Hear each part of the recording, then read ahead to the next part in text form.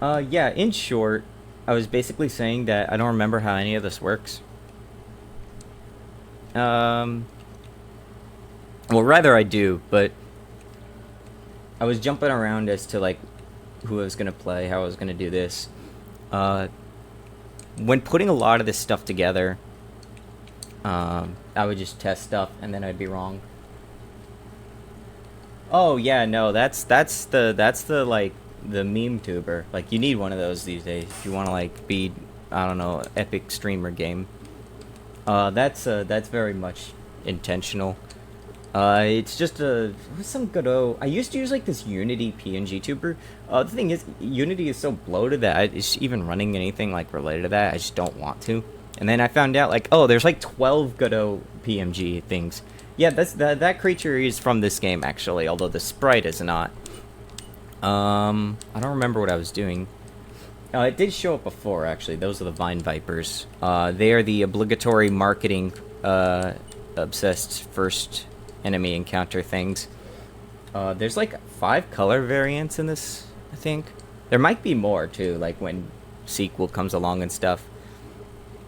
I actually might need the bestiary because I don't remember a lot of how things are structured. I don't remember like who is weak to what and all that. I think it might be.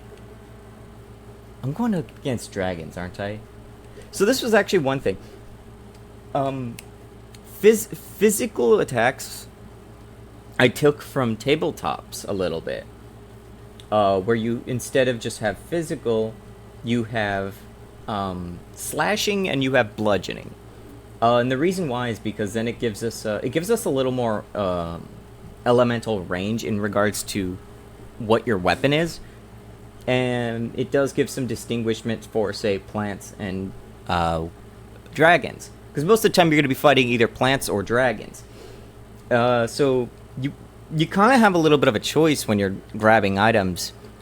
Do I want to smash plants or do I want to smash dragons? So slashing tends to be stronger against plants, and dragons get conked out. That's actually why there is a tutorial NPC duo that kind of blab about it. What was I don't even have money for. Oh god, Okay, so I just realized I'm broke,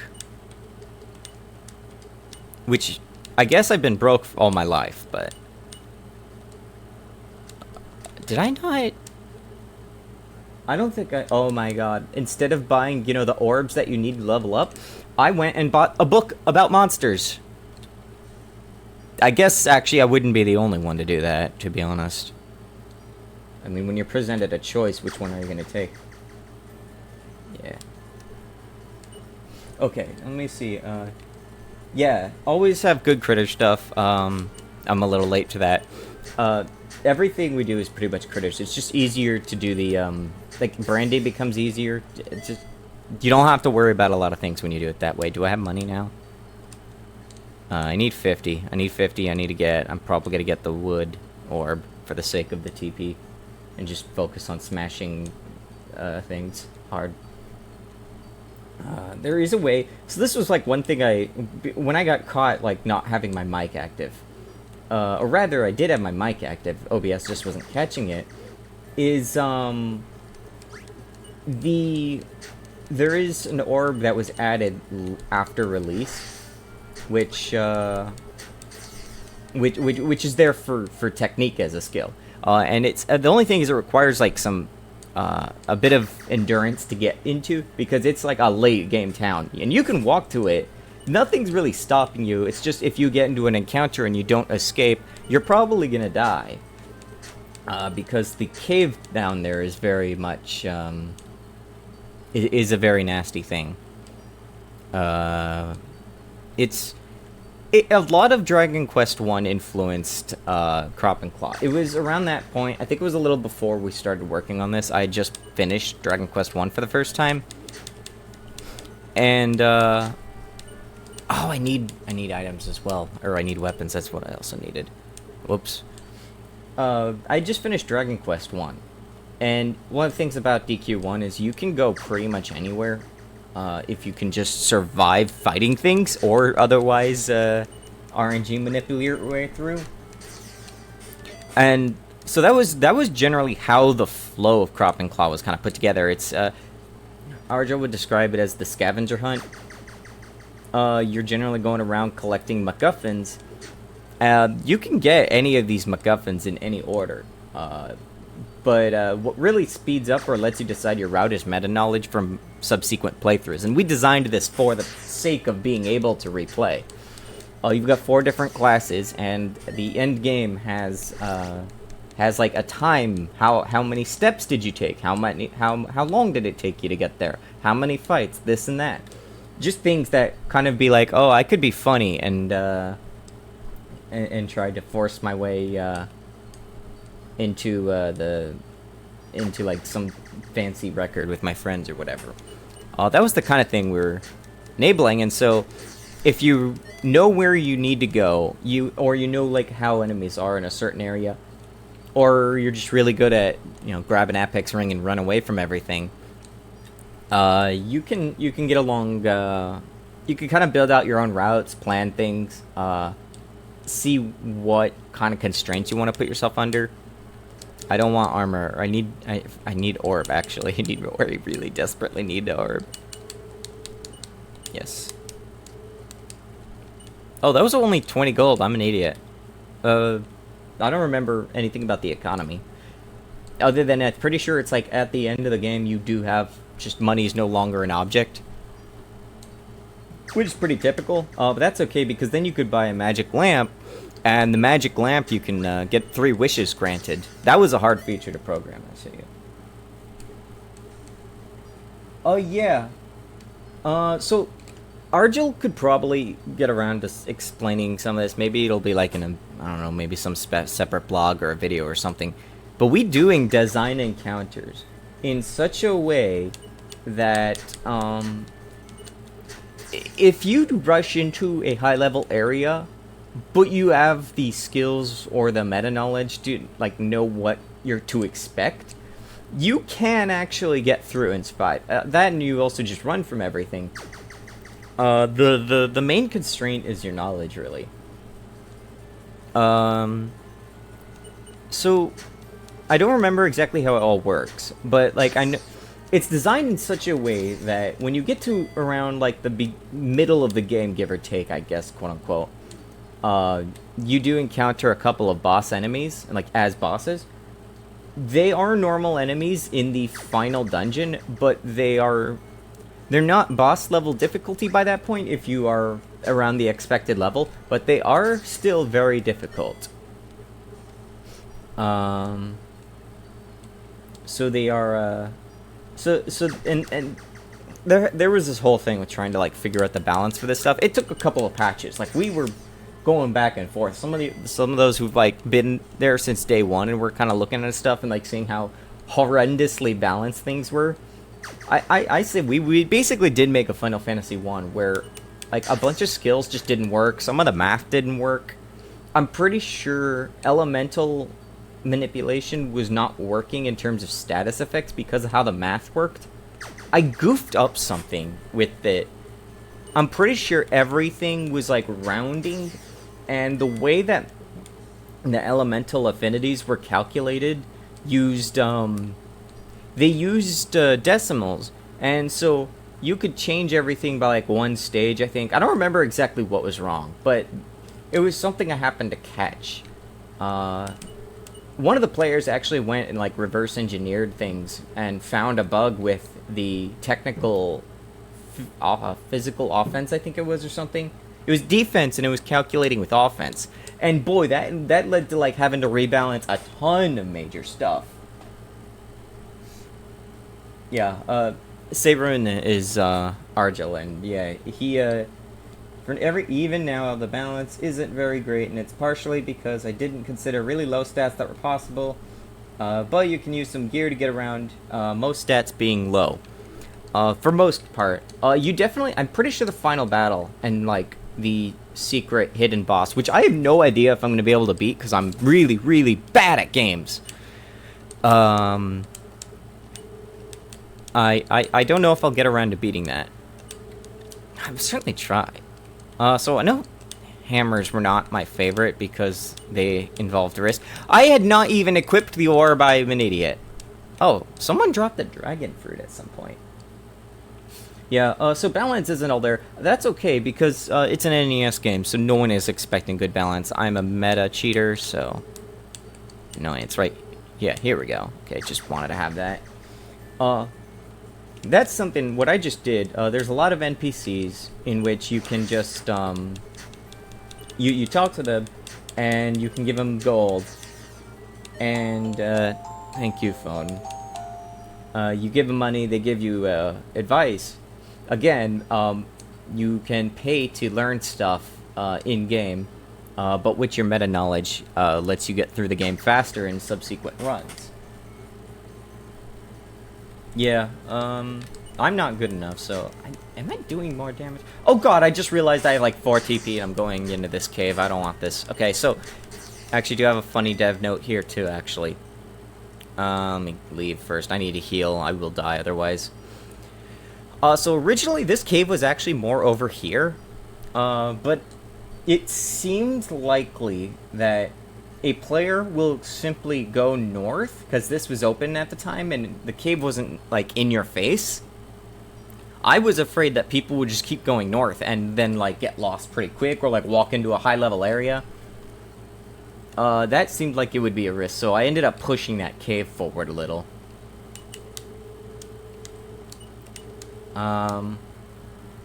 So that was one thing that, that was kind of like an early, I don't know about this thing. I think it was around the time I was considering a demo. There was supposed to be a demo for this, and then I was like, I don't have time to make a demo, I'm just gonna make the full game instead. I'm running into a lot of plants.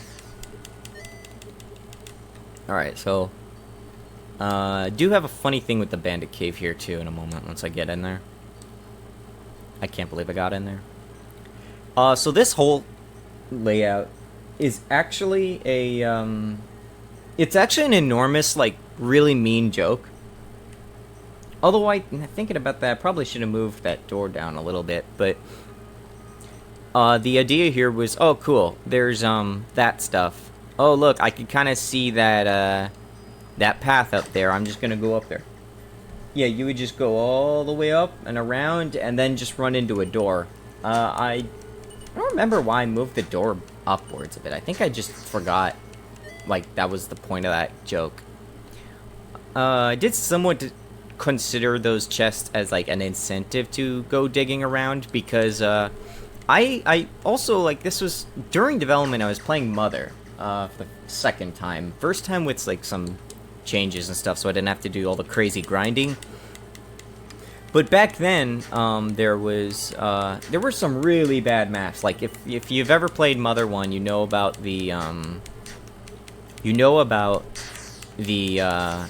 factory levels, which are really big, gray, and samey. And I was like, if there was, like, a chest there, then this would be like, I need to, like, find a path to get to that chest, or, like, that chest or whatever, gold gift, whatever box. Reason funny. Yeah, you'll find that I actually... That's kind of a lot of the stuff I do as well. When I'm trying to put stuff together. A lot of designs ended up going with the idea of funny. The snail. Everyone likes the snail. Just to convince... Yeah, so the thing about the demo, though... the thing about the demo was that I just couldn't find a point where it would, like, matter. Now that, like, Steam demos have actually gotten a lot better now, I'm considering sequel will probably have maybe, like, what they would, I think, like, the term was, like, a prologue, quote-unquote, and maybe it'll be, like, its own thing. Maybe it'll allow you to use those characters in the final, like, you just link the save files, basically, like Pokemon did in the 3DS era or something. Oh, right, adrenaline is, oh, I forgot. There are a few skills that are considered crisis skills, where they get stronger if you're blinking HP, but, I actually forgot. Oops. Actually, I need to start smashing. Okay, I'm in trouble now. Okay, I'm in trouble now? Hey, look, now I can, Cool. Please don't crit me again. Okay, thank you. Okay, thank God. I was gonna scream. That is the only time in the entire game, I think, that you actually have both chest and a chest of item and gold. It just never really got used. This bit here, when setting this all up, there were a few cases where we wanted to give the ability to have to check stuff, and I'm gonna get to this in a moment, on the map and just like find things that way. It's part of like trying to give the more adventure game feel to the classic JRPG. This isn't really out of the question for something like I'm not gonna risk this. So I wanted to give it more of an. Arjo like knows more about this stuff than I do, but yeah, adventure game stuff. That's like the reason why there's a talk and a check separate. A lot of old games, the Dragon Quest Mother type stuff, did that. By giving different contexts, you can kind of have special reactions to specific contexts. That's why you have to go in and manually use an item or a skill instead of you just pressing A and it happens. It makes you have to think about what interaction is going to do what. And that's actually why I was muted earlier, but the bandit that was here is basically a tutorial for that. Like, please don't check my bag. He's literally, like, telling you why the system is the way it is. Am I, like, able to... Okay, I have 97. I actually am going to be entering the first real dungeon. So that's another thing with the map. The bandit map is like kind of like a sign that, hey, this is not actually the first dungeon. This was just like a teaser. The bandit map actually points you to the first dungeon. The first dungeon is actually completely skippable. Or mostly skippable. Not completely, I don't think. Technically, I think you have to enter it because you might need at least one bandit key to do the complete game, but I'm not sure. Bandit key, I say. Skeleton key, whatever. Chameleon does have a level up skill which lets him lockpick for TP, and maybe you can get around it with that, but I don't know off the top of my head. Let's see, what do I need? I don't really want metal. Maybe I want metal? No, I don't. Hold on. Wait. You actually have to be... Okay, so yeah, that was actually one thing. So there were 5 elements in Cropping Claw. Let's see, it's fire, water. I think it's water, fire, water, earth, metal, and wood. And the fire, that like 5 elements are actually Chinese. There was like, I think that was like what the Chinese considered like the 5 elements. There were some Asiatic influences to a lot of this, so I basically said with metal, like, I had no idea what I was doing with metal. So I was like, well, metal against metal versus, like, physical against physical. I considered metal to be somewhat themed magnetically. You'll notice here, like, iron plate has metal defense reduction. It actually makes you worse at resisting metal.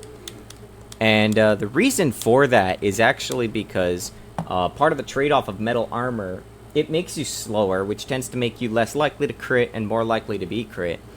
But it does give you more defense. But it also makes you weaker against metal attacks, which again, magnetism.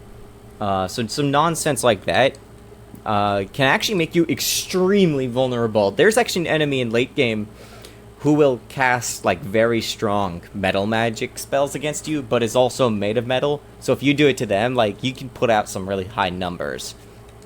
So that was just one way to try and flavor the elements. Not every element, like, has playstyles, quote-unquote. But metal having this sort of push and pull to make you weaker to something specifically was kind of like a way we flavored that. Gambison might actually be... Alright, Gambison is actually not fantastic for what I'm doing. I actually don't know what I'm doing. Do I have bark plate on, actually? What am I wearing? What are the defaults? Oh, you start with bark plate. I kind of don't want to get crit a million times, so... Oh, this is the... Actually, yes, I could store the bandit map. I know where the thing is. I could sell that club, actually. There is actually something to note, too. The trinket shops usually sell a gold bar. Gold bars were actually very useful, because of this, format of game where if you die, you lose half your, your gold. But, you can buy gold bars. They will just sit in your inventory, and your inventory's never lost, so that's actually a way to kind of keep your gold safe. You can also store them in the bank. There's no, like, direct gold storage, because effort. But, that's about it. I really need to actually make sure I have stuff to go in. I always do terrible in the bandit thing. Yeah. So I don't know if I want to actually... Don't really get steak until after the... I need to actually save money, too, because I do want to actually have a key or two. I already have the bestiary.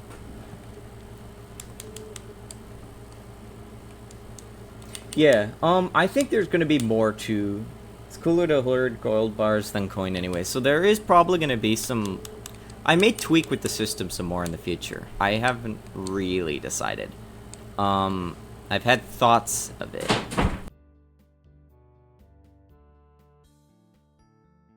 But, I got people going in and out.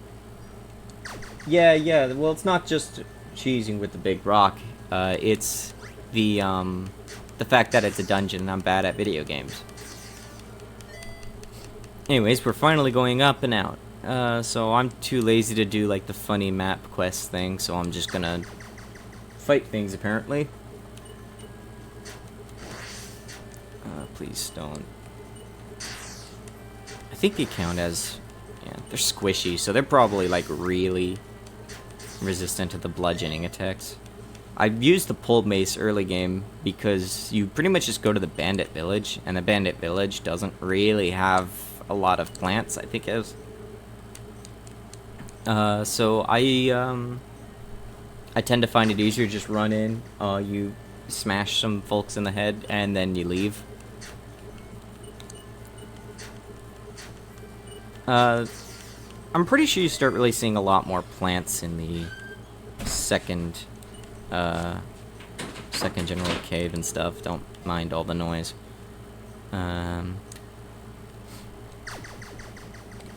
Okay. Oh, no, we are... I'm not even trying. Fuck.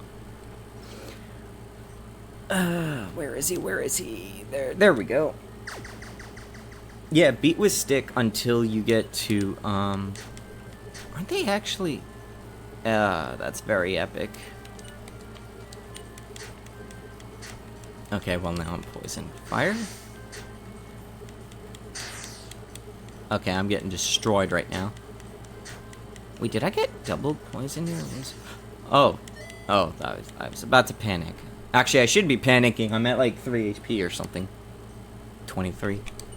So this fellow here actually is an example of why you need you typically want to dip in here. So this was actually set up. This fellow does leave. He moves to the next town, but only after the bandit fellow is beaten, the big bad.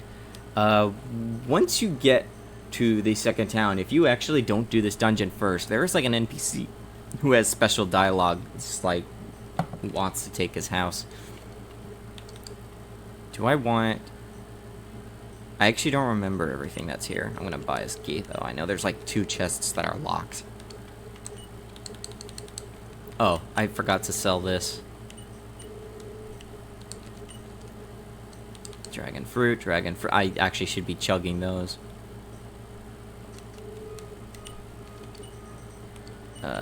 Chug that. Oh, it's 40 HP. That's nice to know. This also gives you a bit of a reprieve if you're, like, really babby at this game. So you can actually stock up without having to go all the way back to... I realized I'm poisoned, aren't I? Wait, I'm not poisoned. Why am I not poisoned? Did I... What? Why am I not poisoned? You don't remember which one has the gauntlet. I forgot that the gauntlet was even a thing. I forgot about the gauntlet, but yes, that is actually useful. I think it was like the left chest or the right chest in the other ring. Anyways, there you go. Secret Big Rock. Big Rock is actually a really good cheese if you know it's there. So that I should go and do that a little. Throwable items were added very, very late into development. I don't remember exactly when, but maybe down to the last month. I was like, I figured out a way to inject some. There was the reason why it came so late was because I actually wanted it, but I never got. I'm out of here. I probably should have used adrenaline just to get a little extra health. Where am I looking at right now? I'm not doing too swell.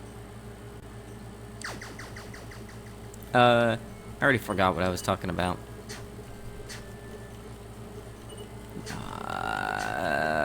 Poison. There is an item which lets you get immunity to poison. It's expensive though. I could go get it right now, but it is expensive. That's nice sawtooth crunch there.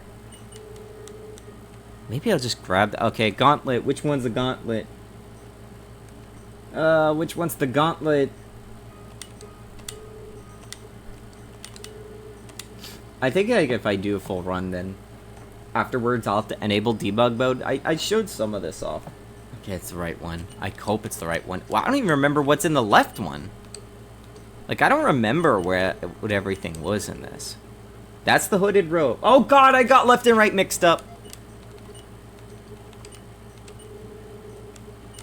I don't remember what hooded robe does. I think it gives me technique. Maybe that's fine. Maybe that's fine. That's fine. I could just go buy and I'm out of here. I have almost enough to just buy a second key anyways. That's fine. Hooded robe probably sucks for me, but I think it gives technique.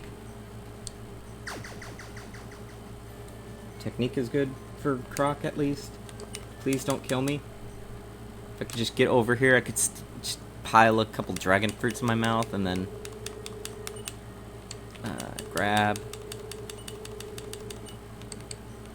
Maybe grab another one of these for the sake of it. Grab. I have to remember that B actually lets me skip a little faster.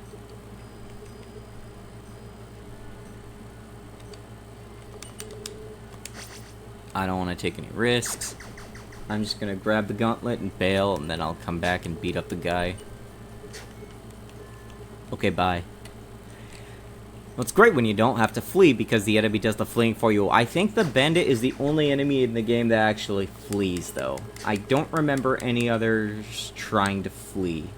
I did consider a Final Fantasy 1 like morale system where enemies have a chance to flee as they get weaker and stuff, but I ended up not caring enough to do that. I figured it'd just be kind of a pain, especially if you don't get experience or drops or whatever. Specifically drops. There's a few enemies that have a couple unique drops. I know the caterpillar's one. You get a really good item out of them. But it's really rare too. Gauntlet! Yes, I needed a relic after all, so I should make my bludgeoning a little stronger for now. Can I kill? I don't know if that was a lot of kill. Let's crank up and utterly destroy this. There we go. Oh, that was a lot of damage. Oh, it turns out adrenaline is good.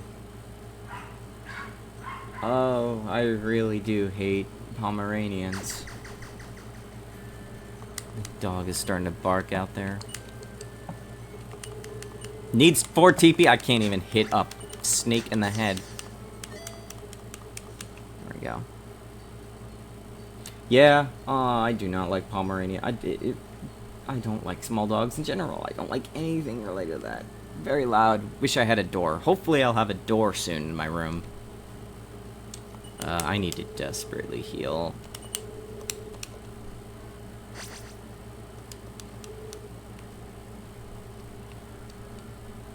Yeah, Gauntlet and the respective item for slashing damage is super powerful for Croc. In fact, there are only two.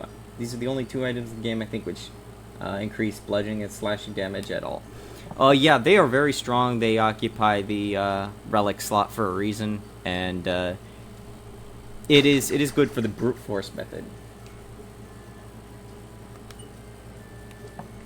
You could get sneaky with them even without him. I don't know the game well enough to. Oh, chilled. It's not a big deal. Come on, give me the funny. Oh wow, okay. Well, that caterpillar just destroyed me. You just had to give me the poison, crit me with the tech. Also, I just well like while I'm sitting here going back because I got poisoned. I might as well describe stats. There is an NPC which dumps a bunch of text on you. But in short, about the way stats work. Each stat was supposed to have a purpose, so the sake it would not be too boring. Stamina and strength are your typical defense and attack. They resist and offend each other. But then you have magic, which actually operates, instead of having a magic offense and defense, it's something more like how Pokemon did special. Back then, special was just, it was basically just, here's both magic offense and defense. And this was only in Gen 1. Anyone who's played that long would know about that. And, the reason why we did it here was because it just made magic more flavorful. It's distinguished in that your magic goes up in both offense and defense when it raises. The difference, I think, is that I'm pretty sure, like, the way that the numbers work, they're not as, equaled out or something in terms of, like, the math. The offense and defense formulas vary more. I don't remember exactly how. Technique was an interesting one, though. Technique was basically... Technique does nothing on its own. Instead, you have technique-based skills. And they are either magical technique or physical technique. And that's stuff like fire breath would be technique, but in the magical sense. Because it's not really a physical technique. Whereas if you are crushing someone's skull, that is considered a technique. So... the way those work together is that if it's whichever one of those two it is, physical or magic, it uses both the technique stat and the respective physical or magic, and then for offense or defense. And this was a way so that you had this weird stat that makes you good at multiple things, but it doesn't really do much on its own, and how you use it is really build dependent. Like, that's a Chameleon thing mostly. A Chameleon was the technique character. But then you also had agility. Agility is just basically your crit modifier, if I remember. There are a few things it also manipulates. I think it might influence your flee chance, but I don't remember. There's a few formulas in which agility actually got used in, and I just don't remember most of them. Later in, so like it's kind of a meme, it seemed that the Behemoth's enemy crit a ton of things, and there are a lot of things that crit a lot in general. But there was a point that I tried implementing a diminishing returns on Behemoths and stuff, or not beams, on crit formulas. So the greater your agility difference, the less it eventually like impacts the crit chance. It's been a while since I've messed with it. I don't remember what the formula looks like these days. It changes every day, it feels like. Oh, yeah, stamina for technique, yeah.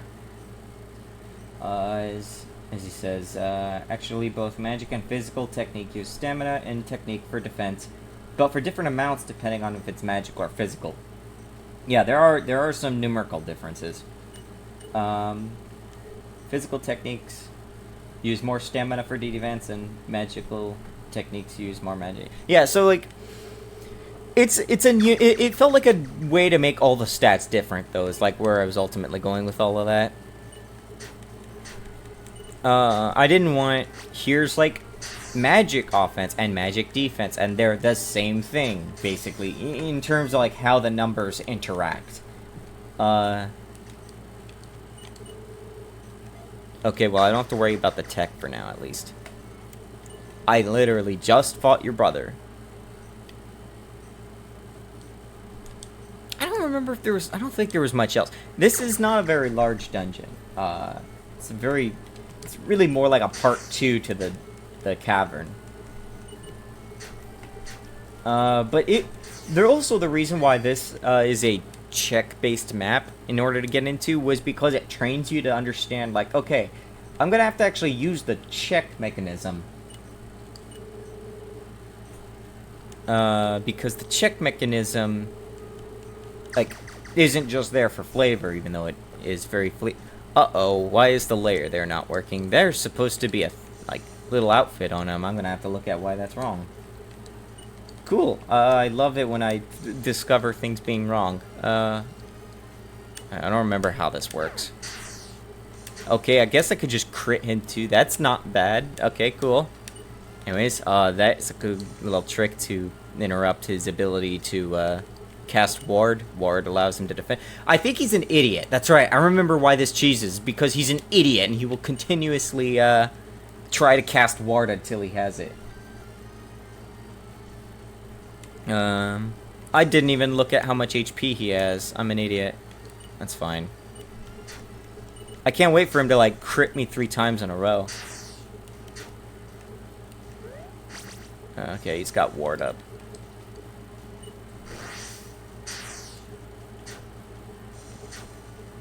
Oh, he's dead. There's no way. Oh, wow, I don't know how I crit so many times. Okay, well, I'll have to fix that later. Whoops.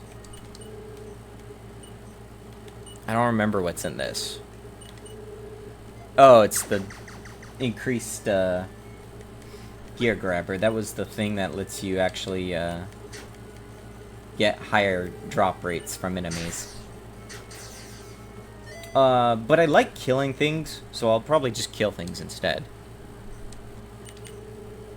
Alright, okay, so this was also why this dungeon is actually optional. You're led to it through the dialogue, like go to the bandit cave, you find the bandit map goes to the bandit village, then you find the bandit letter at the bandit village, and then just straight up says, like, okay, here's how you get to the next town. But yes, this whole thing is optional. The main reason why you do it even on a later playthrough is just because it gives you easier access to the, key merchant, because he is the only person that sells skeleton keys in this game. So there's some routing nonsense to that, like, you can be funny. If you're clever, you might be able to, like, last longer without having to go get him, or you could just make a quick trip in here and then just leave and, like, grab all the keys you need for a single playthrough. Or, like, at least depending on what route and you're doing, what do you actually want to do.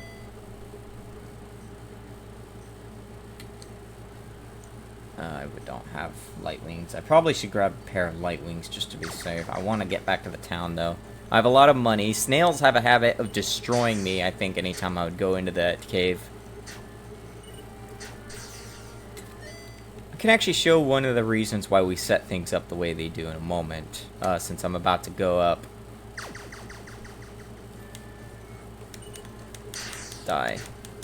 No, I said please die. Okay, flee. Go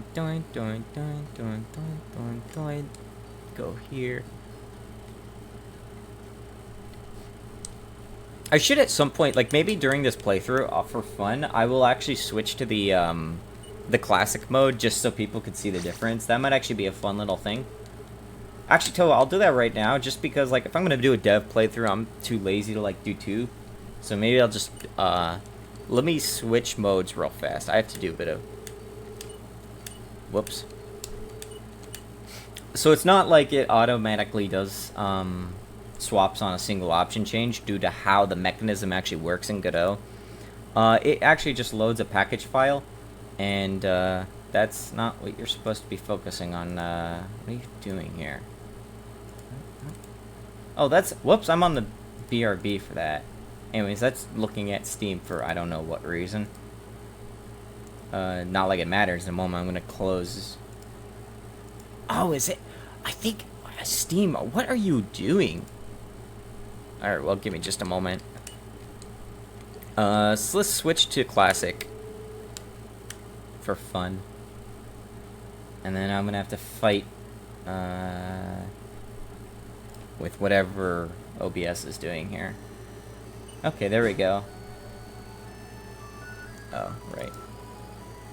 So if you've never actually played the really early version, the game was based on NES RPGs. So this is actually what the game looked like at launch. I'm just gonna go autosave. So now you can get a flavor as to like how cool it is that we could actually switch between the two modes. We did want to do a repainted version, but did not want to lose the original. There was no reason to do that, really. So when we were putting this together, I specifically arranged the assets so that we'd be able to inject a pack into it. This actually does mean that Crop and Claw is technically a moddable game if you know what you're doing. You would have to know what to do. Yeah. Oh yeah, yeah, that instantly made me think of Mother. Yeah, so this is this is where you get to really see what the game is actually based on. The original music is here, the original presentation and everything. Do I? Please tell me I have. Thank you. So I can say here now. When you go into the what's it called? I do prefer classic. Looking at sound a little bit.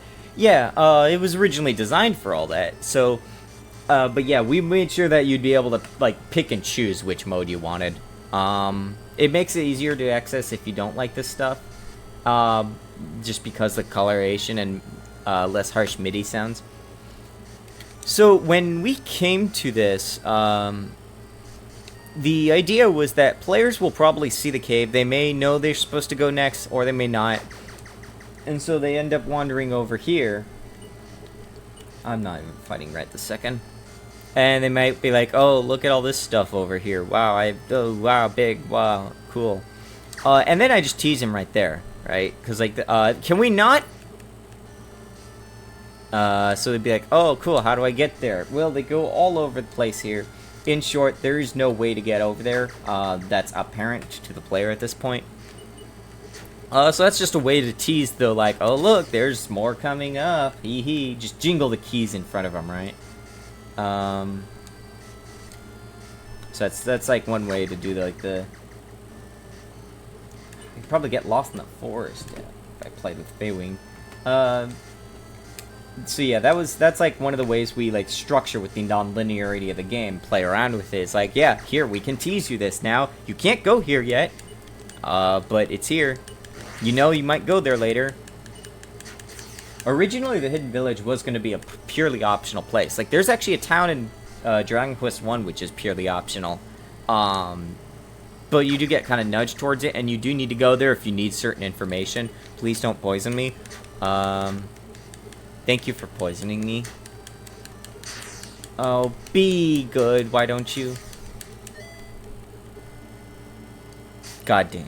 Let's see, okay, well now I don't have... Okay, well I'm just gonna tank it, I guess. Maybe I'll get in battle and then the poison will run out. I'm just gonna run to the next town, screw it. Yeah, there was a lot of teasing, I think I did. Snail. Everyone loves the snail. Everyone just... This design was, like, one of the few that, like... I basically scribbled it down, and then it was basically just done. It was just a matter of handing it off to, Argil for correction. If I'm not careful, I'm going to die. I just, like, glanced over, and next thing you know, I'm in crisis. I still have the javelin. I didn't use that at some point. Oh, right. I was like, where's my save button? I forgot. You actually can't save in maps. No more poison, thank God. I'm just gonna run to the town. I'm right here. I'll go back through the cave later. There's reason to actually go back to the cave later. There is, in fact, a secondary out of the cave. There's actually 2 rooms to that cave, but only one of them is accessible without a key. And, again, like, this is just how we encourage, like, hey, you can go all over the place here. Hunkers down. I don't remember what that does. I don't like the sound of it. You're dead. Okay, now this is how I'm supposed to play RPGs. I'm just really good at everything dying in one hit.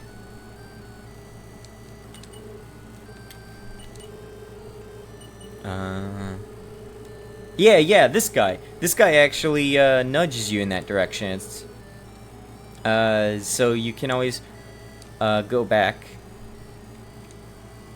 once you have a key. Because you... Typically, if like you are exploring that whole area, the seaside cave, you're going to find the locked door, and if you didn't grab an extra skeleton key, you just can't go in there. You can if you want. If you do have a key, you're allowed to do a lot of things in this game by just virtue of having the right thing at the right time. Oh good, I could start buying steak. That's right, this is actually where I can get, like, upgrades to stuff. I don't remember what gemstones did. I think they were just an extra stat.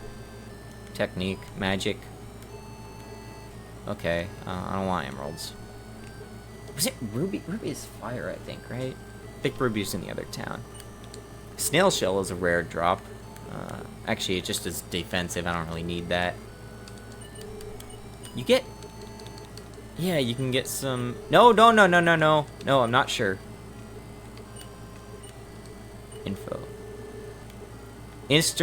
Iridescent like an oysters. Thank you. I don't know what that says. I think it's either cut off or I just simply have to dig that up. Max HP by 6. Not bad. Yeah, you can see a lot of typos and like missed tags got into the original too. Like the 1.0 release. People were always constantly in the Discord's bug chat, and it's like, hey, this tag is like, what's going on here? And then, like, because I had no time to fix it properly, I would just jam it into the global list of things to translate. And I was just like, I don't have time for this. Because there were so many things to fix at 1.0. Viper Staff. Pole Mace. I already have a Pole Mace. I thought you'd get a... Maybe it was... I know you can get... Maybe I think you get the next, like, bludgeoning items at the next town, which isn't a very long way away. It's actually... This is sort of a weird between town. Oh, I actually have this other cloak, so maybe I don't need to get anything in there yet. Yeah. Oh, so Flutter was kind of a... I don't know...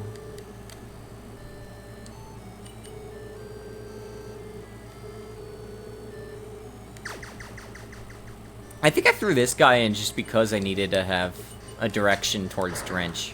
Like, there's a couple people who are like, yeah, Drench is miserable. Don't go here. And this guy was supposed to tie in. I just got magnetized.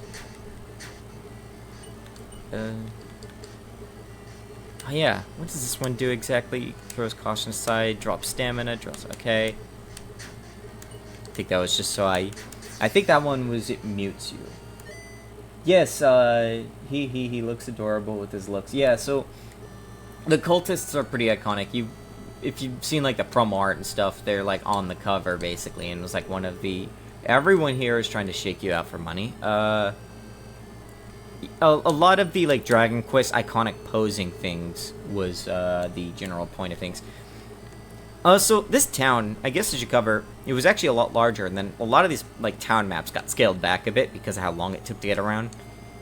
But this one in particular was actually meant to be sort of a stop before you go to where you're actually supposed to go. So you have some directions saying like, don't worry about this. There is a cave up north, but it is way above my level. You can come back here later, though. And this is actually technically the town for that cave, rather than anything. What you're really supposed to do around here is you're supposed to cave into all these guys to get some hints and do some time scavenger hunting. It's kind of how the grinding worked here. It's actually with them. Okay, I think I'm about the level that you're supposed to be in this area. I don't remember exactly how the level distributions worked. Obviously level distributions were kind of a give or take guesstimate of stuff. It's not like a science per se, and there was a lot of guesswork involved. I think by the time you get to the final dungeon, you're expected to be approaching level 25, or like be around there. And level 25 out of 30, I should specify. Did I heal? Because I'm very low on health. I'm just using my meta knowledge, though, for the sake of my sanity. I think, yeah, okay, that's where the slashing thing was. In CNC, exploring in items make you stronger than leveling. Yeah, that's another thing, too. A part of what reason for that, during the development of this, someone did a video on Final Fantasy V. And it was a video about, like, it was a video that was like, I'm going to now, like, play the entire game without using the classes and without using armor, I think it was. And when you see the game being played that way, you really see how the game... A lot of Final Fantasy V has, like, a lot of magic items. You have a lot of magic weapons, but also a lot of magic items and, like, things with quirks. And that's great. Like, that was awesome, because that's the fun kind of stuff that both rewards exploration, but also lets you be very clever under weird constraints, like not having classes. And so, like, that's why there's a lot of finding stuff in Cropped Claws, like general design. This is the guy that wants his house. Yeah, this is the guy who, if you go here before the bandit leader is defeated, he's like looking through this guy's window and being like, this guy hasn't shown up in a while. Oh, he just only has the skeleton key here. I didn't know that. I'm gonna need at least one. Maybe two. I don't think two. I don't think I need two. No? No. Right? I don't think so. Anyways, that's right. So, there's the scavenger hunting bit here, and then there's also the seaside cave. Like I said, that's all totally optional, but you are kind of nudged towards it. A lot of the stuff is very much you have to want to go exploring. It does ask a lot on the player to be the driving force. Yeah, gold orb would be good for getting some quick cash, and that's what I'm getting right now. I think it's around here. There we go. Spoilers, by the way. So it's good to have 1, 2, 3, 4. I think I'm actually out of space. I need to dump some stuff off. So limited inventory. People hate that. I agree to an extent, but then I also deliberately do that. So the point of the limited inventory is actually for the sake of encouraging you to look at your inventory where you're going in and manage your items and figure out what you prioritize. For example, nothing really stops me from bringing both a slashing weapon and a bludgeoning weapon, except for the fact that that will be an extra slot on my inventory. You know, in case of, like, I'm going up to a boss and I know they're weak to slashing or whatever. So this is the kind of stuff that you're encouraged to think about. That, and you also have to manage, like, how much healing do I want, how much TP healing do I want, how much this or that, how flexible do I want my build to be when I'm out, how many throwing items do I want, because throwing items are so goddamn good. I don't even think I'm using the bark plate right now, so I don't need that. I'm still using bludgeoning. Do I need... yes, so I do better with direction myself, but honestly I do love a bit of direction to get me going. Yeah, so Why I enjoyed Morrowind, actually. Yes, Morrowind is the kind of thing we're looking at. Actually, it just straight up has, like, you've seen, like, some of the messages are like, you go here. Morrowind is not, here's the waypoint, you go to it type of game. That's actually the kind of stuff that's trying to be done here. So it does, it is, like, there to nudge you around, but not tell you where to go, have to go. And like I said, you could walk up to the very end game area, except, like, the final dungeon, because you need the MacGuffins. You can actually, here's a secret, you can go to the super dungeon that is harder than the final dungeon right now. Like, from the very start of the game, you can walk to it if you know where it is. And it's not hard to get to. I could have done it easily. That's the kind of freedom you're given. Skeleton gold orb. I might get a slashing item, maybe, actually. Because I'm going back into the cave, the seaside cave. I think there's a lot of plants there. Oh, right, spells. I should probably remember that spells are a thing in case I want a spell. Gee, clean poison would probably be nice to have, wouldn't it? Might just actually take that real fast. Screw it. I mean, TP is limited on, but having the option of just being able to heal it is just nice to have. Okay, what was I doing? Right, I'm gonna go to the place now. Slashing! Slashing! I need a slashing weapon, that's what I need. Nope. Nope. Oh my god, I don't remember what I'm doing. Is this where the guy was? Yeah, here it goes. Obviously, there's a weapons counter right there. Steel claws, that's like... Or silver claws, actually, no. That was... Oh, I forgot that the claws give technique. Oh, that's actually really good for me. Hold on, screw the magic. Yes, I am poor, I can't afford any of that. Well, that's okay, because gold orb, so... See, that's it. That's how you play video games. You just know what you're doing.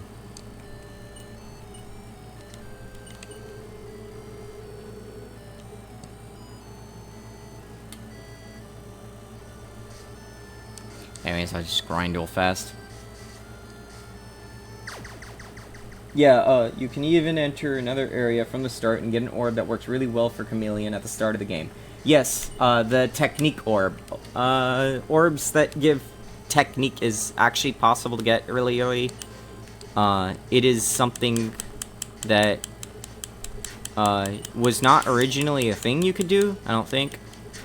At least like at the town. You could go to one place where there was a hidden one, and you could just accidentally discover it, despite there's a hint for it. Okay, I do have the gold orb. The gold orb was equipped at this point too, because there was a bit of a gold crunch. There was very little gold going around at this point, which is why the gold orb was added. It's like eventually you'd like go in, you talk to the guy, oh, there's like a shiny thing, I'll go get the shiny thing. Oh, that's how you get more gold quickly, so I could just go and do that real fast.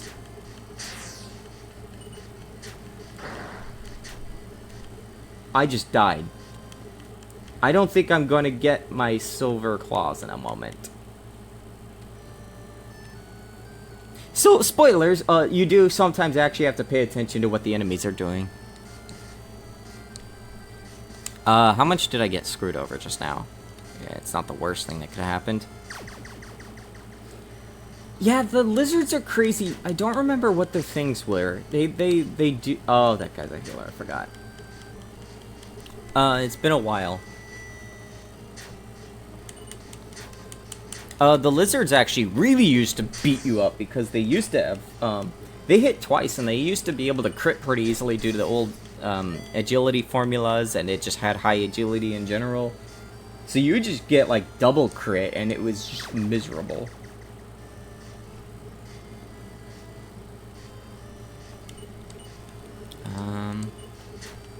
So that means getting it early means you get more out of it, points of out-leveling its downside, and then when you fight a really strong enemy, you can pretend to be Goku and remove your weighted orb and go all out. Yeah, that's another thing too. It's been a while, but I know Argyl's done like a min-max wizard build. He went into the ice caverns, which is very late game. It's actually like north of here. And he would get the magic orb as soon as feasibly possible.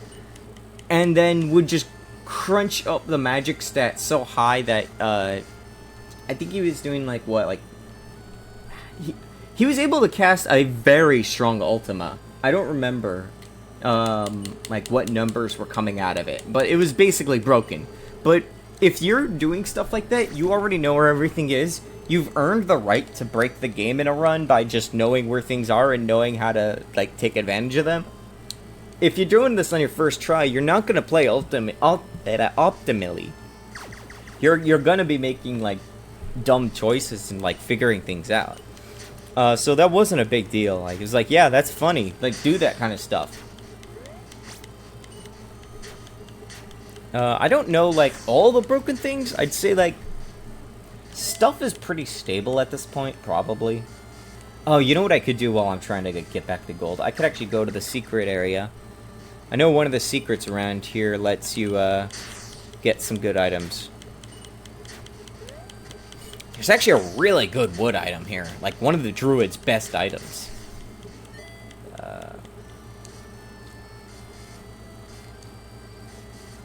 It's like, yeah, so that's the ice cavern. I can go in there, and I'll probably die. The best part about it, though, is that one of the Vine Viper repellers are there, and that's fantastic. I need TP to do the TP thing. There we go. Oh, why are you critting me, you fast? Uh-oh. I'm out. Okay, that was a lot. Ow. Oh, cool. BBQ steak. Wow, it's a good thing I grabbed that. Oh, fantastic. Anyways, I think it's like right here. One of the hint NPCs directs you to this place, I think it was. I don't think there are encounters here. I hope not. I don't want to fight anything right now. I kind of got destroyed by that lizard. Okay. Oh, there we go. There's my silver claws. One of the best druid items. Thank you, Circle of Flowers.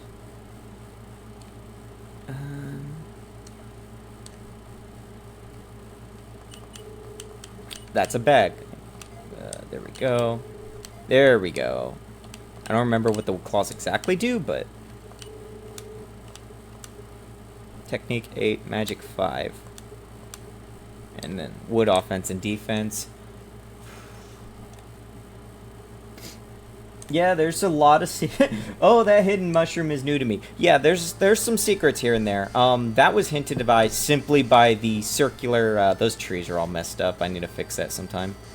Those are simply there by the ring of flowers. Those flowers were not a mistake. Actually, it's a. If you've ever seen like little not crop circles. What are they? Rings of mushrooms, spore. I don't remember what they're called. They're little fairy circles, I think they're called, where you have mushrooms and they look like they're growing in a perfect circle or something. Apparently it's because, I guess, a mushroom will just like explode or whatever into like a cool little circle. And then the circle, I don't remember what this does. Oh yeah. Oh yeah, it's very, very good because it just gives you poison while you have it equipped. It's very good. It's like one of Druid's best items. Yes, you have these little, like, yeah, fairy circles. Fairy rings. They happen because a mushroom will, like, explode or whatever when it, like, dies or, like, it's giving birth. I don't know how mushrooms work. I'm not a mushroom. And that's how, like, surprise, surprise, they tend to blow out in a ring shape or a circle. So all those mushrooms grow, and there you go, you have a fairy circle. That's kind of how that works. So that's actually why that is the way it is. The actual body of the fungus is central circle underground, and the mushrooms are just a reproductive part like a flower. Yeah, sciencey stuff. I don't know how it works. What is my... do I have any empty slots? Okay, no. Everything is, in fact, being used properly right now. How much gold do I have? Where's my gold? Oh, wait. I forgot. I have my nice, convenient menu. That was a late addition, this like little side menu that like shows gold stuff. I think people were like, I don't know like what my gold is in when talking to like shops and stuff. Then I realized if I just put that there, which Dragon Quest 1 had, right? Like then like that's just already done. I don't need a unique menu. I just have that. It's actually nice. What was it now? 251. 333 gold. Okay, I have plenty for like a claw now. I do want claws. I have the wood claws, I know, and that actually, the wood claws are actually really good. I'm an idiot because the wood claws have wood defense, and wood defense is actually kind of really good against a bunch of plants because they do like a lot of plant things, like whatever. So now I don't even need that. Oh. No. I'm just gonna go to the seaside cave and do all that stuff. What? By the time I'm done with that, I should have got a level or 2 extra and I should be in a good spot.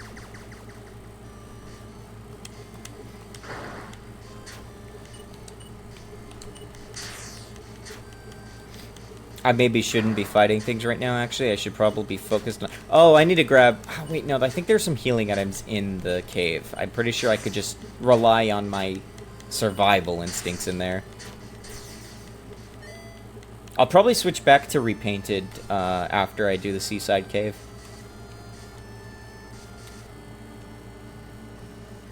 Okay, so there's stuff down there. Oh, right. I'm in a snail, but I'm also an ass. Oh, shoot. I need to actually... I need to, Oh, yeah. So, like, you might notice, too. Like, enemies do have, like... Different attacks do have, like, flavor text. Like, Swing's Blade or Hugs. Hugs was actually, like, just one made for the snail. Because, I just had the technology. I could do it. It's just, like, another skill. Yeah, they should be weak to slashing. They're plants. And they're blobs. Oh, this is what I'm trying to do. Okay, here we go. My inventory is going to be a little crammed. I probably should have dropped off stuff. Whatever. I have the metal thorns. The metal thorns are good. That's going to be nice to have. I can actually fly out of the second floor because it's an outdoor area. Yeah, there's a variant of snails which are actually... Oh god, and that's the thing about hugging, right? Is they actually have... The chance of hugs is that they can actually knock you prone, and prone just drop your stats, and I don't want that to happen. Maybe I might... I'm a coward, I might leave. This is also, actually, I'll bring this up. One of the things that was added really late, and I'm pretty sure this was like added within the last week before release, was the these little caches that you notice your normal key won't work on. And so that's also there to kind of hint, like, hey, there's some funny secrets, and I'm gonna fucking die. Oh god. Okay, never mind. I got really lucky there. I don't have any heal. I have to adjust my inventory. I am going to die. I could use the Lightwing. I'm gonna be greedy though. I'm not gonna be greedy. I'm gonna regret this. Oh, I'm gonna regret this so hard. I'm running. I could use adrenaline to get.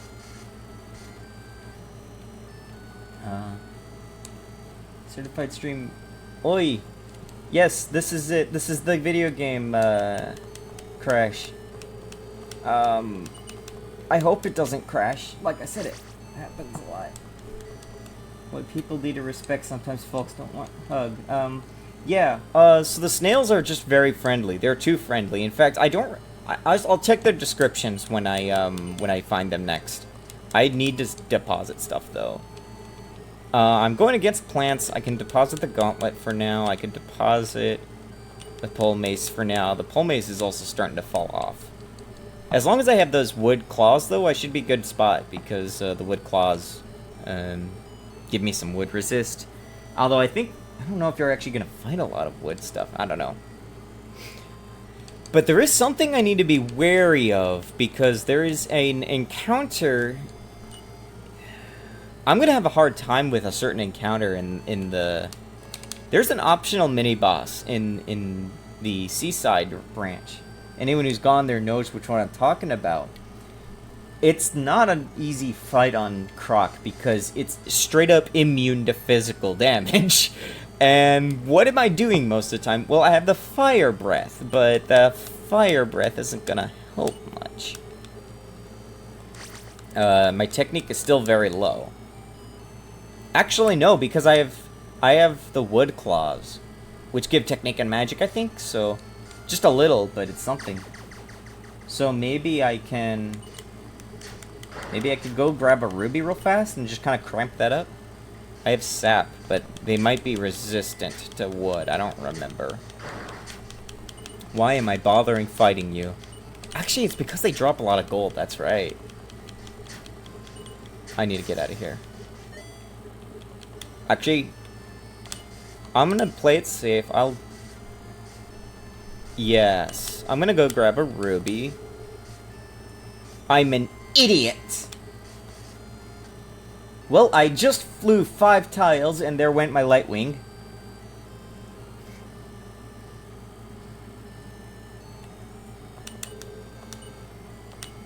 I'm gonna pretend that didn't happen. That's this bank. Is this the armory? Actually, I need to talk to you anyways, guys, sir.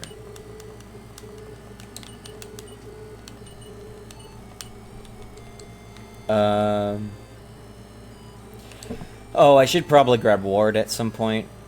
That might actually be useful soon. Soonish.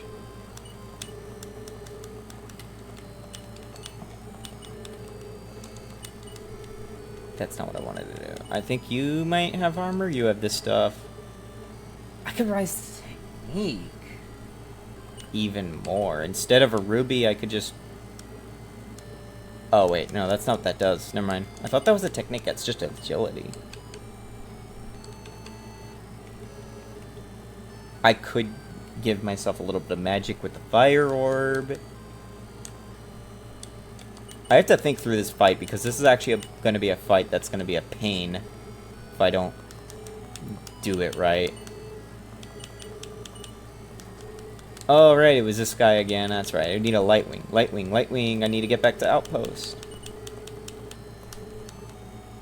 I didn't even know how much money I just spent. So, I can doink. Outpost. You know how many times I had to fix bugs related to the flying? The locking of the player is very jank. This whole game is coded like really badly. It's it basically is like coded halfway like an actual NES game would be, in which we just freely use locking states in a global context and stuff. It just bounces around. It's a real pain. What was I doing? Oh yeah, I want to see, I think this guy has a ruby. I hope he has a ruby. He has a ruby, thank God. How much? Oh lord. That's not bad to have in general, actually. I might... Oh, and now I'm broke. Oh, never mind. Gemstones. Turns out gemstones are expensive. I forgot about that. Okay. That's not what I wanted to do. That's a super duper speedrun technique if you need to get to the other side of the town, though. You just go out one way and come back the other. Completely intentional, I assure you.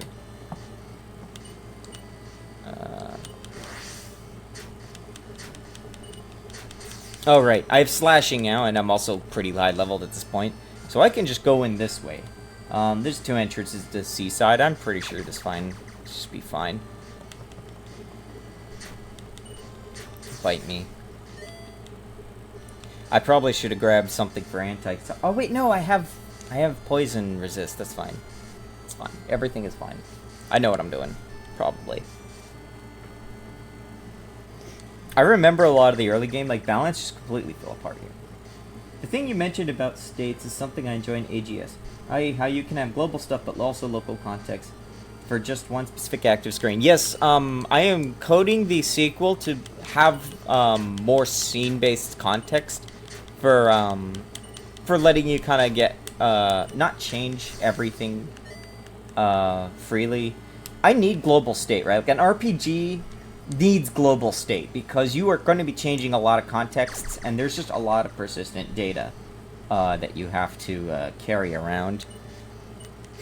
And so you do just need a sometimes global state. Like, I kind of try to get around some of it by just, like, sticking to functional programming where I just pass in the context.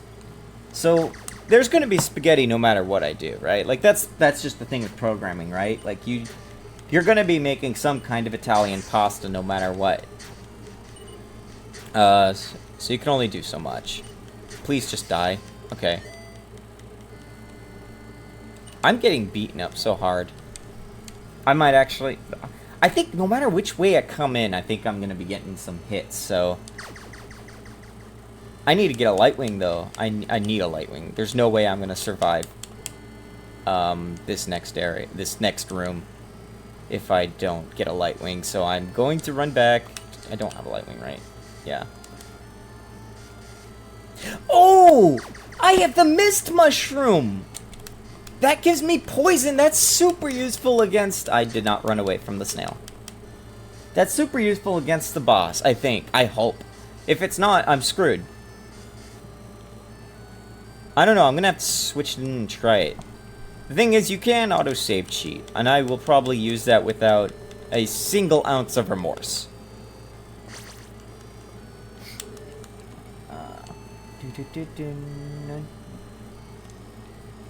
Okay, I almost forgot the Lightwing. I want the Lightwing.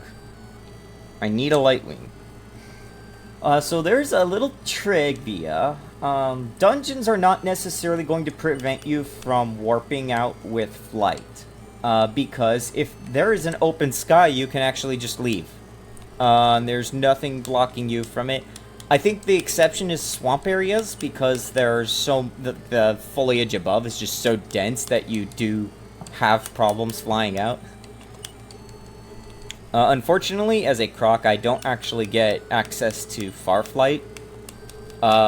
Two of the other classes have winged dragons, the druid and wizard, so you can just fly out. As long as you have the TP for it. But I do not, so let's save. Yeah, no matter how clean your code is, there's always going to be some hackology here and there. Yeah, this technically, Crop and Claw is a prototype. Like, this is straight up just a prototype that I threw on and, like, charged money for. Technically, so is the original Dragon Quest. Because they were actually doing the same thing. They were like, we have no idea how we're going to make this genre work at all. So they just like, alright, we're just going to throw it together. We'll, like, take the lessons and, like, make it 2 better. And then we'll probably be able to make the game we actually want to make in 3. Especially in Dragon Quest cases, because this was, like, you know, Japan, the sort of nerd RPG thing wasn't really mainstream. It was hardly even known at all. It was coming in from the West. There was stuff like Ultima and stuff that got ported over. Why do I fight the things that can poison me?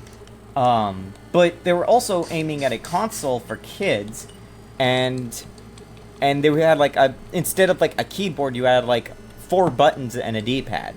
So they had so many things they had to figure out. I kind of want to put the gold water bottle. I just want to have extra money. Okay, I'm gonna have to tank these for a bit. Is there an antitoxin here, please?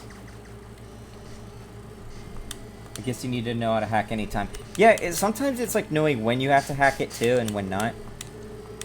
But the bag was full. Okay, good. There is actually an antitoxin. This is good. This all works. I have the spell. I don't have to worry about it. I'm an idiot.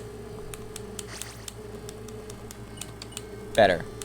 That doesn't change the fact that I have. Oh, I'm actually majority HP. I don't want to do anything now. God. Sorry, Snail. Let me get out of here. Something of note. Crop and Claw doesn't expect you to fight everything. Sometimes it just you need to accept that you want to run at times. That being said, the Apex Ring is there as an option if you don't like random encounters going on constantly. So it's like, okay, I just need to have, like, some fights so I get experience. But I don't want to, like, the whole 9 yards. The Apex Ring basically locks encounters to 5 per screen. And then once you refresh, it resets. Hey, that's our first Vine Viper recolor.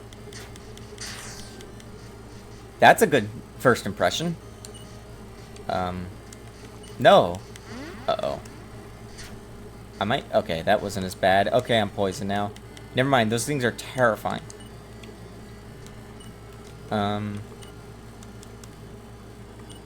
So, yeah, the reason why I have added the... Like, Lightwing in particular is because you can use the Lightwing to fly out of here, since it is an open-aired area.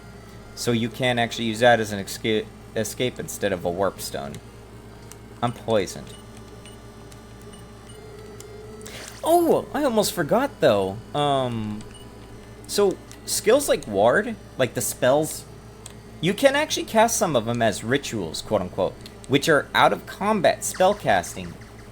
So it's like, instead of, like, you know, you enter a fight and then you, like, cast your Ward or your, like, magic resist or whatever, you instead can cast it out of combat and save the first turn.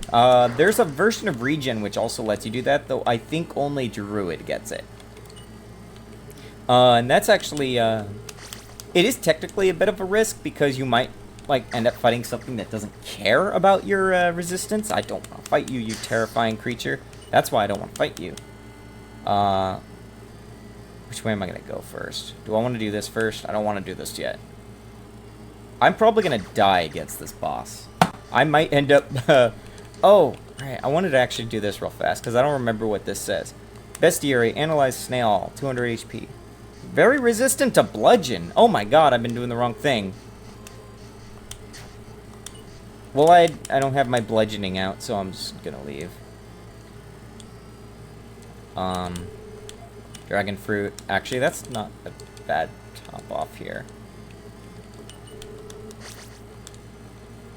I want to grab this up here because it's helpful for the next area. Okay, I do remember how this maze works. Good. Okay, good. I knew what I was doing the whole time. Okay, I just wanted to make sure I grabbed that. I don't know if I'm going to get the secret item here. Yeah, I do. So, yeah, time to activate my debug powers. The debug menu is actually in the launch. You can actually access it if you know how to. Also, up here, it looks like there's a path going. If you beat the Elite Four 100 times, you can actually find me under a truck up there. I need to save my energy. I'm going to be fighting a bad guy in a moment. Optional mini-boss, and I don't even think I'm going to use the item that you get for it. But, optional mini-boss. Oh, there's an item down there too, is there? God damn it. Okay. I don't want to fight you. I really don't want to fight you. Yeah, so the debug menu is fun. I showed off some of it, like when I was doing my test dev stream. Oh, it's a big rock, I think. I'll probably play around with it. But the bag was full. What can I do about this? I'm gonna switch this out. So I'm about to go up. I'm actually gonna need all the TP I can get. Which one was the better? Okay, it wasn't efficient, but I want as much as I can get, so if I die against this, it's not a big deal. I've got everything else. Just gonna try once. I'm so tempted to fight. I probably shouldn't. Actually, how...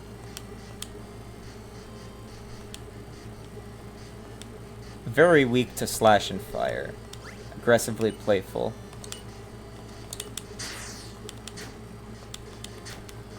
I know we're using the HP at least. Please don't do damage to me. Please don't crit me!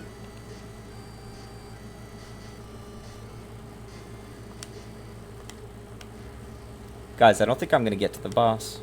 Mini-boss. Oh, that didn't just happen. Wow, good thing I got all the items. That's fine. I'll go back later. That's fine. That's fine. This was all part of my master plan, after all. Let me do some item shenanigans real fast.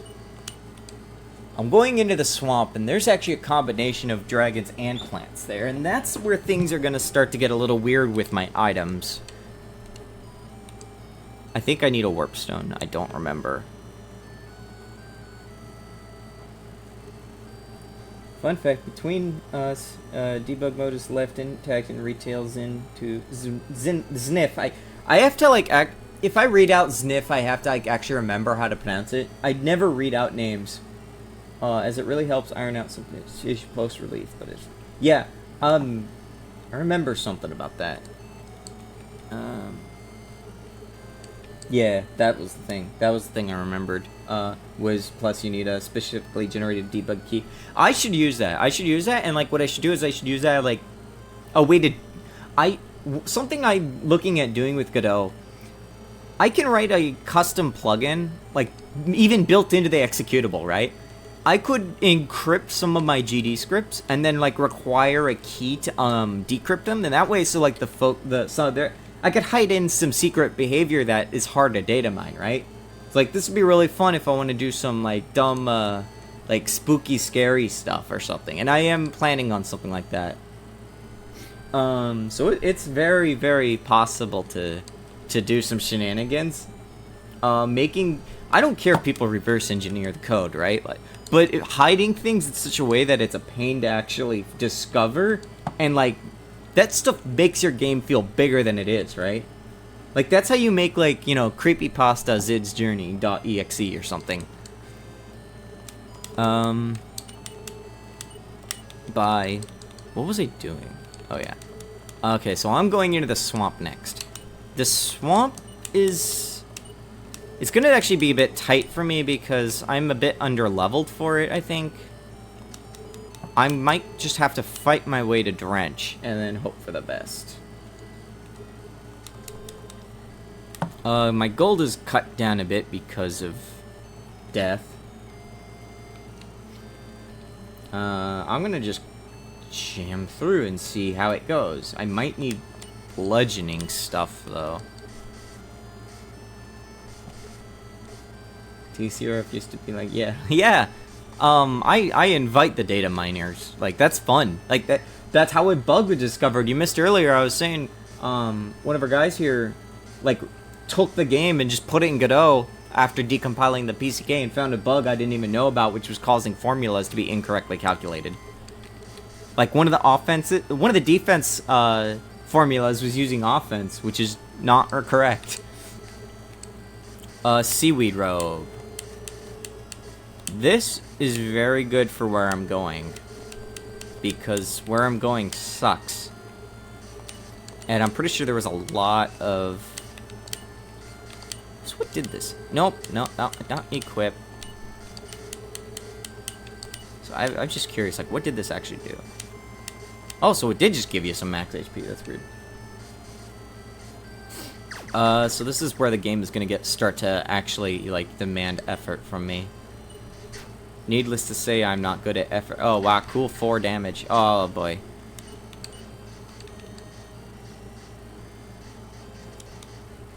Wow, what do you know? The enemy left. I might just have to run to Drench and then, like, grind my way up a bit.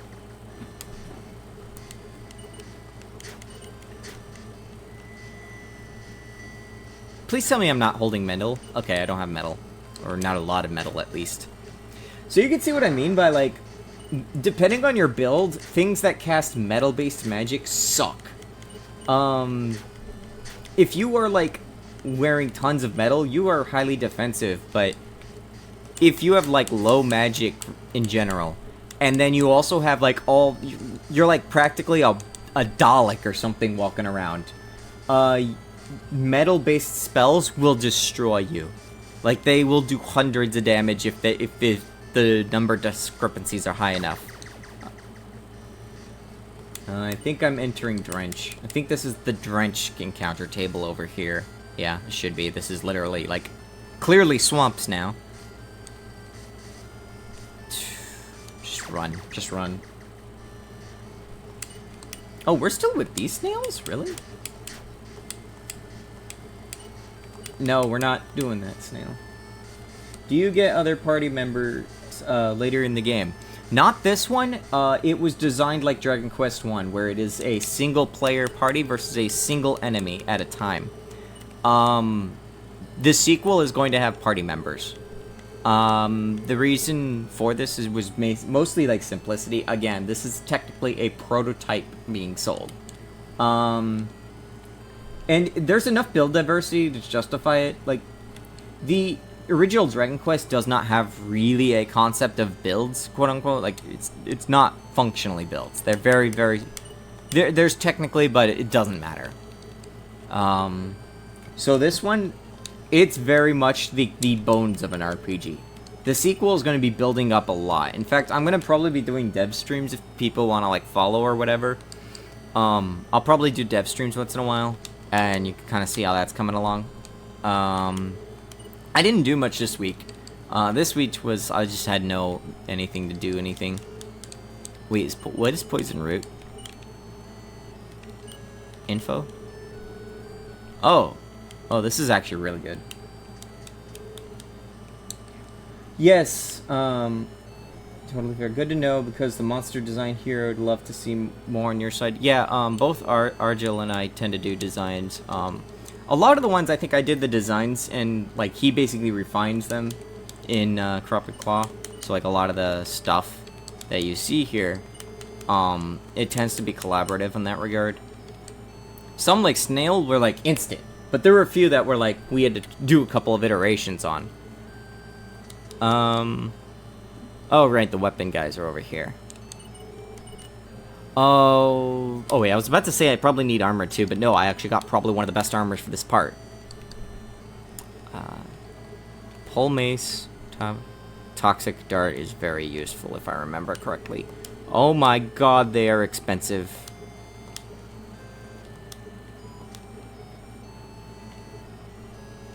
Corrupted Claw 2 will feature 2 hours of FMV sequences and be released on 3 CDs, hopefully. Actually, it looks more... It does actually look like a PS1 Dragon Quest game, actually, right now at least. I was experimenting with billboarding and 3D. So that is... I guess it would not be a multi-disc game. I was about to say DS cartridge game because, like, a lot of those were also on there, and that's, like, where I played Dragon Quest 4 in full. But yeah, the, what's it called? The thingamajiggers. What was I doing? Oh, yeah. I know the next dungeon, and I'm dreading it. Actually, I might best sequence break. Because if I sequence break, then this is going to become a lot easier. But no one wants to see me have it easy. Everyone wants me to suffer.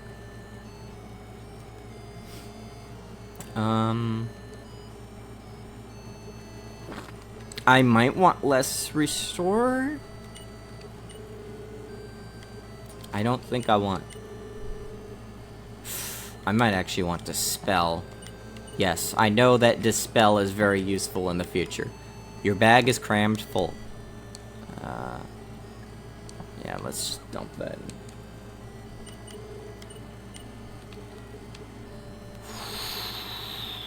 Am I gonna go slashing or bludgeoning? I don't actually know. I have to, like, remember everything that happens in the swamp. There's, like, different things down there. I think I might go for bludgeoning for now. Oh. I still have the gold orb. Oh, I could also get rid of the hooded orb. I could probably sell the hooded orb. 35 gold, eh.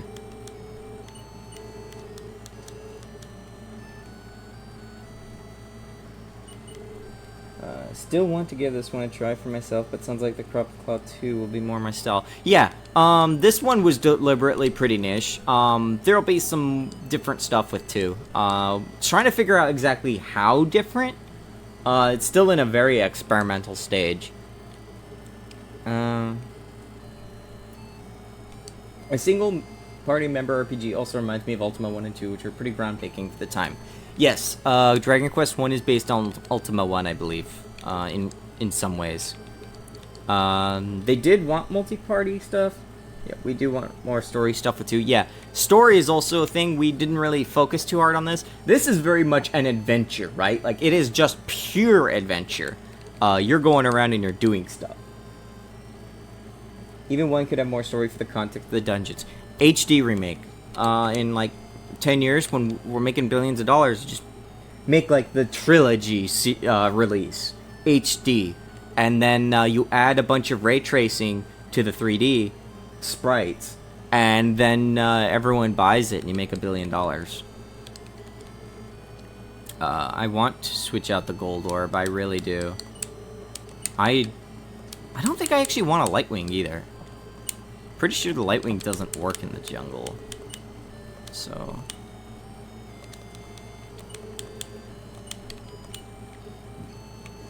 Big Rock is still useful. Javelins, I'm starting to pile up on javelins. I might... Whoops. Gonna drop the gold orb for now. Who's item? Is this Relic Man? Yes, Sapphire. Ooh, Sapphire.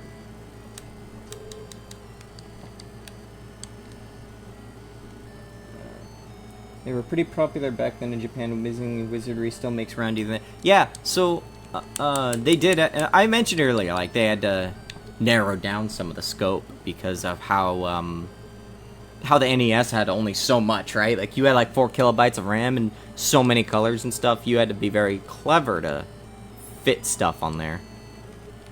And like your limited controls, bark plate, wind cloak. I don't need these. I need to remind myself that. Storage is over here, right? Yeah. Or not storage, spells. Spells! That's right, I didn't actually get Lesser Dispel, because I was busy with inventory management. There we go. I'm gonna need Dispel. Dispel's very good for something later on. I need to load up on steak. I have the green tea. That should be enough for first part of, the first part. I wonder if I'm going to get into an encounter. Spoilers, you can actually get into an encounter in, Drench. It's not a hard encounter, but it can happen. It's a 1 in 256 chance, I think, per step. To be honest, I wouldn't need a HD 2D to have a good time, just being properly still 8-bit. Yeah, so, are you doing Chamber or Swamp next? Well, you have to do, Swamp first. Oh, here we go! This is it. This is the one encounter you can, run into in, Drench. Hard fight. Oh, I just realized, I suppose while I'm here, I can actually switch over now. So about pixel art size, yes, 1:1, properly scaled. This is in black bars mode, so it doesn't scale perfectly, but the game is rendering at 256 by 240 or whatever. So it is true NES resolution, and in framed mode, which I think you can see on the trailer on Steam, it is 1:1, although it's scaled up by like 2 to 2. It's like 2:2 or whatever. So you can actually, it is like rendering at a proper NES resolution. I'm gonna reboot real fast so I could switch to repainted. I figure I might as well now. Just, you guys got to see, what the 8-bit version looks like, and I'll probably switch at some point again, maybe. But that's a feature that, I was just happy to be able to get in. It's like 2 modes. Just have one which is more accessible and colorful and MIDI-ful, and then one which is like the raw NES experience. Just having those two together is just nice. Yeah, I could actually switch to Japanese for a moment if you want to laugh. I'm not gonna have any idea what I'm doing, but it is a thing I can do here. Hold on, here we go. Oh boy, I'm gonna have fun now. Oh yeah, it's gonna be screwed up too because of English text. So let me do a fight real fast, just in Japanese. Yeah, you can thank Argel for that Japanese translation. I don't know what any of this means. He does not natively Japanese, but it's, like, good enough. He'll probably get more. Oh, God, I don't know what I'm doing now. I hit the thing. Oh, why did it have to be a gargoyle? I forgot to... I have also not actually slept at the inn, so I'm almost dead. And, I don't remember if you set your last town when you enter the town or when you sleep at an inn. But I think it's sleeping at an inn, so I would have had to go all the way back.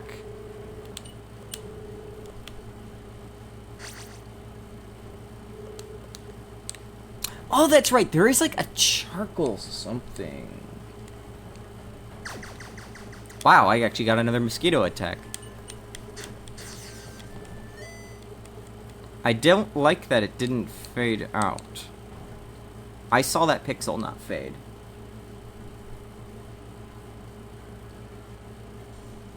Oh, wait, maybe I can think of why. Maybe. Let's see. I don't know how long until my next level, though.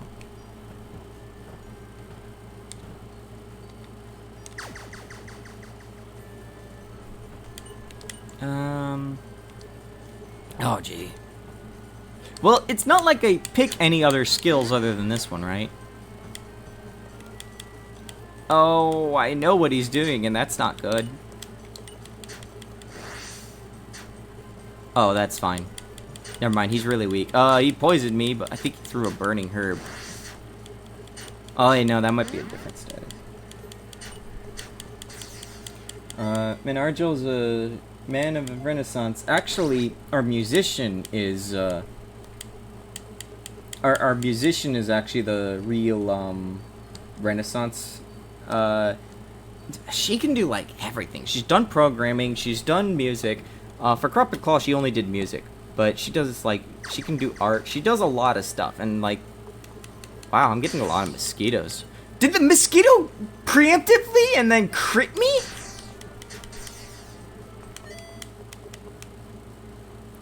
Okay, if I play like this, I will die horribly because I have no idea what I'm doing.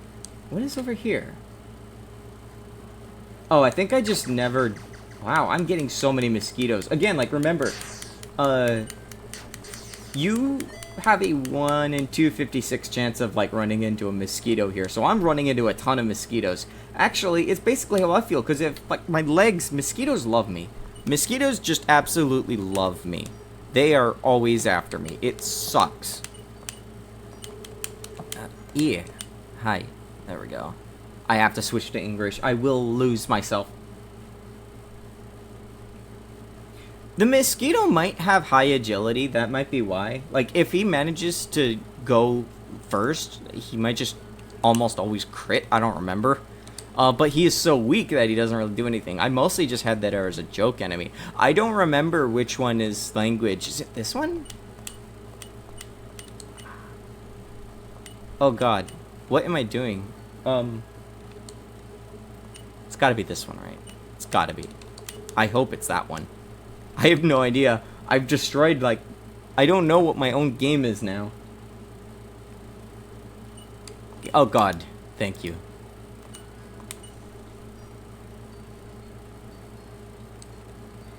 If Rayman 1 taught me anything, never underestimate a mosquito. Isn't the mosquito, like, the first boss, though? Like, that's the easy one. But then again, that whole game is just unfair. Like, that game I remember is mean.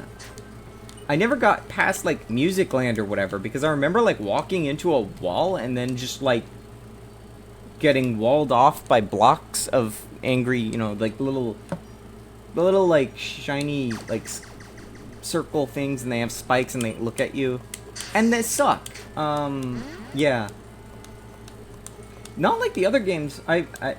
I've never played the sequels. I played, like, the second one for, like, a very short period of time on 3DS, but nothing more.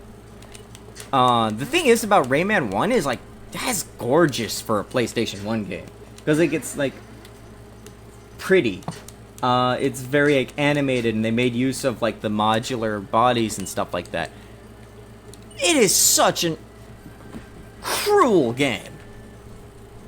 Like, it hates you. It legit. I have improv weapon. I don't know if it's gonna help me, but I have it.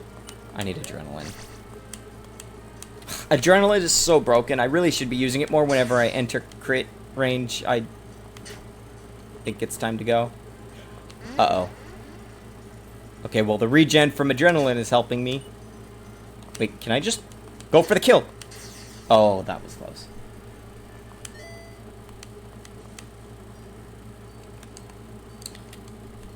Let's see, considering what happens next, picture cities, Kazoscopes, oh god. I think it's better so many people didn't get past Bandland. As I understand, like, I saw a general coverage of the whole game from, the Joff Strice Haves, fellow, I can't English. He does a little, like, Was It Any Good series, and he remarks, like, that game is so cruel. That's, like, the only reason why I know anything about it after those sections. I thought I was just bad at the game because, you know, I was a dumb child. No. And the thing is about Rayman is, like, I got that day, the first time I played that game, I remember, this is like 1,500 years ago. I lived with someone. My mom and I lived with someone, a friend of hers, and she and the dude she was with were watching a movie in the living room. This was the day that we got the game for the PS1, but I had not played it yet. I think it was here, right? Yeah, charred log. I don't remember what it does. Oh, stop. And so we're going around. I'm in the room alone, and I like peek out around the corner. And I look, and they're watching the movie, and I glance at it. Rayman was actually originally developed for the Super Nintendo, the more you know. And I see them watching this movie. I don't remember the movie very well. Please don't crit me, Snail. I don't remember what movie it was. But it's, I remember there was a house, like a house in the process of being built, right? And what do you mean?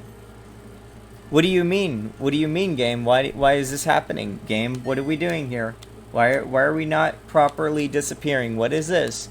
What like obtuse, obscure bug is now inconsistently... Hold on, let me like reset this real fast. What is going on here? Yeah, the true fight starts now. What on earth? I have no idea why that is happening. It shouldn't be happening. Okay, I did save here. Yeah, let's see, what was I saying?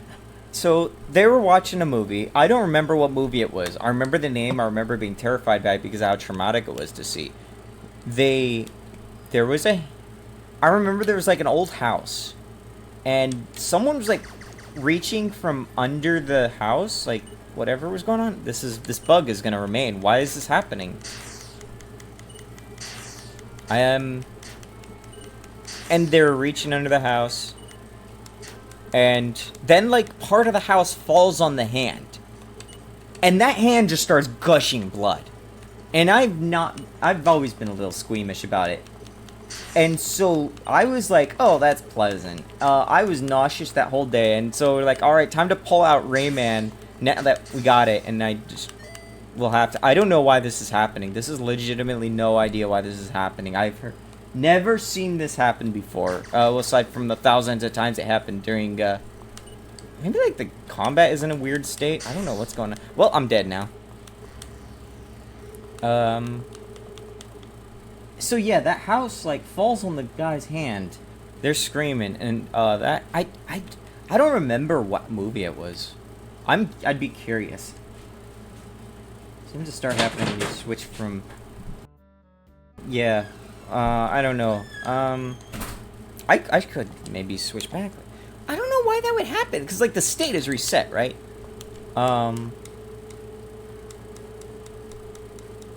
Maybe switching graphics language settings for some reason. Yeah, I have no idea. That's funny. Maybe it'll go away after a while, I don't know. Mosquito is where I first noticed it. Yeah, it still happened. Get out of here, you stupid dogs. People coming in and out and I can't do anything. It's so bizarre. I haven't, like, seen anyone mention it. Maybe I'll switch... Wait, I don't want to actually need to save first. I don't know, though. I might have corrupted the state somehow for panel tracking or something. I have no idea what's going on with that.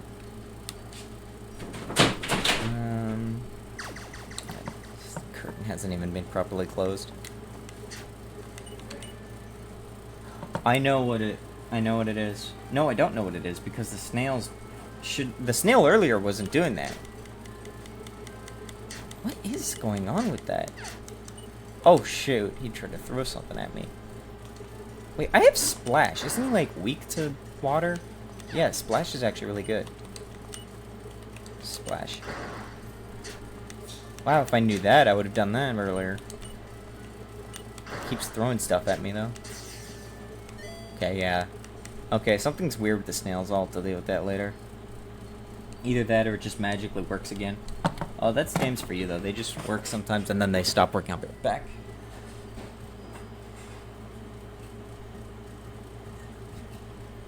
Much better. I hate it when those are open. So I have a theory. Yeah, should have bought the bestiary. I have the bestiary. It's just I haven't used it that much. For those who missed it, you can actually have a bit of a libra that you can use. Maniac vet. So, like, wow, I can go in and then it's not the button to use. It's let's see. 300, 46, 55. Very weak to bludgeon, very weak to earth. Oh, that's right. I think they're weak to earth because it makes their tail unbalanced. Yeah, so if you're the kind of person that, like, wants to find every little inch of, like, text, the bestiary is fun for you. I need to figure... Do I have anything for earth? I don't. I have bludgeoning, though. It's not a lot.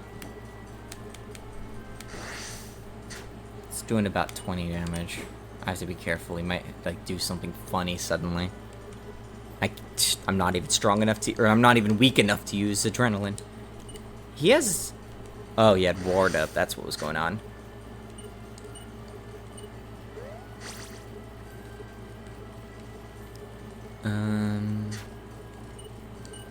Okay, so... Thank you, overpowered, Please tell me I don't have metal armor on. I must have something metal, or he is just really strong. I don't remember which. Improv weapon? What's this do? Oh, I have blade on. That might be part of why I'm not doing a lot of damage to him. Uh-oh. Uh-oh.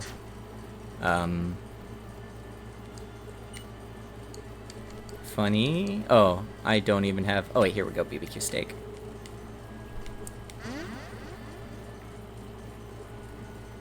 Hyperstimulated. Okay, I didn't even know he could do that. Guys, I don't think I want to fight these guys anymore. I think I want to run. Okay, there we go.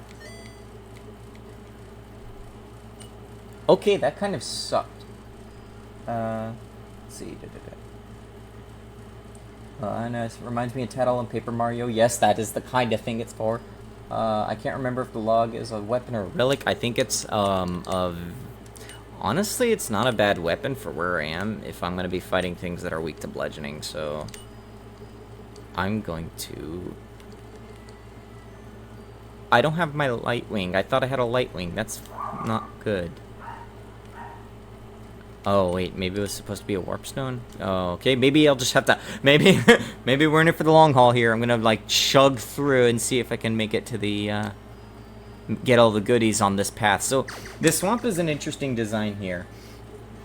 The swamp was designed so that there are actually two entrances. They do not overlap, but they kind of twist and turn across each other. So it's like, there's a lot of secrets to find depending on which one you go through first. I don't have any TP left. Oh, I just realized just how bad of a way I'm actually in right now.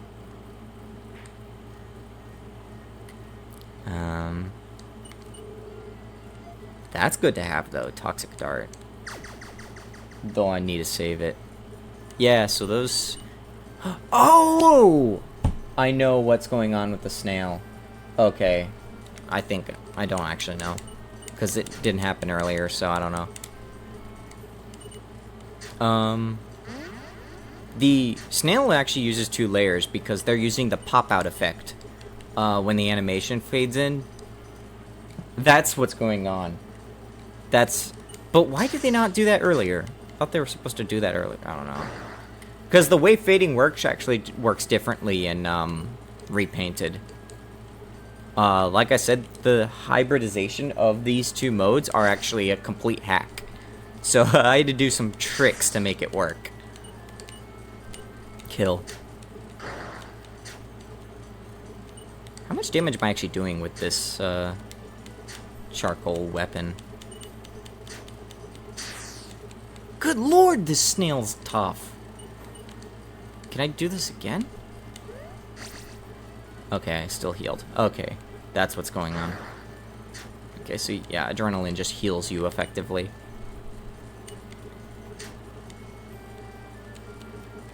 I'm getting teased with here.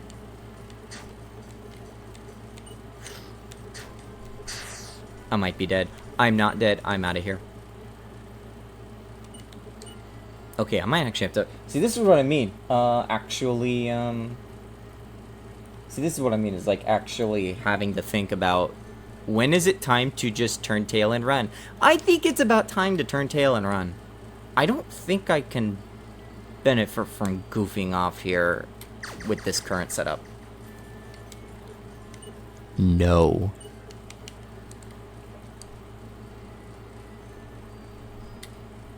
Yeah, there's because of the global state, this game was so buggy. Yeah, depending on your build especially, some enemies are not worth fighting. And this game is very much a case of you, it is very much a case of you need to figure out what you want to fight and what you just gonna say screw it.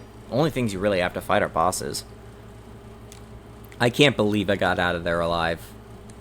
How much gold do I have? Not a lot. It's not like I'm fighting a lot. It's just I'm kind of under-leveled is the thing. Maybe I need to start throwing these javelins. I'm hoarding.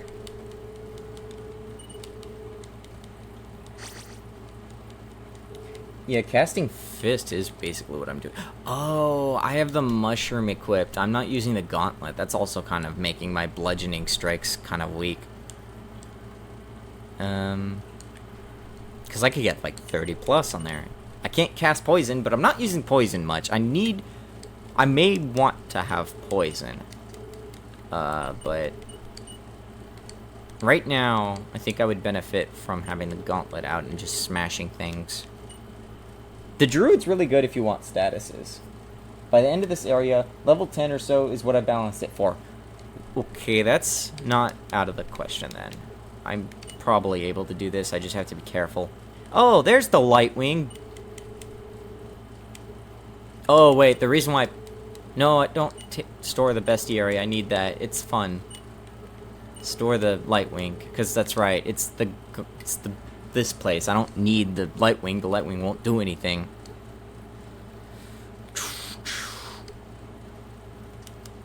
Yeah, I needed more healing items, mostly. Steak, just bring a whole feast in here. I think hibiscus tea is fine for me at this point, because you just don't have a lot of... Whatever, I guess not. Oh, I had the antitoxin in case I get poisoned and don't want to. Wood claws for those. See, if I run into like a vine viper or whatever, I don't get as much out of the bludgeoning because they're plants. So slashing is better. But then I don't get as much out of fighting the dragons because they don't get affected by slashing as much. So this is what I mean by the push and pull of decision making when you're deciding how you want to approach a dungeon. You could take both things, but your very limited inventory space is going to get crammed if you do. So it's a lot of thinking, and that's hard. I want to... Yeah, equip this. I want to keep the mushroom, though. Do I really want to keep the mushroom, though? I don't think I actually want to keep the mushroom right now. Oh, oops, whatever. I'll just store that. It's fine.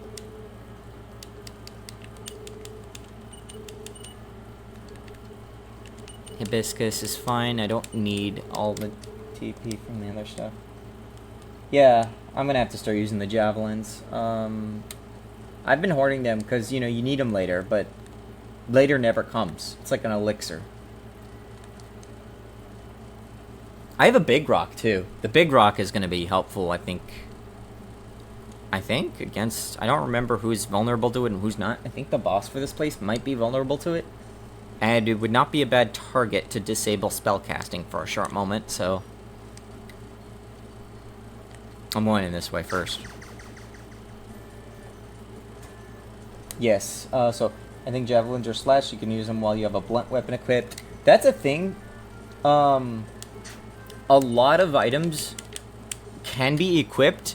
They're not very good, but they can be equipped as weapons. Even the toxic dart, which I have, it's a very bad item to equip because of it's like what, like 1-5 strength. It's not very good for this point. Even gives you metal defense deductions. But any item that can give a status effect when you throw it, which is guaranteed when you throw it, by the way, has a low chance to actually do it if you use the item as an auto attack. So you're trading off like the really low damage to try and gamble for like a toxic or a confusion or something. It is not explained, but it is a thing that is there in the game. It is one of those things where, yeah, okay, now look at that. The moment I put on that gauntlet, I just start like slamming things with a charcoal log. Or played Ultima 7 not long ago and having a single glass sword. Yeah, oh shoot. Oh, I still do a lot of damage even with this. Wow. Oh, okay, and then I guess we can crit too. That's nice.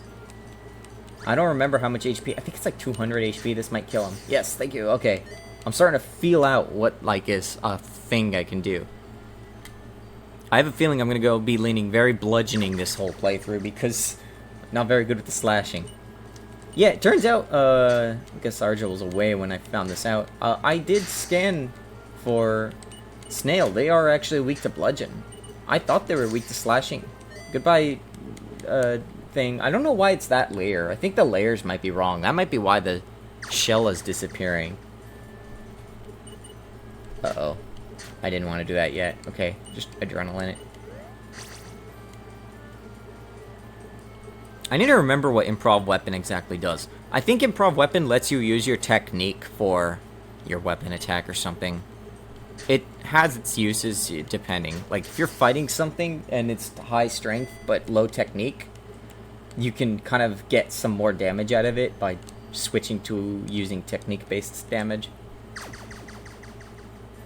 At least I think that's how it worked. I don't want to fight you. No.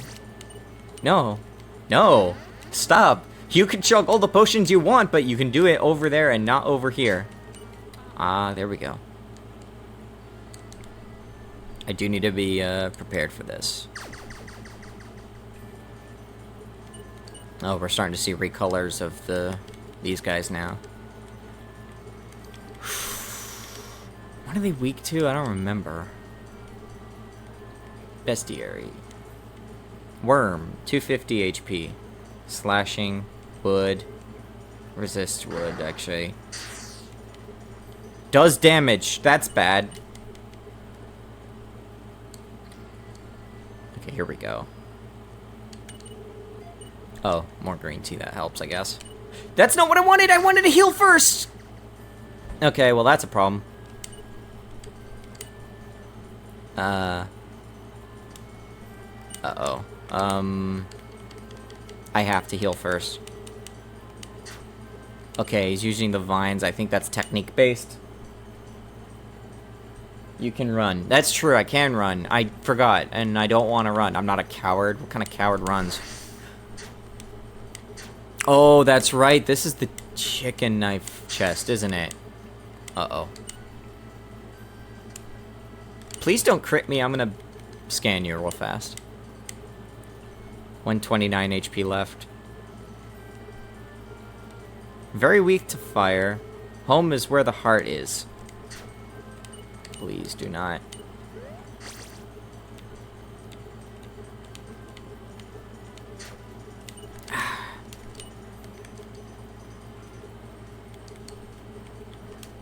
Very weak to slashing. I think Javelin can slash.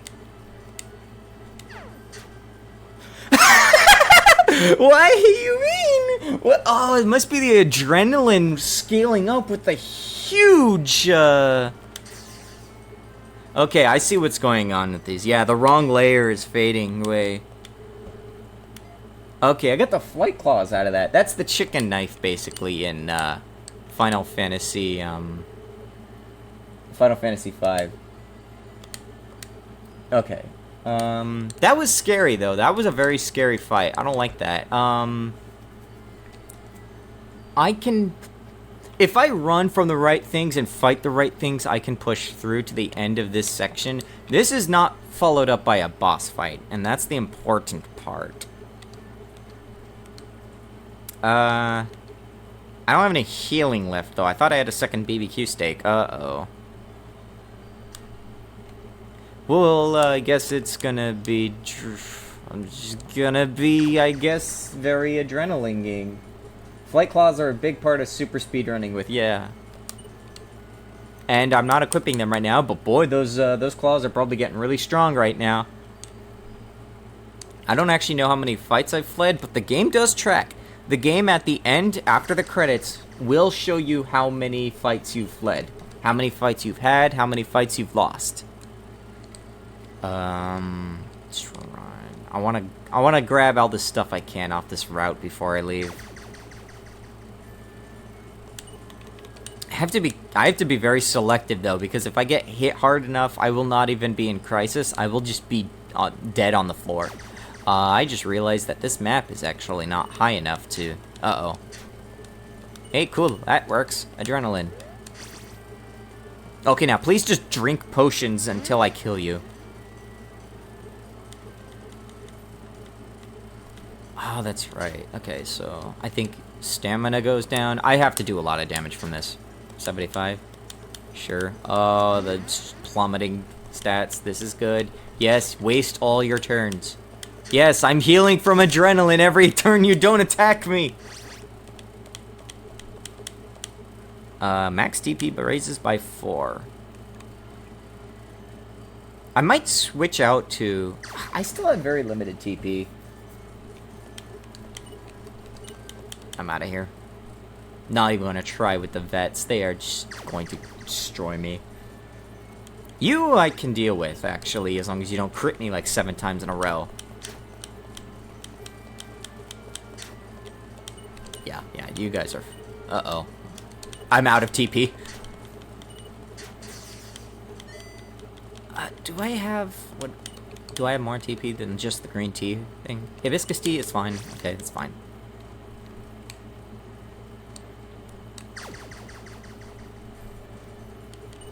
Waste all your turns. Waste all your turns.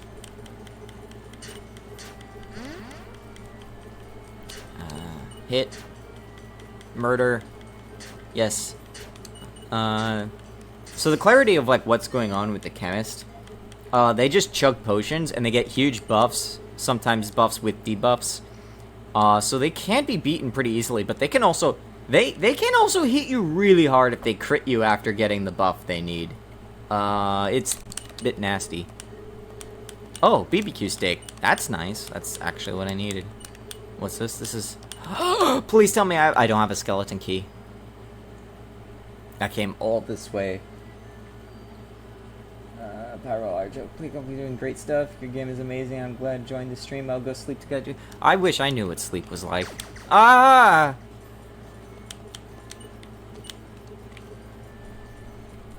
I could throw a javelin. God, I have to come all the way back because I didn't bring the skeleton. I need the item in this. I don't need it now, but I need it. It's very useful later. Squish him and walk over him.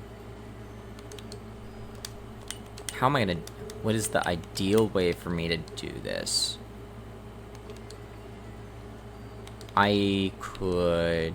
Maybe I could flip these on. Yes, I know what item it is. I'm saying that it's deliberately very useful. I don't know what I want to do right now. I'm really low on health. Can I, like... Well, there's a green tea here. I could just refresh myself here. Actually, I could throw out the antitoxin, I think. What I could do is I could grab myself a skeleton key later. And then I'll grab myself a warp stone on the way in. And then I could just fly out that way. So I just need to get back here. I don't have to go all the way. I think it was just... Yeah, it's up. Just through here. Should be where the chamber I'm looking for is, Mr. Snail. Crunch. Improv. Just wanted to do that, actually. I don't know. Don't crit hug me! Okay, I guess I could crit hug you.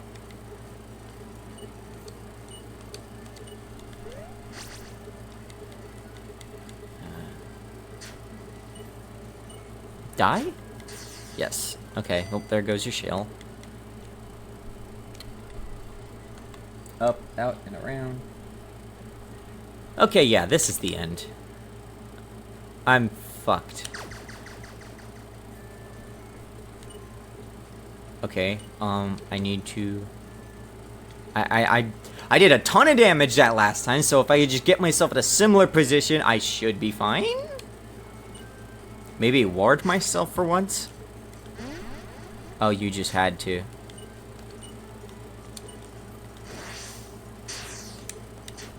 That's one way to do it. That's not adrenaline. Fine. Oh, the javelins are just really good against them. Okay. Thornblade. What did that do, actually? That's not a... That's right, it's a decent sword, and I think it could be thrown, and it's a very good throw item if you do it, but it's only like once because it's thrown. Warpstone, that's what I need. Diamond. What the... Wait, what's in this? Oh, it's the arrow rose I'm thinking of, never mind. I don't remember the sword then. Okay, I'm gonna throw this out, I don't need it. Just discard.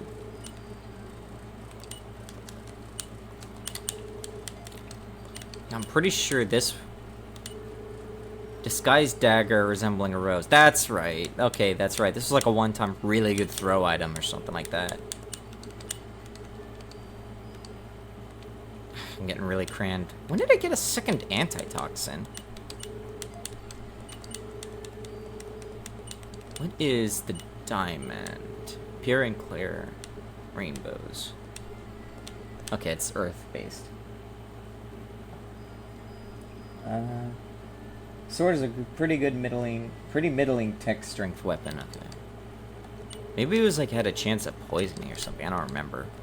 No, I think I would have said such.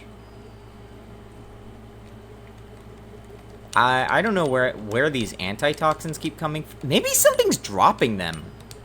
Like, I was like wondering, like, I haven't been getting antitoxins. I don't need antitoxins. I have poison as a spell, or like unpoison, right?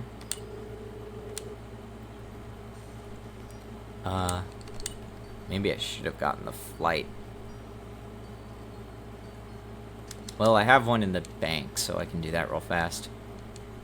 I want to grab...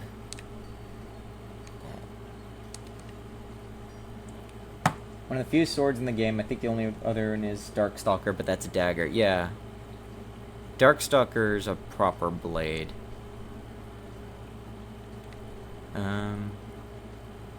First off, I need to heal. I got a lot of loot out of that. Toink. I hate mosquitoes. Stupid dumb mosquitoes. I'm glad I caught that the snails are incorrect. I'll have to switch their layers or something. Oh my god, so many mosquitoes.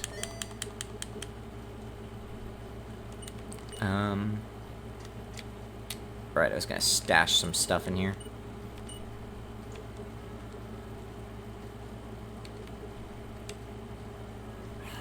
I kind of want to keep this around. I might hold on to the diamond for now, and I may sell it later. I'm not sure. I have 2 toxic darts. I don't think I need 2 toxic darts, so I'll store 1. But those are very good to have for later. Thornblade I might be able to put aside for now.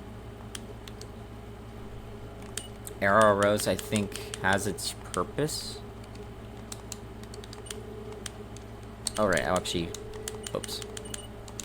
I wanted, I want the Lightwing. I want to grab skeleton keys and throw some of those in the bank, just so I don't have to worry about that for a while. I actually forgot that...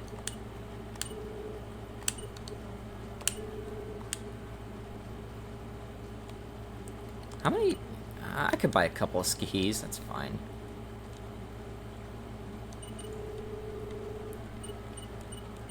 Yep. Yes. Whoops. Yes. Yes. Should be fine for now. In theory, I could try to go to the ice cave and, like, get a really good item early or something, but I'm too much of a baby to risk things like my life.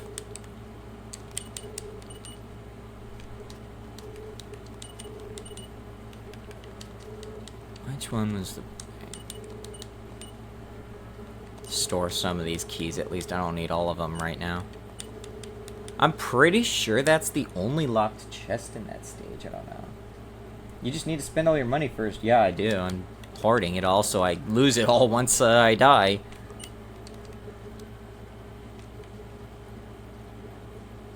I need BBQ.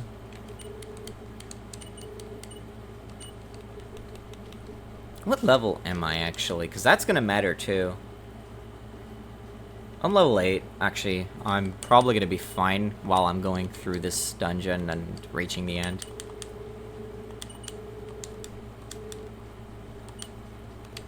I need more BBQ sauce.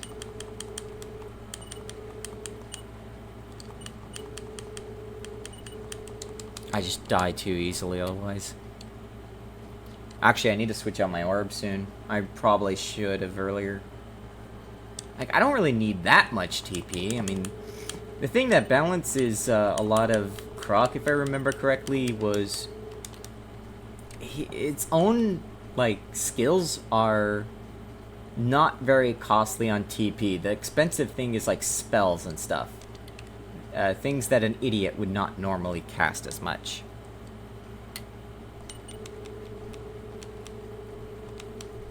Wow, good thing I... Oh, wait, no, I don't need to do this, right?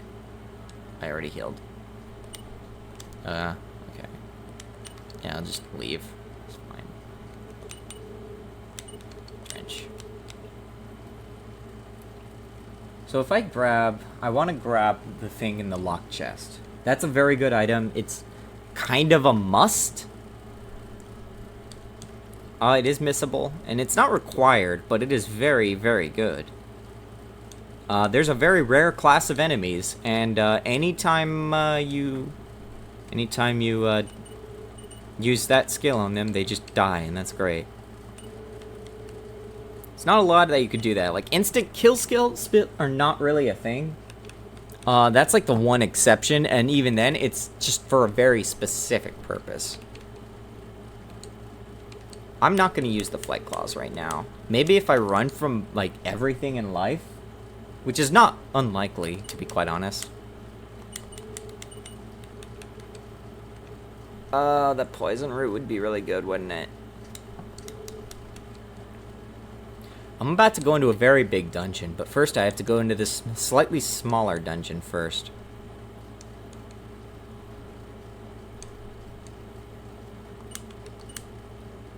Am I ready to go into the slightly smaller dungeon first? I feel like what could possibly go wrong?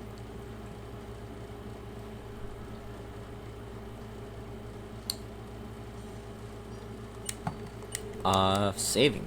That's always a good idea, maybe. I hate Pomeranians so much. I need to save all of my resources for this sprint. Ah, yes, I guess for fun. Yeah, let's not fight you right now.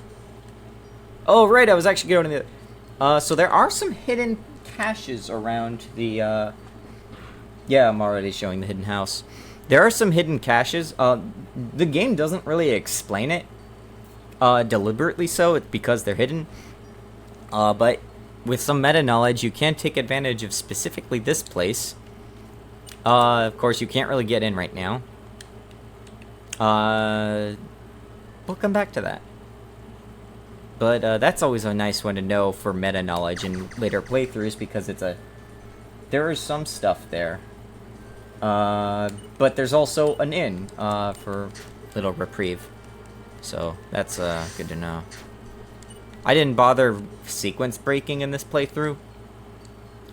Because you actually get an item that points you... I just immediately undid what I said I was going to do. Let's go in this way. Yeah. That is also a very obscure thing. Like, that's something which, like, you buy the guidebook for. Because I just wanted to have fun things like that. I think those were added in within the last week before release, because they were just kind of like a last-minute idea. Yeah, caches are there for repeated playthroughs. I'm rushing. I want to get... Did I bring a warp stone? I did not bring a warp stone. I forgot what I was doing when I was building out the inventory. There's a lot of broken tiles here I need to fix. Not what I wanted. I just want to focus on getting the fun item.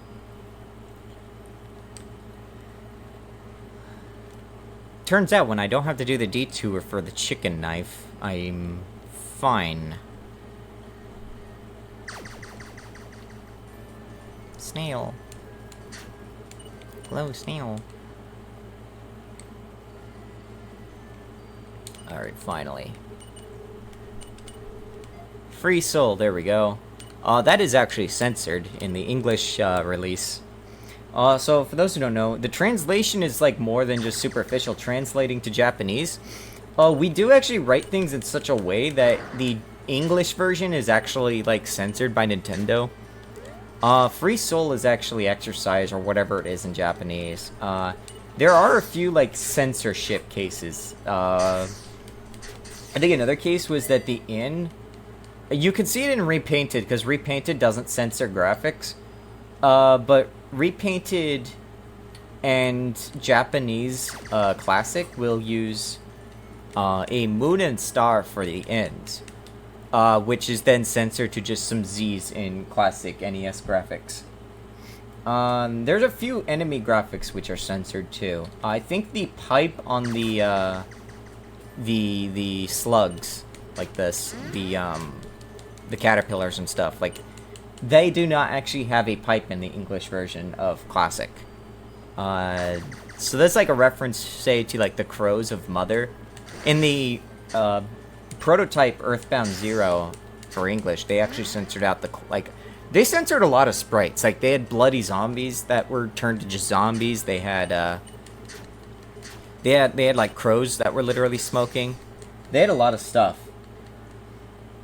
Haha, I can't believe Nintendo already got this game. Yeah, they got it like 50 years after the NES release, 40 years, however it was. Getting old. I don't want to fight you. I have 0 health, basically. Okay, this is fine now. Maybe I should have sequence broke just to get that damn key. That key would have made it much easier. No blood in CNC. Yeah, it's well hard to. Like, you get enemies like sap or something, I guess. I don't want to fight you, crack dealers. Okay, once I heal here, I should be good for the second half. Free Soul, I forgot to actually... Oh, I did use it. Never mind. Free Soul is fun, just because it's like a cool effect to just use and then an enemy dies. Only for ghost enemies, though, like that Ghost Gone. I think Ghost Gones are rare encounters in the swamp area.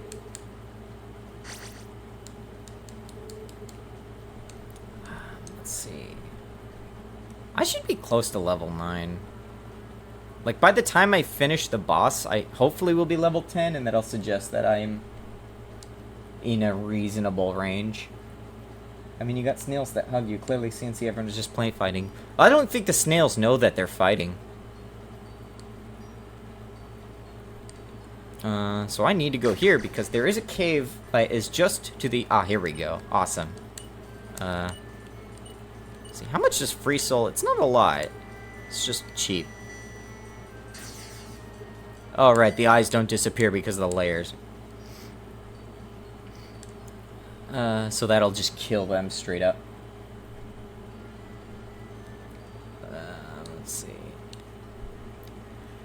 Okay, time to storm the tower. Wait, never mind. There's like a path down here, so I have to see what was down here. I remember there's a bag down here. Oh, that's something I should comment on. You might have noticed that there are not chests. There are bags and chests, and there's a reason for that.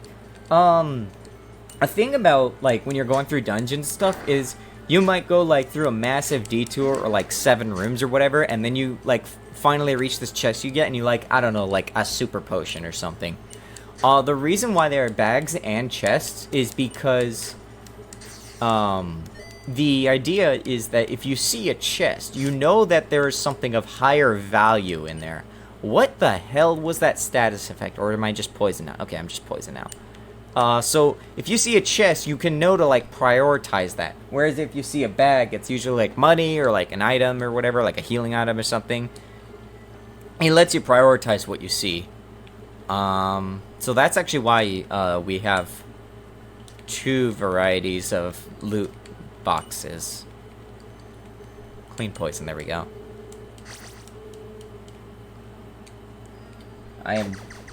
Hack is cough. Okay, good. I'm a spellcaster. Or I'm not a spellcaster. I don't need to worry then. Please don't crit me twice in a row or I will die. Please don't do a lot of damage. Okay, adrenaline time. It's very risky to have to rely on adrenaline for healing, though. Because if you get hit too hard, you will just straight up die and you won't even get into crits. Or you won't even get into adrenaline range. But if you do get adrenaline off, that's basically the only way that Croc can get regen, I think. Except for maybe... I think you could buy regen, I'm not sure. But it's also expensive. So it's not the best way to do it. I'm gonna have to fix this switches. Reckless! Isn't this really good? Drops defenses for technique and strength. But some chests need the keys, too. Yes, so some chests are more likely to be locked. Bags don't get locked. You can pretty safely rely on bags always being accessible. They also don't have enemy encounters. Like, you don't have monster in a box with those as you do with the case of, what's they called? I kind of need to fight you. You guys have started to fall off, I think. I should be fine.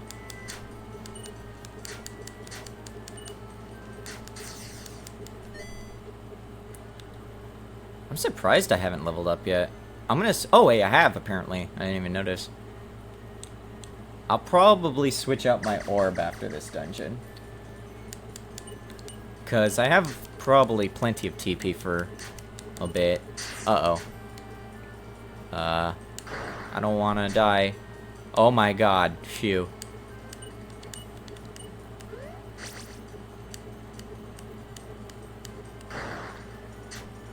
Good thing that I'm getting, like, resistant to stuff. Oh, you know what it is? Ice breath, and I'm wearing the seaweed robe.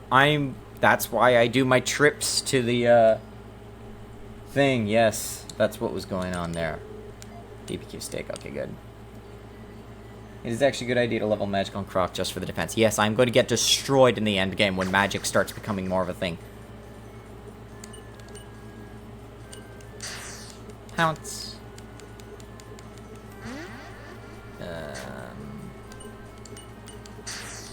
Oh, I'm critting a lot. That's nice. I'm pretty much at the end. I think this is a good... This is not monster in a box, I don't think. I hope not. I don't want to fight you. If it is, I'm gonna play it safe. Did I even need to heal? Oh, yeah, I did.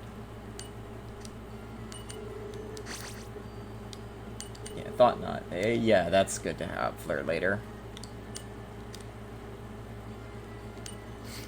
Funny thing. So I actually had to change this room so that this fella boss was a step up, because if you enter in, the game will autosave in such a way that you will respawn with the state of the map fucked.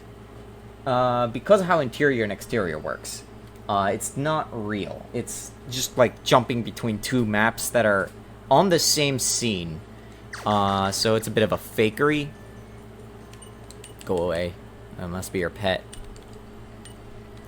So there's some finagling going on there. And it's actually part of the reason why you cannot save in dungeons, but autosave is going to do that anyways. So by doing by nudging him up, the autosave from the battle trigger will not possibly have what's it called? Alright, gotta run. Yeah, see, run. Let's see. I'll probably be posting this on YouTube for everyone who's like watching too. Like, I know some people are like, oh, I can't wait to like see this, and then like I'm finally doing it. Not everyone's gonna see it. I don't know how long I'll do it in a single stream. I think I'm getting to the halfway point, I want to say, or like almost halfway point. I don't really know what the halfway point is. I guess when you start getting like the second orb, you'd be considered halfway point. I'm not really sure. The second MacGuffin, for lack of a better term.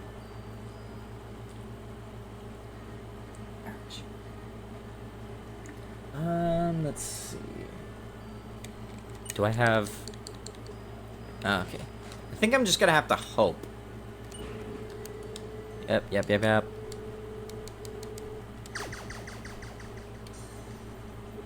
Alright, this guy can really screw me up if I'm not careful.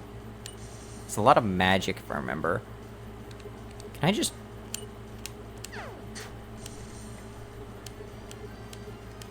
Oh, right, they have toxic breath. Oh, that was with a crit, too. That was not very good of you. Okay, you're kind of screwed, I think. Reckless? Didn't I have something... Oh, it was gear. I was gonna throw... I think I could throw a toxic dart at you and just... wait. Oh, I'm also poisoned. That's nice. Sure hope that doesn't... Oh, oh, God, I'm destroying him right now. I'm gonna get fooled somehow, though, so... Keep trying to poison me, I don't remember. Oh! I'm already win. I love the boss music. Yeah, I need to get around to, uploading the soundtrack. That'll happen some year. Okay, good. Chamber key. I'm out of here.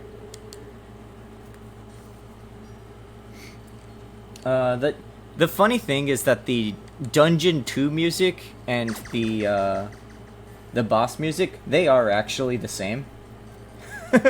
That's like to save time, the original like boss music was actually the dungeon music, and we were like, particularly Argel was like thinking that it was going to be dungeon music because it's slower tempoed, but speeding it up, it was much faster.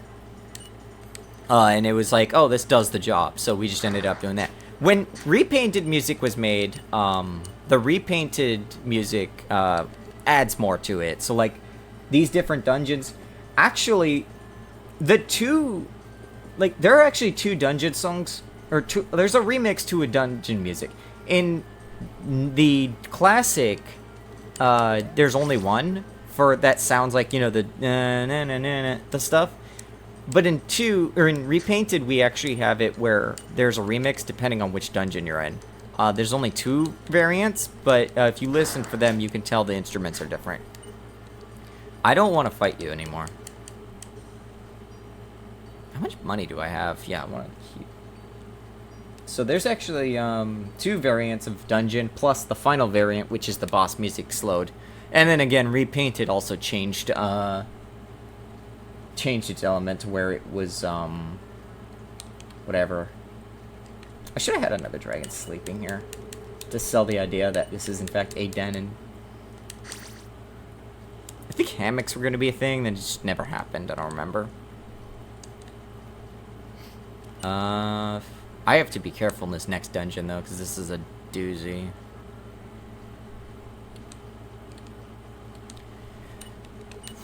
So I'm still in the bludgeoning with the charcoal thing. I don't think my flight claws would just... Oh, what is coming up? I think there's a lot of slashing stuff in the next dungeon. I don't remember. Or rather, stuff to slash. Snails are one. Maybe I will bring out either the flight claws or I'll take that sword. I don't think my technique is amazing. Oh, I need to... Actually, I need to get an orb. That's what I need to do. I need to get a new orb. Oh, I've had surprisingly some extra offense from the wood because of this. Strength 50, that's nice to look at. Magic 34, I'm surprised it's that high. That's actually higher than my technique.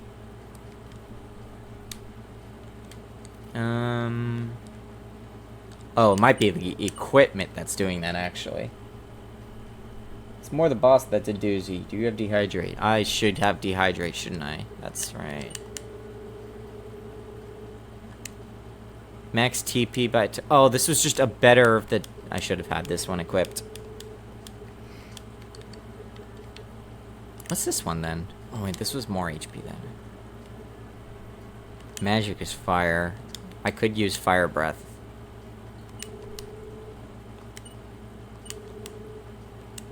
That might not hurt. Just...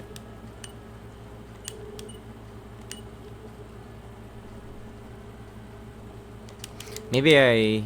Oh, god damn it.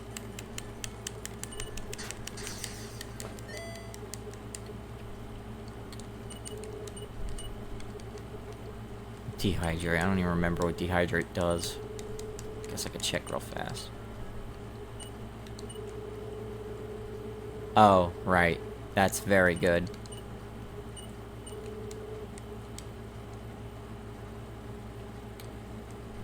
Of course they exist. Like, that's the greatest thing about mosquitoes.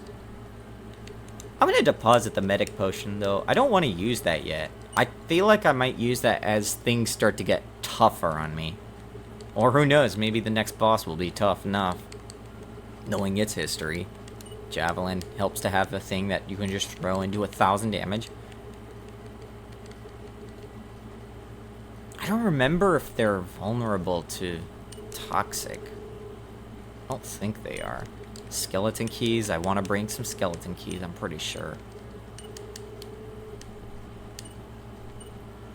Pretty sure I could open up a shortcut because of that. I might actually make my whole first trip just dedicated to opening... Well, no.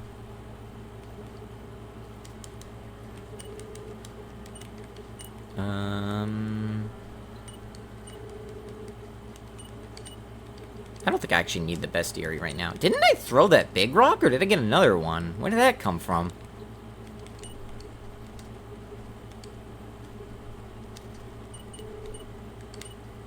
Store. I don't think big rock is going to help me right now. I'll need it later, probably, but... Actually, later it might straight up be I can just buy them. Toxic dart.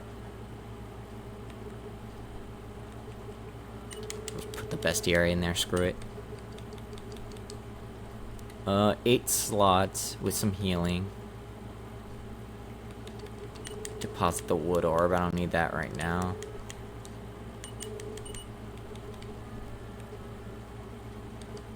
Green tea's kind of gonna become useful though. I'm actually I'm low on money now. Don't know how that happened. It's almost like I'm not actually watching what I'm spending.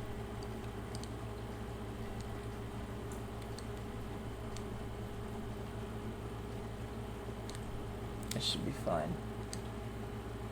Big rock just bounced back. Yeah, I thought I threw it. I know I threw 2 things. Maybe I picked one up at some, or maybe I just withdrew it from the bank and then I just put it back. I don't remember. Pretty sure that I spent it, right? They all decrement the moment they're used in combat, or they should. I mean, the first one did when I threw it at the boss. Wasn't there something here?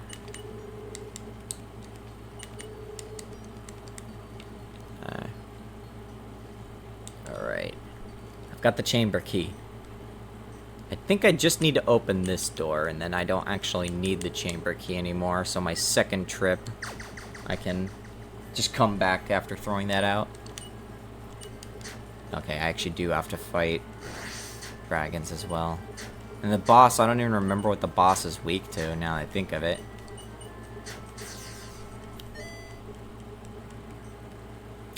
Because they're not plant nor dragon. I don't want to use the key on this. I think there are some other things I want to use. The shortcut would be nice here. I might actually just drop a key here real fast. Chamber key gets used, I think. God, I hope so. Does it? Oh, it does. Wow, I really thought this through. Oh yeah, I think the locks are what decrement it. I knew you were a thing. Wanted to make sure. Might as well deal with him early.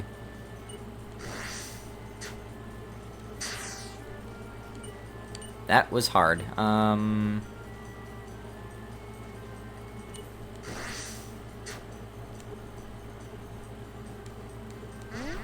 that's good. Yeah, luckily you don't do a lot of damage with that for some reason. Goodbye. Oh! Day's pole mace. I forgot about this. I thought this was like a gold ingot or something. Like a really big gold ingot. Metallic pole mace. It may really infist. This is awesome. Wow, I completely forgot about this item. I think it was like something I added in just because some of these like monster in a boxes needed stuff and they were using gold ingots as a placeholder. So I'm pretty sure I could just whack these guys and have a chance of getting confusion out of it. That's really good! Especially when they don't attack me.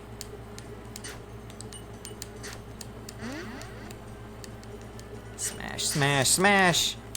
There we go. The impression of progression.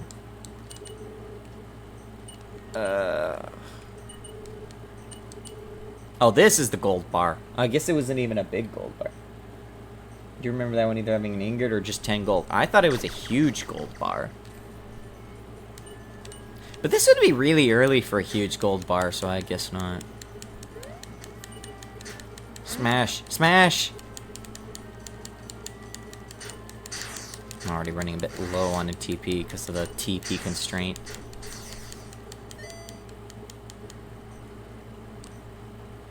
I want to grab this. I need to grab this. I know this is over here. I hope it doesn't need a skeleton key or I'm going to be very sad. Ah! Well, the gold ingot's going to pay for it, so...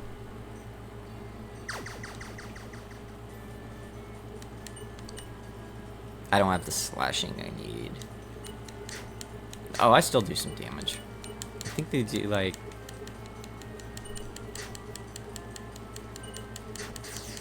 There we go. Oh, there we go, level 10, okay. I should be in a good spot.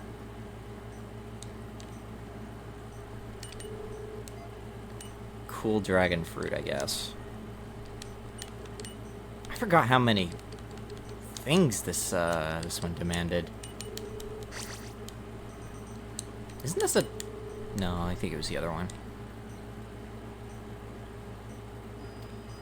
Yeah, you're expected, just a bit more backtracking as well. You're expected to make multiple trips into a dungeon. These dungeons are designed in such a way to expect, like, multiple approaches or, like, different thoughts of how to get through. Oh, these guys I could actually deal with now that I've rearranged my build and leveled up a couple times. Lake Chamber and Ice Cavern are the part that require most keys. For 100%ing, yeah. I think so. Definitely that was the gimmick of the Ice Cavern. I want to get as many things as I possibly can before I leave. Then I come back and I should be able to face the boss just fine-ish.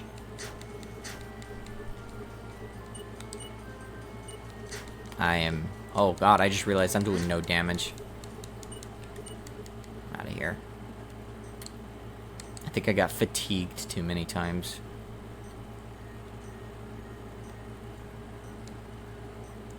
You could also technically do this place after getting that key too. I mean, yeah, that's the routing stuff. I'm just going normal routes. Whoops. No. Okay, I need to get out of here. Well, I don't need to get out of here, actually. I'm free to just do that. Well, I know there's stuff down there. I don't think I actually... Yeah, I think I might have already actually gotten most of the stuff. At least in the main routes. Most of what I'm missing is just skeleton key stuff. Get me out of here. Yeah, it should be fine. I'm pretty sure this was the second or third dungeon that was made. Originally, it was just going to be direct access, I think. But then I was like, wait, we just split this up with the swamp, and then it's interesting because you can access the cavern early, but you have to go down to the swamp to actually, like, find the key. There is an NPC, like one of those hint NPCs, that for 5 gold will give you a hint as to, like, oh yeah, there's something to the west. And I saw people going south. So you get guided around a lot if you were to take that hint. And that's one way. How much gold did I get out of that? Okay. I had to think. It's a very windy dungeon too. I think it was... Arja was like trying to put together some kind of thing. A map test. And then I ended up taking the start of it. And then I kind of just flung it from there. I need to get back to... That's not what I wanted. Oh, that's right. I could store the charred log, though. And, because I got the gold ingot, I have a ton of extra gold for keys to just stock up for a bit. I need an extra key. Actually, no, this is fine. This is fine. You know, what's not fine is the rest of my inventory, though. I need to store this. Hibiscus is not great, but fine. Fine enough. Bye.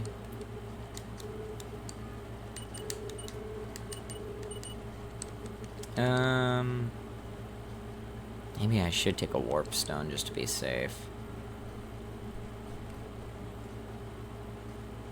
Green tea. I know that there's a BBQ steak I can just snag on the way there.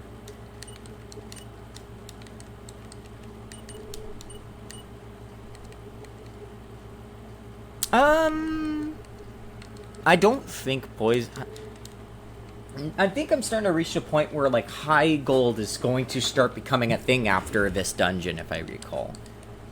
I think, like, at this point you start getting ingots more. Like, you might just find them or something.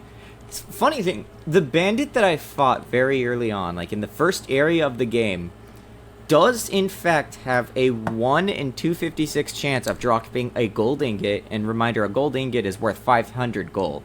So... that's a very... Or maybe it was even a big gold ingot, because I thought it was funny. I don't remember. But it is, in fact, a thing that can happen. It's very rare, and I've had it happen once while I was testing the game to try and fix the crash that was happening on Windows. And I had to do like tons and tons of fights just over and over again to force the crash and try to get a stack dump. It sucked, but yeah, that was a very late addition, and yeah, there's just a chance that you will get a very, very large amount of gold very early on, just because of that setup. Goodbye, shell. I really, I'm glad I found that. I'm gonna probably switch those layers around or something later. That'll probably fix it.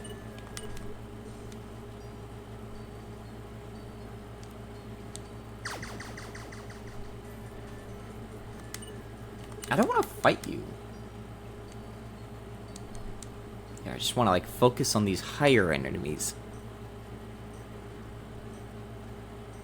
I guess technically I don't actually need this locked door, but it's a proper playthrough, so I best...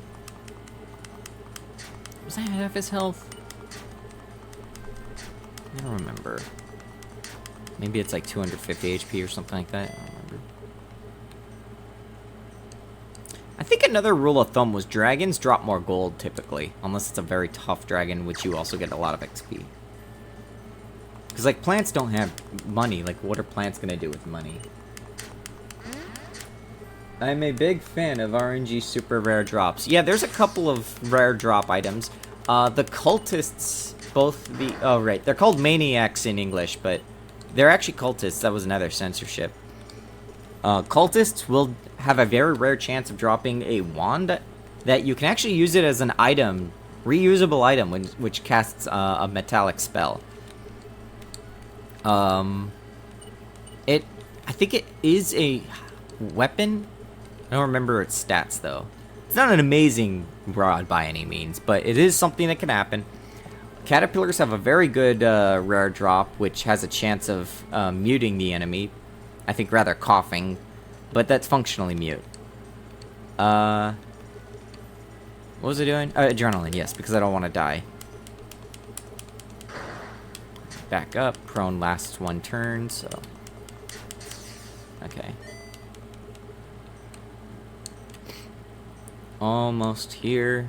Just grab this and get the hell out. Well, actually not, because I have to grab the boss. I don't want to die.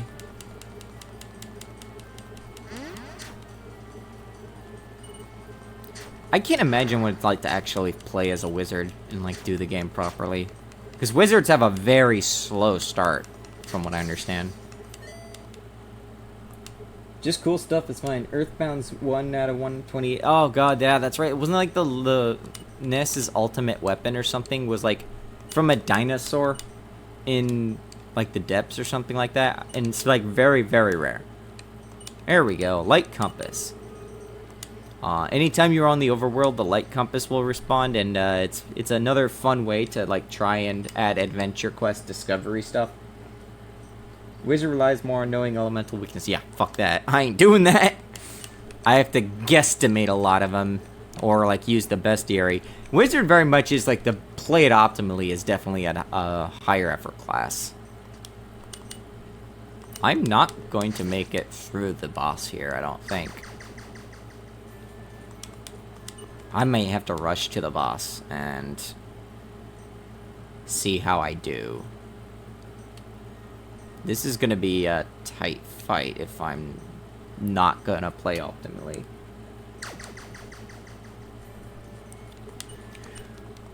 Okay, here we go. Let's see how many times I get crit. Luckily, there's a secret BBQ steak here, so... There's something over here, too. Isn't there? There's that bag. It's like, right. What's this? I might be imagining there was, like, a secret here. Okay, I know there used to be a bag there. I think it got replaced with rocks.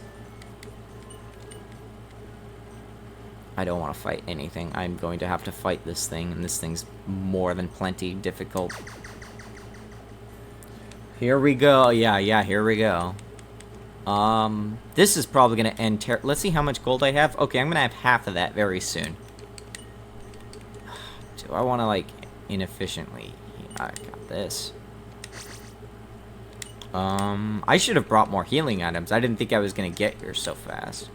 I probably should have brought a third. Right, that's right, I could do this. It's a ritual.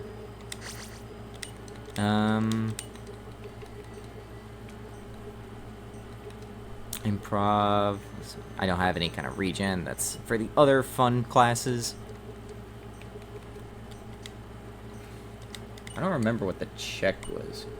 Some kind of plant and beast chimera. You only live once, as they say.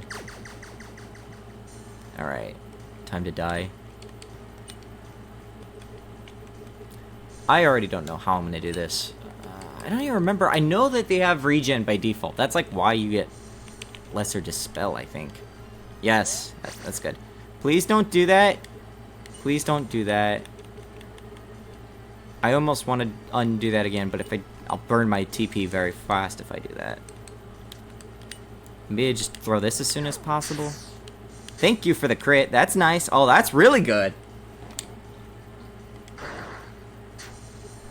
Oh, okay, and then I also have... Oh, that was 81 damage? Oh my god, I forgot how much HP they have. It's like, that's mathematical, right? Like, that's just percentage-based damage. I might actually destroy him just because of the combo of meta knowledge and the fact that I have the seaweed thing from the seaside. Like, that's one of the reasons why you always want to get that.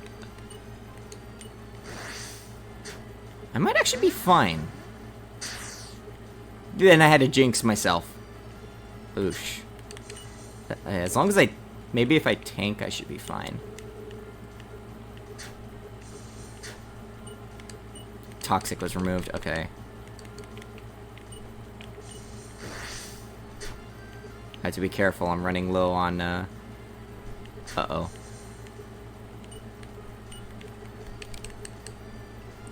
Ward has run out.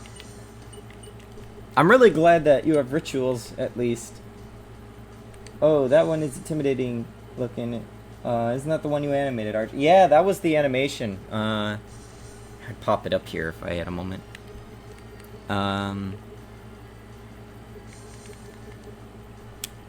Yeah, Behemoth is like one of those iconics for this. We actually use it a lot when we're testing stuff, like big stuff. It's very memorable, particularly because in early versions of the game, everyone would just get utterly destroyed by him due to the crit rates. I'm in a very bad way right now. If I don't get adrenaline, I'm screwed. Oh, please, just come on. Oh my god! Well, that was tense.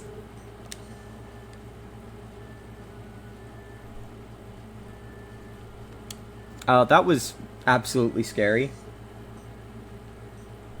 I wish I brought a warp stone. Thanks. So for those who don't know, yeah, you can actually equip this. This is a key item, and you can't keep it the whole game because you do need to eventually turn it in. But yes, if you equip it, there is some behaviors with the Pearl Mist thing. And that is that it will actually have a stronger skill for each Mystic Pearl in the inventory. The fun thing with this is, if you find purpose for it, you can use it in the final dungeon. Or not the final dungeon, because you can't get to the final dungeon without turning them all in. But, you can use, I'm gonna die. Oh god. Guys, I defeated a behemoth. Very depressing. Well, I got the important thing, that's fine.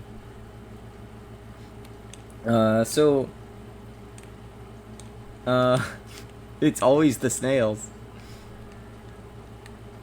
Oh, I forgot to take the javelin out, too. I might as well take the javelin.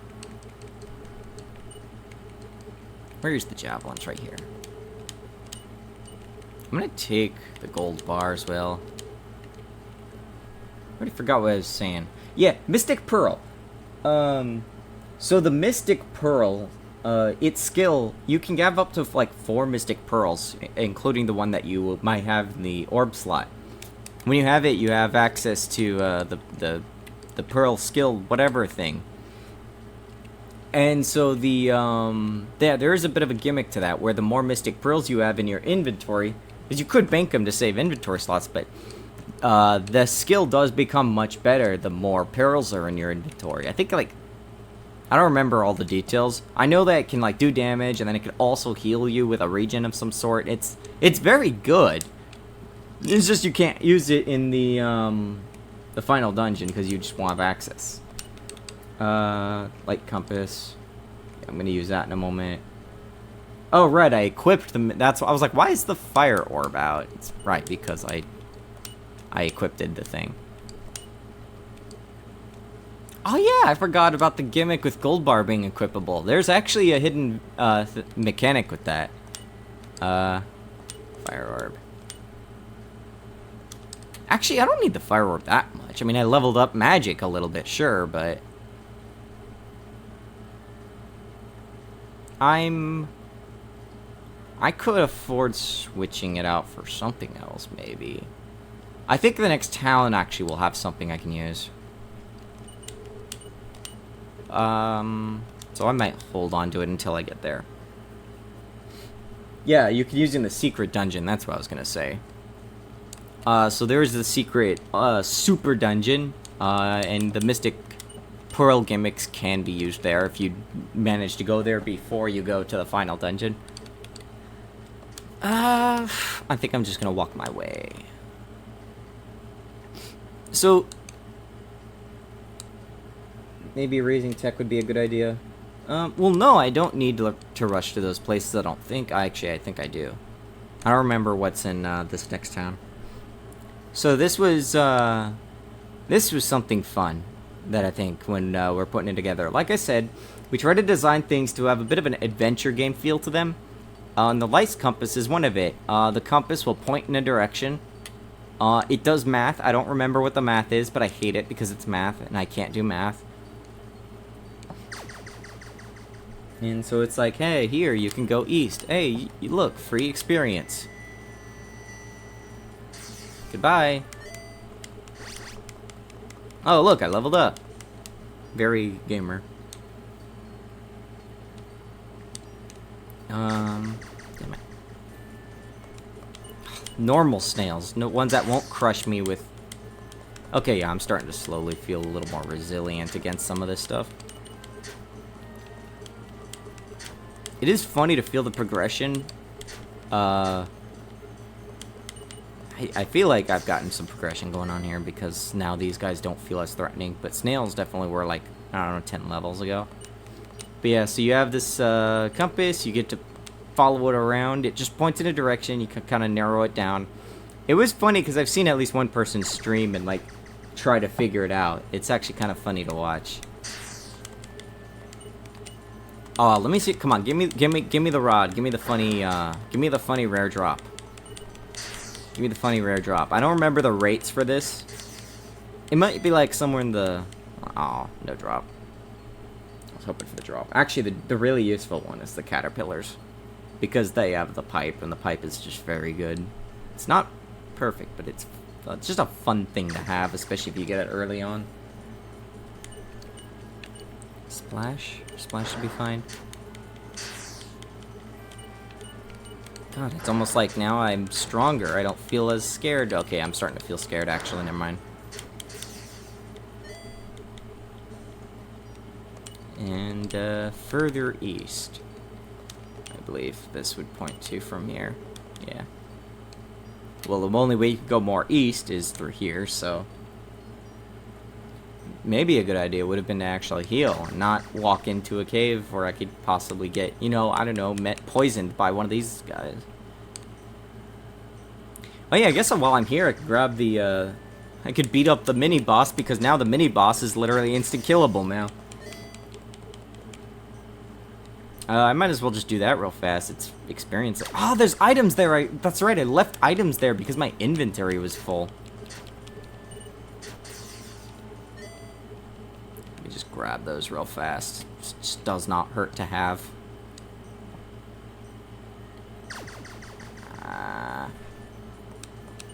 I've beaten you up already, guy. Dogs, not even once. One is a steak, too. I could use a steak right about now. I guess, in the game, too. I think this is antitoxin. I don't even need antitoxin anymore. Once you have clean poison and a good supply of TP, antitoxin is... Like, antitoxin's still useful if you run out of TP or if you're afraid of running out of TP. And they're, like, early in the dungeon. But, it still costs an inventory slot, which is why it's best early rather than later. Because you want to hold as many of those as possible. Inventory is a very premium thing. Let's see if I can go grab this. I'm not even going to use this item, I don't think, because it's not actually usable. It's more of a grinding thing. Oh, whoops. Oh, well, yeah, I have Reckless. I might as well use it, huh? It's actually, I'm so high level now, I don't even need to worry about it. Or high power, at least. 100 damage.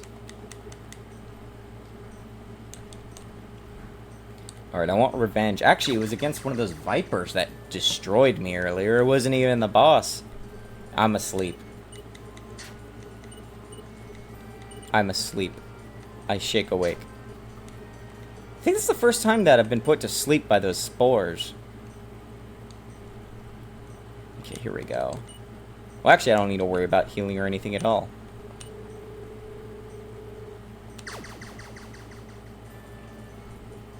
There we go. That's one reason why Free Soul... See, when I came here first, I figured this fight was going to be awful because I didn't have Free Soul, which is just you win. With this build, you only really have, like, whatever spells you get from orbs, and you have Fire Breath, and that's not a lot to work with. So the Poison Orb is really good in that it weakens you terribly while you equip it, but you get a... Okay, that's right, it was HP and PP, TP, whatever. You get ups. Yeah, that's right, the anti-poison relic is kind of necessary for it, if you want to, like... be cheat. That's right, it automatically poisons you. I forgot. I actually forgot about that part. I want revenge on you because you killed me last time. If I'm not careful, you might kill me this time too. There we go.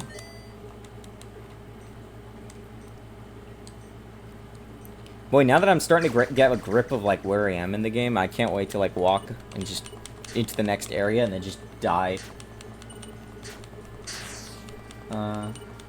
That's why the guy who made it is a ghost now. Yeah, that was a bit of an example of just like funny storytelling that was kind of injected in there. It wasn't immediately obvious. I think I could run. Surely I can. I am playing with fire. It's fine. I will. Healing that way is fine. I should just do that.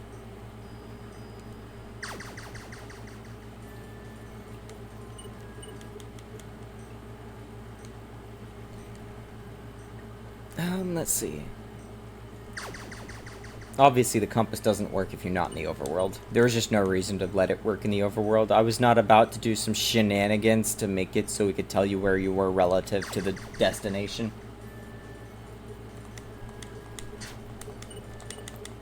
I didn't pick on it. That's clever. Yeah, those are like clearly we have the,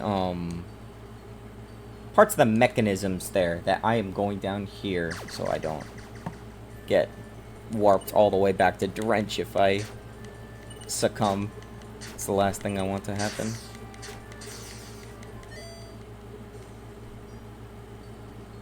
I should sell that ingot. Oh, I forgot to grab the skeleton keys. I wanted to grab more skeleton keys. I'm an idiot. Oh, I'm all out of TP. Well, whatever. Machines here are starting to... Or not machines, what am I saying? Enemies here are starting to be very low drops. Those guys are always actually worth it fighting, though. I think if you made the compass work in caves, it'd be more confusing. Yeah, that too. Like, by just not letting it respawn, it just is safer for the sake of clarity. It's like, oh, okay, it works on the field. I'm pretty sure people would try it on the field.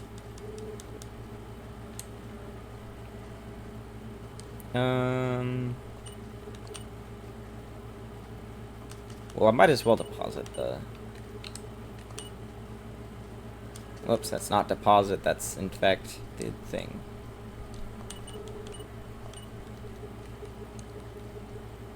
Antitoxin. Poison orb, yeah. Get rid of the antitoxin, I guess, why not? I need... I think this is the merchant for normal stuff, yes. I want to get a light wing ahead of time.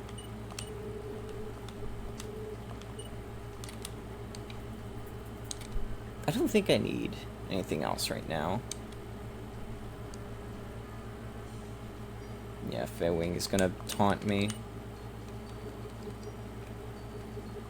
So, light compass. The compass points north, so you go north. Again, a lot of it is like, this is not hard stuff too, right? Like, just very small things that add up that make you feel like you have to engage with items or engage with stuff around that like makes you pay attention to where you are. Like that's like what gets you drawn in, right? But that's also why it's niche. Some people just want a simpler run of just like, okay, I know where to go. But yeah, we're definitely focused on just being very loose with the presentation for this one. The second will probably be somewhere in the middle ground. I don't know yet. Like, I still need to get like the engine to work. Then you like go here, and you're like, oh, the compass points north. Gee, I wonder where this could go. Oh wow, I remember that village I saw earlier. Wow, points north. Fight the monsters, apparently. Might as well fight them. Good thing these guys are pretty safe now. Gee, what do I do next? The compass points west. Well, which way is west? I guess this is west. I'm west. Oh, it's north now. Well, I'm north. Whoops, that's not what I wanted. West. Well, is this west? What? It's spinning? Whoa. Wow, look at that. I found the secret. Spoilers, the light compass is entirely optional. If you know that, you just need to check that tile to get here. That's all you need to know.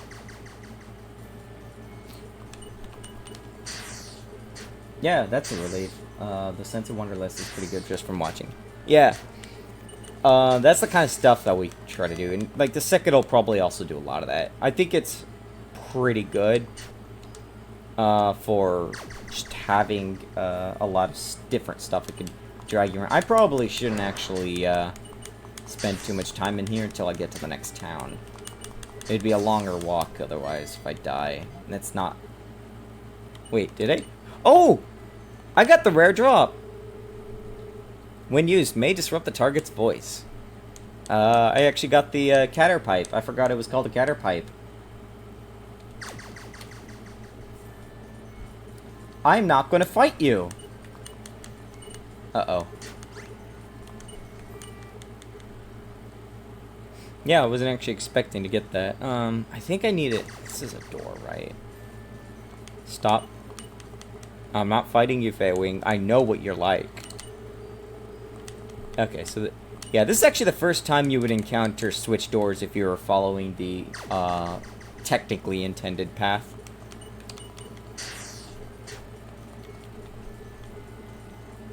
Yeah, like that's...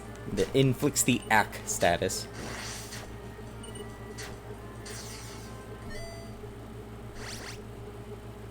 Okay. I think I'm like... oh, I got another level up thing. What did I get just now? Tremor!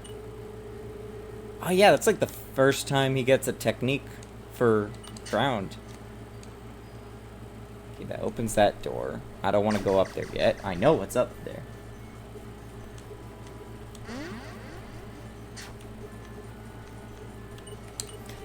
The fact it laughed is ominous. Actually, there's, uh-oh. Yeah, the Fey-Wing actually knows a particular skill. Only like 3 enemies know this one skill. It's called Chaos Theory. It appears to do a random attack, or like a random spell, typically. It is not, in fact, random. There is a logic to how it works. You have to just know it, basically. Reverse engineering would let you know how to calculate what you get. Some of them are useful, some of them are kind of garbage. It's like the only way I think you can get TP recovery from a skill. But it's very rare. If we're sitting at the table eating pizza, can I reach over and take a slice that's in front of you? Or should I stay on my slice of the pizza? I should eat a pizza slice right now. I don't want to die. I don't want to die. Adrenaline. Usually what happens is, like, grandparents will just, like, grab a pizza from the store, and there's, like, usually it's a very big pizza, right? Like, it's a very large pizza. It's just cheese, but there's plenty of stuff in the fridge you could just throw on it. You could throw, like, I don't know, what is it? Like, jalapenos? Like, that's the only thing you put on pizza, right? It's just jalapenos. Like, here's a tip. In fact, if you're gonna cook, alright? Get one pan, eggs, and then just whatever else. And you throw all that in one pan.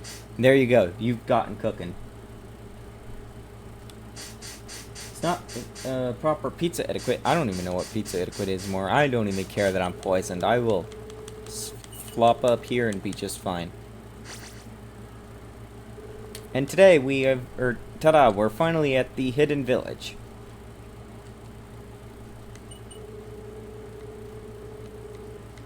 I don't remember a lot of the stuff here.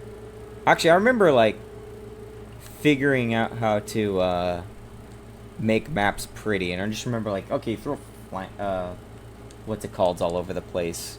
Flowers. I have cluttered the vault. That's 20 items sitting in there now.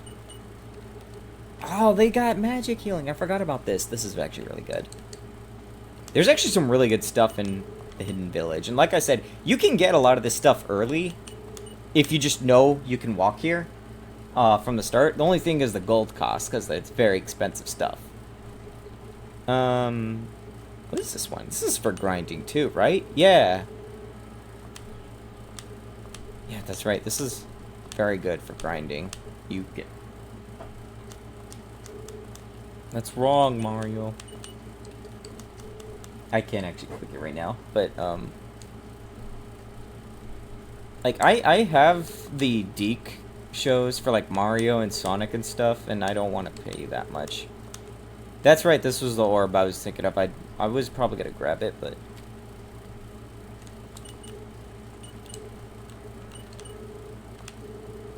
Ta-da!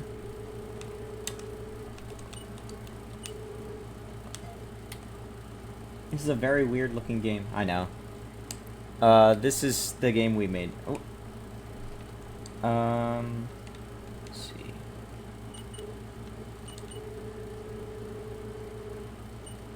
Yeah, so the secret key, that's basically what the cache stuff was for. Again, the secret key is entirely optional. Those little, like, inns and stuff, those use it. Caches all around kind of use it. So again, it's like another one of those things where the meta knowledge lets you run replays faster. What does Smoke Ball do? I think it was coughing, right? I don't remember. It's been a while. It's like this. This is like the point where I don't really know what all the equipment was. I think this is like where you start getting a lot of stuff that does, what's it called? Oops. Is this the weapon guy, or... Yeah, it is the weapon guy. Oh, I could just get Viper Claws and just poison everyone. That'd be nice. I think it's slashing, though. The chance to poison is actually very good. Bolt Pole Mace? I don't know what this was. Oh, it's just Fire Staff kind of thing. Throwing Star? Boy, I remember that was fun to balance. I think I remember we were, like, trying to figure out, mostly because of technique scaling. Like, technique scaling and, like, throwables that revolved around technique. There's an enemy that uses the throwing star attack, and it was able to, like, crit and one-shot you very easily. Or had a very high chance to, depending on what your HP looked like, even at max. That was fun balancing fun with a capital F.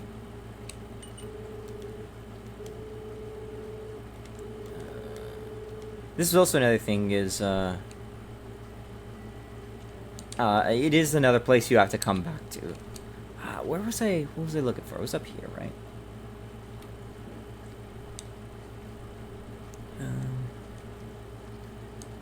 Some fun thing. This fellow here. There is that achievement if you get to the max level of 30. You can get, what's it called? You can get like a little, expert belt, and it's just an icon that says like, hey, look, I have max level. It's mostly there for the achievement and for fun. You can pretty easily beat this game without being max level, but the super dungeon and the like secret bosses and stuff, those probably want you at max level. Do I benefit from any of these right now? Quiet stance I learned by level up. Whoops. I have fire and I have earth. Oh, there's actually a chance that earth will be useful later, depending on what weapon I do. I might pass on these for now, though. Anyways, I actually don't need to be here, Rat. Like, you do need to come here, but it is optional for the most part.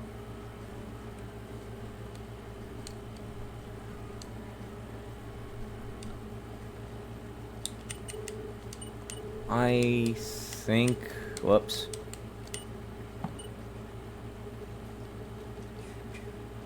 Shoot. I could take the big rock out, maybe. I might have a use for it later, I don't know. I don't even need the bark plate. I should just... okay, now I am just crammed in every direction now. Okay, well, so I can leave now. It's fine. I mostly came here to get it registered to my, flight log.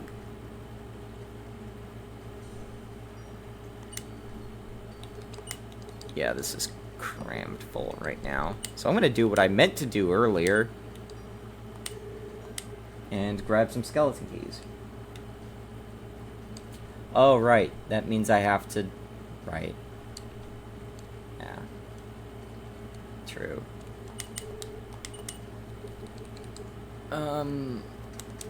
Maybe I start selling junk? I've just, like, been throwing so much into my, bags, I wasn't... Oh, what the hell? I got 2 caterpipes! What are the odds of that? I don't know how often, like, those caterpipes drop, but I'm pretty sure they weren't that often. I only need 1, so that's really good. It's funny. I'll never have that luck again. I didn't even get the rod from the cultists.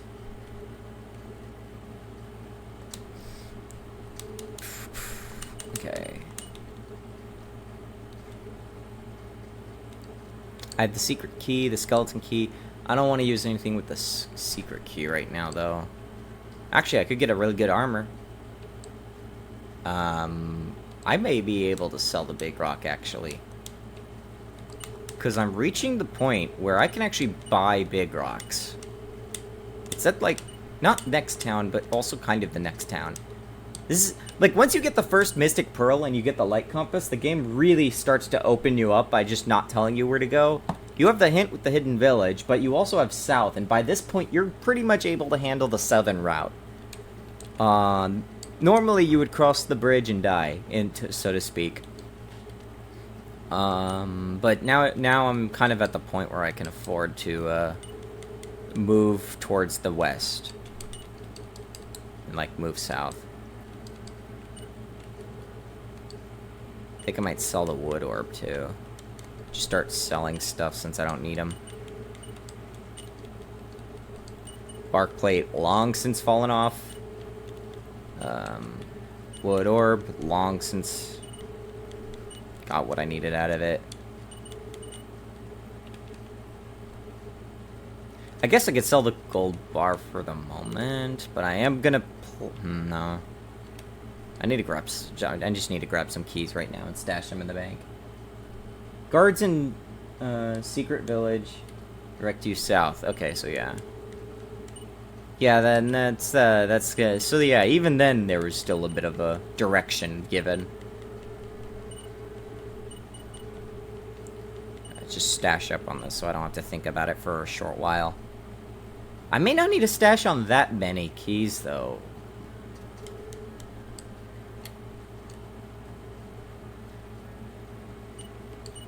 One, two, 3, 4, 5, 6, 7, 8. I don't need the light compass anymore too now. I have that done. Like, I have it in my... like I said, you don't even actually need the light compass to complete the game. You just need to do it the first time so you know where the place is. There are not too many key items. It's just that there's a lot of equipment, so... You end up wanting to hold everything. I could sell this. I don't need this. This is out of date too.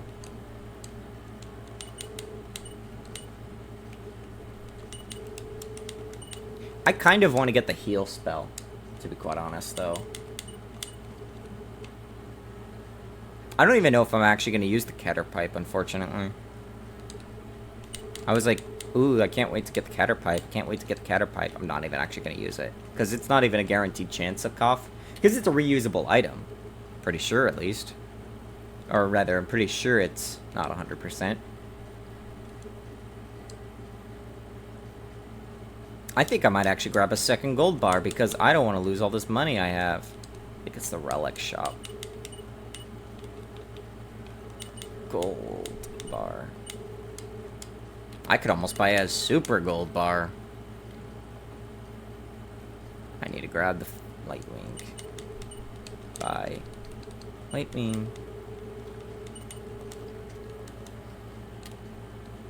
Don't need the wood claws, probably. Yeah, those are also kind of falling off.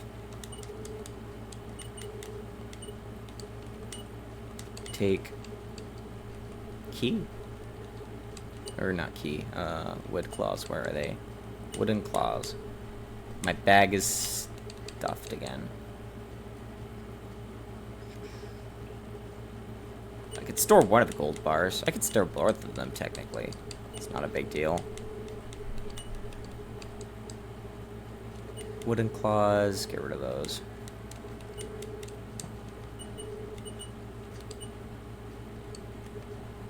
Wooden claws. As the game was kind of entering the late stage of development, was really when you started to see all these more like fancy items come in. Because at that point, I understood what all the constraints were. I understood like what could be done, and then it was just a matter of like what can be quickly done, and like what roles do an item need to give. Like, we need an item that gives this kind of resistance but this kind of downside and stuff, and like we have an item that's very strong with this, so maybe it needs a some kind of opposite reaction with this. I feel like I almost want to go into the ice caves real fast just to kind of use one of these keys up. Nah, it's fine. Lightwing. I'm just gonna go straight to Outpost for now. Yeah, that makes sense. You understand your systems more, so you make unique things. Yeah, early on, I wasn't sure how crazy this was gonna get. I already knew it was gonna get somewhat there. Did I would be at the Hidden Village. I should probably talk to this guy. The early phases, like, this game was originally going to be more of a legitimate grind. It was codenamed Dragon Grind before Crop and Claw became its name, and it was originally going to be more like raw number progression, and it was going to be hard, just normal Dragon Quest 1. Like, it was going to be more Dragon Quest than it already was. So that ended up being like, well, I ended up being too good of a programmer. So I just ended up not doing that. Instead, I ended up just, Instead, I just ended up, like... I was able to modularize some of the behavior. Now, Crop and Claw 2's modularization of behavior is much better than 1's. For fun, Final Fantasy 1 players, this is the Peninsula power leveling. If you go over here, you do encounter enemies from the swamp. See, what do we get? Oh, you just happen to get a normal caterpillar. Well, that's fun. You can actually find ghosts here even, but yeah, that was just deliberately stuck up so it crossed into the region up there. Everything has to nod towards the peninsula somehow. Actually, there's a lot of... I think this area has like a mix of enemies from first area as well as swamp, but not entirely. But Dark Gulch here has its own mess of enemies. And see, if you're a technique player, you can get a technique orb really early, but you also have to go through Dark Gulch early. And, like, beginning of the game early, it's very rough if you get into an encounter and cannot escape. Like, snails were already a problem. You saw they were a problem when I was going through the swamp. Now imagine doing that in, like, the first thing you really do. Even here, when I'm playing less optimally, I'm kind of getting smashed by them. Mostly because I keep getting fatigued. Yeah, I do, like, no damage when that happens. I could tremor. Hey, even that sucked. Come on, I invested this much into fighting him. Singe, splash, I think he's not... There we go. Oh, there we go. That kind of destroyed me. Yeah, snails are tougher for some reason. Like, particularly I think it's because they're bulky, and they have some bulk to them that also just kind of hug you, and that means that they just utterly crush you. I don't have any healing items. This is going to end very badly. I just realized I had no healing items. Ooh, I can't even get BBQ steaks at Outpost. I just realized how screwed I am. I think I'm about to do a mad dash. Not just their bulkiness, but the fact that they can emit spores. They have a very low chance of just putting you to sleep. Acid allows them to do damage via technical. And, yeah, they just have a lot of things they can do. They also have a smile, so you don't want to kill them. Oh, I might not need a, I might not need to go buy BBQ sticks. There might be some in the cache.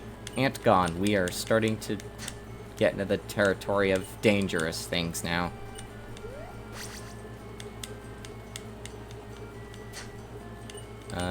Please don't take me to death. There's a cache coming up. If I could get there. Damn it. Damn it. I'm pretty sure there's BBQ steak in the cache. So this is what I mean, is like, this is definitely one spot where you make use of the caches. Oh, the cache is farther away than I realized. Ooh, I do not want to fight you. Not with, like, how much health they have.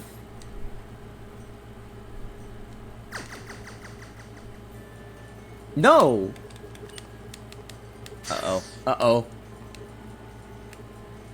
Rip. I die in real life. Okay, that hurt.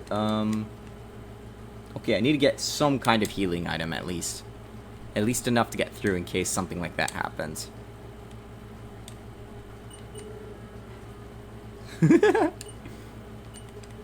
There's a couple dragon fruits, it's fine.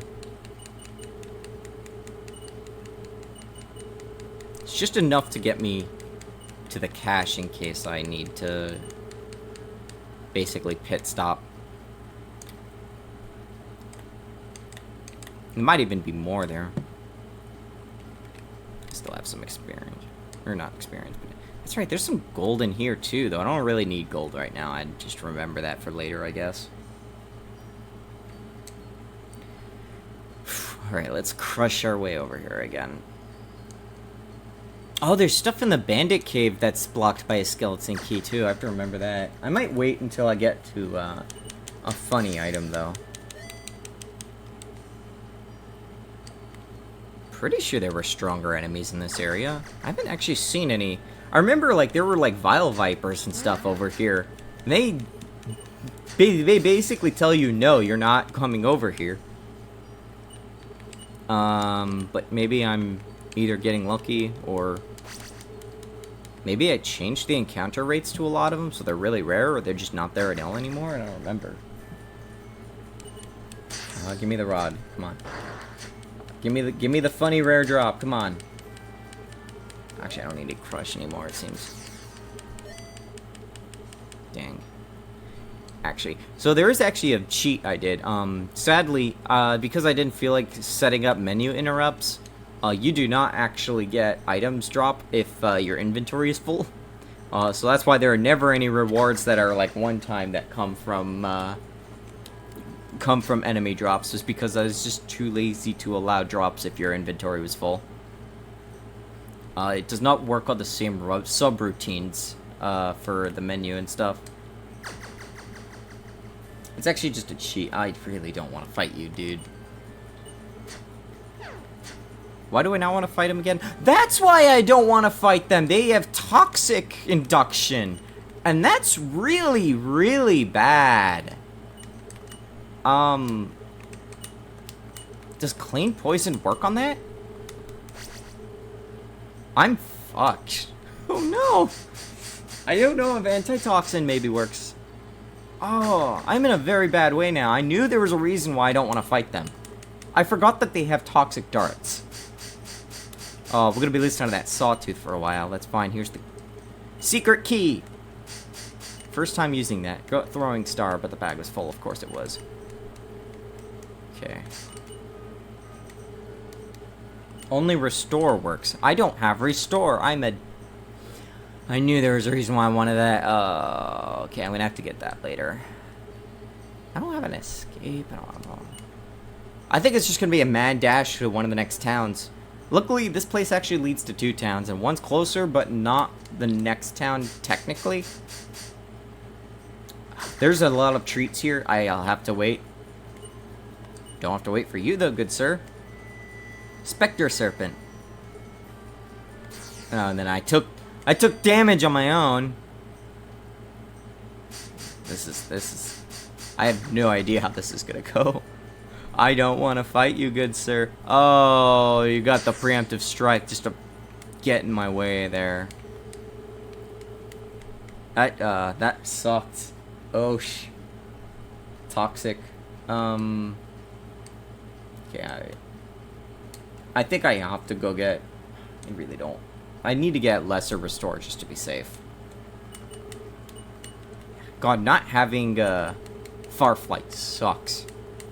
Oh, okay. You only live once. I'm gonna do that. I'm just gonna do a mad dash to the next town. Yeah, and a crit just in case. Yes.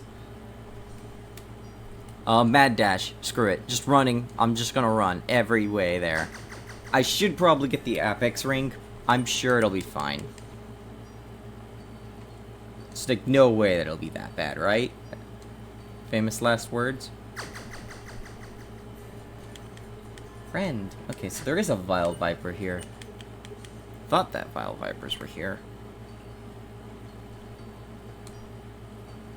Just run, just run, just run, just run.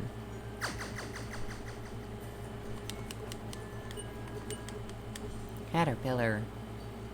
Just run. I don't need another Caterpipe. They do drop good gold if they drop the Caterpipe, but... Wow, it's me. Up and out and through. Alright. I'm just gonna run. There's a lot of goodies here. There's especially one dumb spell I want to get, but... I don't want to risk... I don't want, like, any of these recluses to come out and start throwing literal toxins at me. I forgot just how nasty toxic can be. It's like, it does more percentage damage in combat, too. Like, that's the one thing I remember. No! Oh, shit.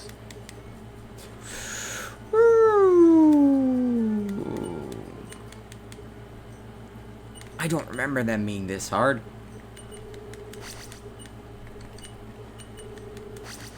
Also, I'm also, like, not really playing cautiously, so that's part of why, but...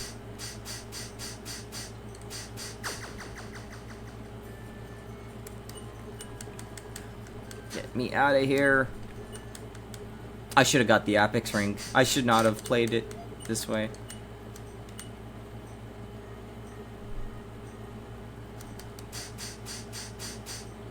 I have to come back anyways. That's fine.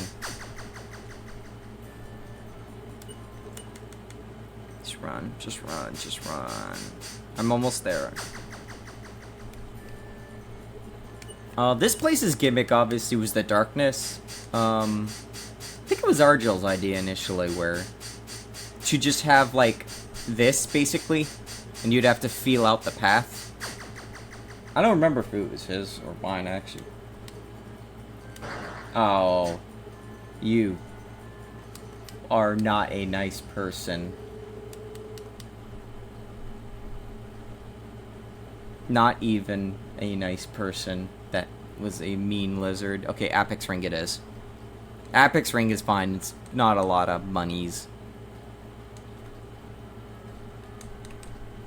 I made the darker floor tiles decoration, but you made a dungeon out of them. I don't remember.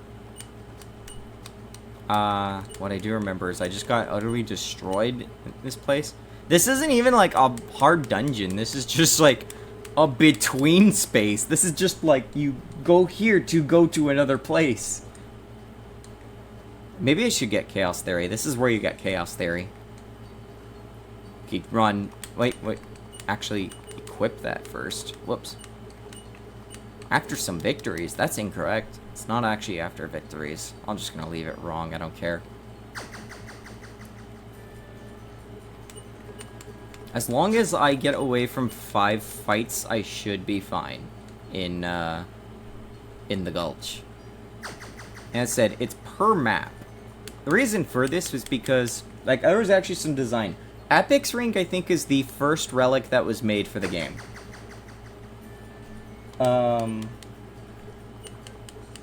The Chaos Theory and Force Atmos out of... Alright, yeah, so, like I said, Chaos Theory does have a logic to it.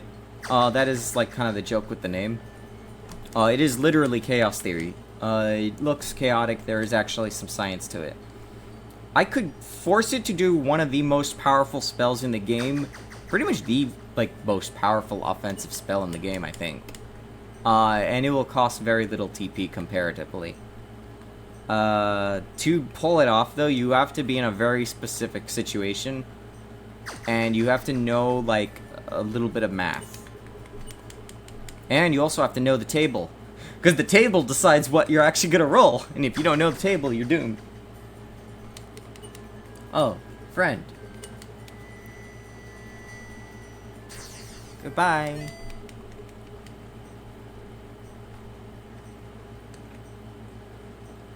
Let's see. Well, hey, I'm back. I might as well grab one of these at least. I think that's 1, 2, 3, 4, 5, 6, 7, yeah. Okay, yeah, I can't grab that. I can't grab Chaos Theory right now, though, because I just want to get to the next town. Friend.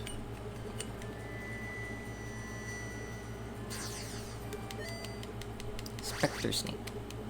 Level 13. I'm pretty sure I am level 13 going into a level 20 area, maybe? I don't remember. Maybe level 15. I hope level 15, or I'm going to be in a bad time in a moment. Almost there. You are probably the same exact lizard that killed me last time. Ice Cave is level 20, okay. So that means this has to be the level 2. Yay, new recolors! I don't remember what they do. Okay, they do that. Pretty sure Dehydrate does nothing to them. We might even be encountering a point where, like, enemies start to, absorb. I know there are a few absorption. These guys can poison bite? Oh, shoot. They got horns now. Yeah, they're thorny vipers, I believe the term was. And I'm poisoned again. Boy, that seems to happen a lot. At least it's proper poison. Okay, just run, don't fight. It's a desert. That means everything is terrible. That's like the rule. Oh, and now we've got another of the lizards. Just run. No. If it's a desert, you know it's terrible in a game. Especially you. Okay, I should be fine now. I just wanted to get at least one of these 2 towns, but I need... There's actually 2 towns very close. This is actually the last town, technically speaking. But you can run by here and it's no harm. So this is actually where you would do a mad dash if you want to get an early technical orb. Which I might grab while I'm here. It's a good thing I saved all of those gold ingots, actually. I think there's actually... So the gimmick here with this town... that's what I was referring to, yeah. I think it was. The gimmick with a lot of the NPCs is that they actually do point you to the locations of other orbs. So if you do get stuck, you have no idea where to go, these NPCs actually direct you. There is actually one even for the chamber and the swamp, but if you follow the normal route, you're probably not likely to see that because it's just how the level scaling works. But if you were to do a rush to here and get an early technical orb or something, then that's actually a way you can... Oh, yeah. This is actually how you get one of the Mystic Pearls. It's actually the easy one. Also kind of hints you to how to get here.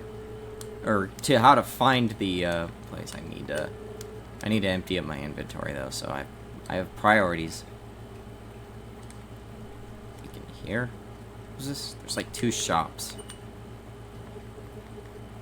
Yeah, they are... That's right, they're like 2, there's a lot of different things.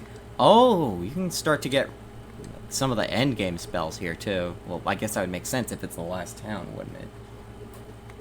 Stop is useful.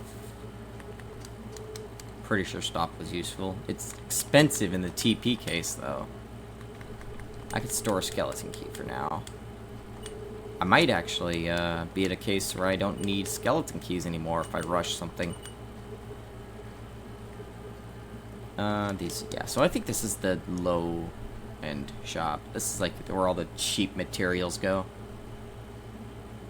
I think I have a Mystic Pearl in my inventory. I could just throw one in early. Whenever the Vine Mages use stop, they can't cast anything else due to no TP, lol. Yes, that's useful to know, actually. Do I have the Mystic Pearl with me? Oh, good. I can just throw this in real fair. There. That just frees up an inventory slot for a while. Let's see. So, at this point by now, you would typically pick up that, the general point of the game, you get these MacGuffins, you throw them all in, you get access to the final dungeon. Oh, Manatee. Okay, so this is, I guess, where you start to get the full heals. I don't even need those because I have so little TP, though. Big gold bars. Yeah, okay, so this is like the relics here. I start. Did I not take the gold bars? Why did I need the gold bars again? I needed something. Gauntlet is on here. I've already forgotten what I was looking for, which is normal for me. I don't remember what I'm doing at the time. Give me the thing. Badge.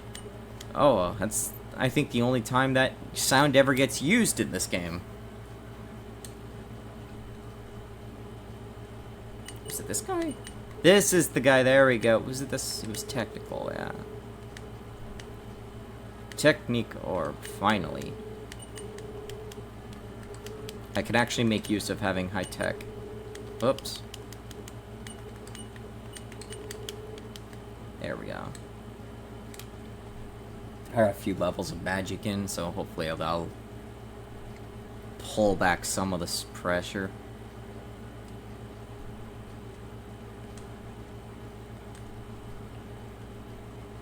Originally, you actually only had 10 slots in the bank, but I'm kind of glad now I changed that to 20 because it was real rough. Glass orb is for speed. Yeah, but there's a second glass orb you can get. You can get the smoke orb or whatever it was called. I still have the gold orb. I could cramp the gold orb on here and make tons of money with the trainer brace if I go get that. I might be able to make use of the arrow rose. I don't remember what it does if you throw it. It might be another toxic source. Oh. Oh, shoot. I have crammed both? Okay, that's funny.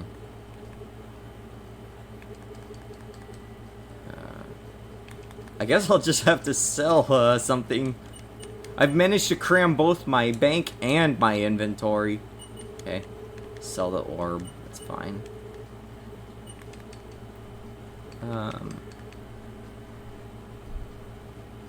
I'll use that javelin someday. One of these days.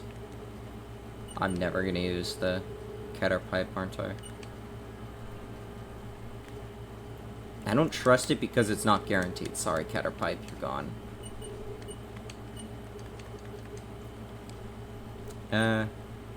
Gold bar. What was I gonna buy with the gold bar? I was gonna buy something that was like 1,000 gold or something. I need a light wing though. I need to go back to the hidden village, which now that I have the slot, it's fine. Smoke orb is both tech and speed, but lowers your tech and speed while... Okay, that's what it was. Which is fine because of how easy it is to get if you know how to get it. You can kind of make the trade-off there. 4, 5, 6, 7, 8, 9. Shop had the light wing. It might have actually been the one I was just in.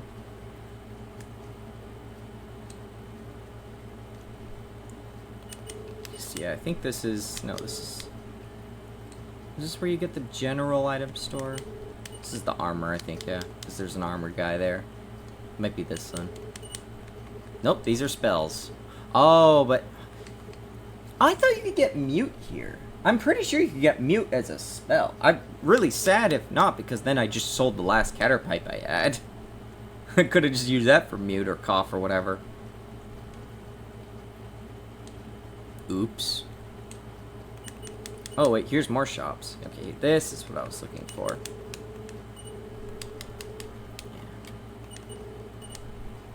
Yeah. Okay, you're the gold guy. Didn't I... Yeah, gold bar. 500, sell. Mute is in a shop, I think. I'm pretty sure it's in the desert. It might be in Sandstorm.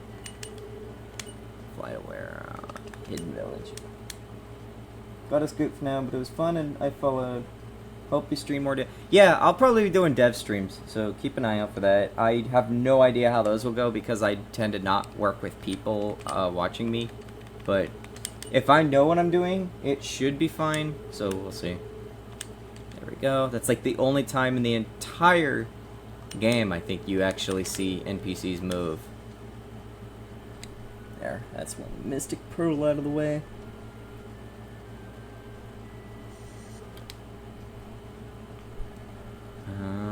Let's see. Let's see, what is my time right now? This is the world's slowest speed run. I'm only 4 hours, or I'm already 4 hours, rather.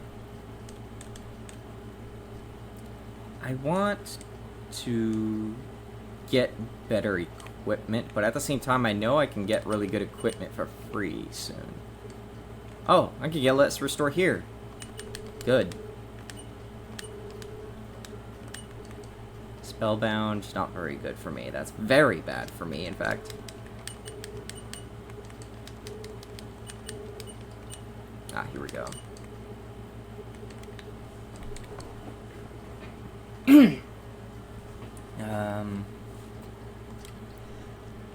Hidden Village, like, I think I mentioned, it was actually going to be optional originally, and then it just didn't become optional. I was like, I already have an extra town here, that'll be fun for the adventure. I just put Gauntlet back on. What did I equip? Throwing. So how do you guys feel about others playing your game? Do you avoid watching it? Do you get anxious? Bugs?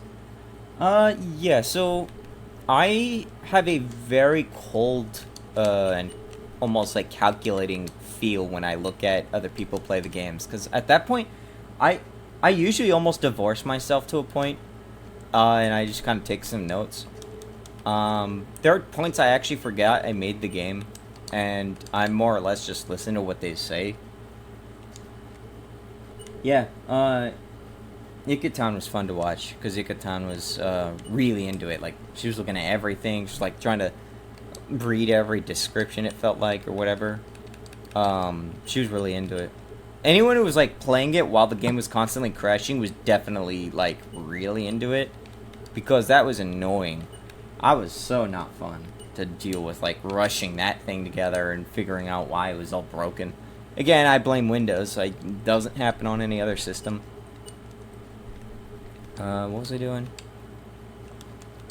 Okay. I am not... That's right, I do want to go to the Dark Gulch and pick up some items I missed. Let's see. But, yeah, usually when I watch other people play, which doesn't happen often, obviously.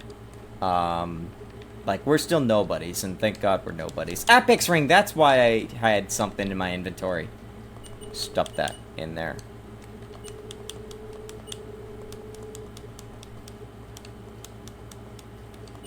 One of her comments in the final dungeon stood out to me, and there will probably be a quest in CNT to do because of it. Oh, I think I know which one you're talking about. Oh, yeah, I know which one you're talking about. Took me a moment. It's been a million years. That's right, there'll probably be more formal quests, like each town having its own things, maybe not like a quest log per se. I don't know, there might be, but more going on, definitely. Assuming I build all the systems correctly. I've mostly been trying to get everything in the field together properly.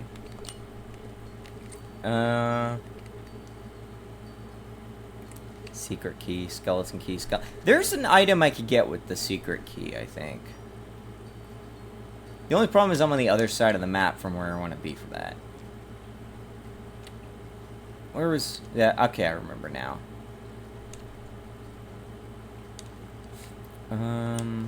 Let's see. Yeah, but if more people were watching, I would at least glance in. See what is being said. With Tropic Claw 1, we didn't even have prototypers and stuff, so we had to, like, do all that ourselves and then just, like, wait and see how broken 1.0 was. Which I kind of expected. Again, since we're nobodies, we don't have to worry about that kind of thing. If you're a nobody, you can release broken stuff all day. But if you're Bethesda, you can release broken stuff all day. And also get made fun of it for it all the time. But if you're nobody, yeah, you release broken things, everyone's like, cool, dragons, I can't wait for the crashes to get fixed. It's basically how CNC1 went. If it was really popular, if there was like 1,000 people waiting for that game, I would be so depressed, like, upon its release. But when it's only like 2 or 3 people, 5 people or something like that, I don't remember. First week, I think you got like a couple of commenters or lurkers in the Steam forums, which already didn't have a lot going on. And then you had a few in Discord. And then it was like, within a week, I think I was able to iron out most of the crashes. But there's still some ways that it can happen. I'm pretty sure there's just some weird stack stuff going on and Windows just crashes it. I don't have any idea. Desert Rose. Wasn't that useful for where I'm going? I might actually have to get that. I might need this. Oh, right. I came here for the Lightwing. I need a Lightwing to get out of here. I'm very, very deep in the opposite side of the map right now. Good for the Firestorm fight. Yeah, that's... I don't even know if I'm going to do that one. Lightwing. Good lord. Farflight. This is why it's like, I have considered that, like, all the playables for CNC2 should just be flying. So we can just always have, flight as a capable thing. It would free up a lot of design space. Like, we'd be able to do a lot more with that. So, I don't know. But I also think it's interesting to have so many options with flight and then just have a class or two that cannot do it. Or rather, a species. Class and species are probably going to be separate in the sequel. Where do I want to fly to? I may just go to Lapis for now. Yeah, but I also think that might be too cheesy. I'm not really sure if Super Lightwings, whatever they were called, are going to be much of a thing. Like, it feels more natural when the dragon is the one that's flying. I just can't wait till we get to a Flammy-style airship. There probably won't be 1 and 2. Now, what was I doing? Oh, right. Well, first off, I should probably cash in the Mystic Orb so I can just get rid of that Mystic Pearl, whatever.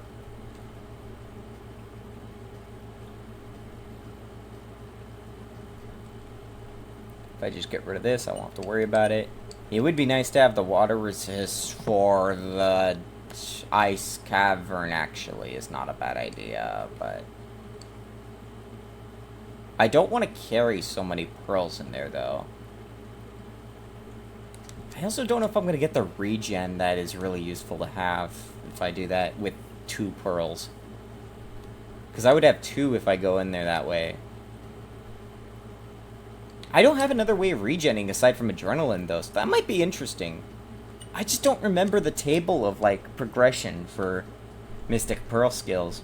You might get regen. I might take... I'll see if I can... If I have 1 Mystic Pearl and then, like, the equipped one, that might not be terrible. So I might actually hold on to that. Oh boy.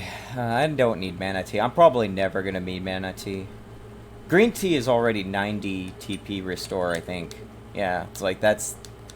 That might cover me for majority of the game, up to like the very end. Maybe. Um... 83 gold. I think I can make skeleton keys obsolete. Hello, brother.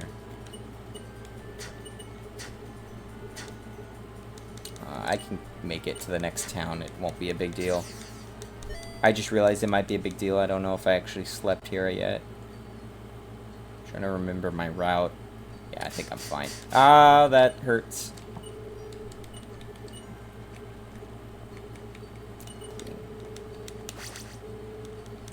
I remember the desert was a bit of a pain to throw together.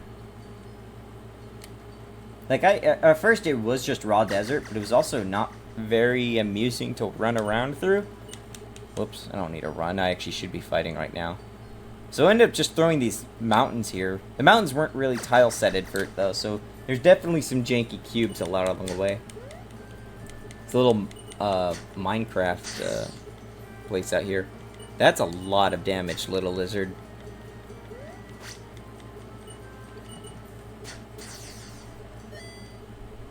Ba-dun. If I just push a little ahead, I might just be able to get the funny item that makes me not need skeleton keys anymore. Hello. Ah, here we go. But I don't need these either, because I'm gonna go for something else. Okay, I don't remember these are where these guys are. I always talk to that guy in the trailers because I'd talked to him like 5 times because I kept getting trailer shots with him. Oh, this is the vault guy. I don't want the bandit map. No, I don't want to put the... I've made numerous miscalculations.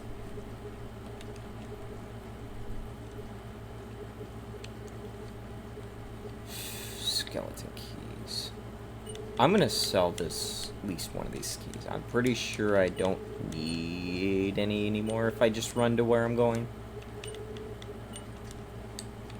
I'm pretty sure I could just sell a key, free up some space, and then just do a mad dash. It's gonna be a mad dash, though. That's very deep into the dungeon, if I'm remembering correctly. I have a throwing star, though. That's nice.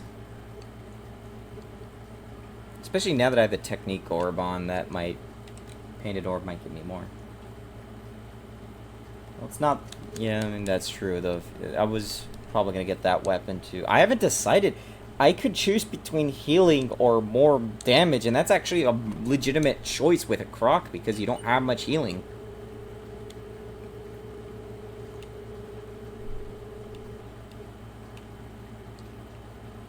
I thought there was a... I think I missed a line on there. I might have to fix that. Pretty sure there was something here like this was... Where was it? Oh, that's right. That was just a free skeleton key.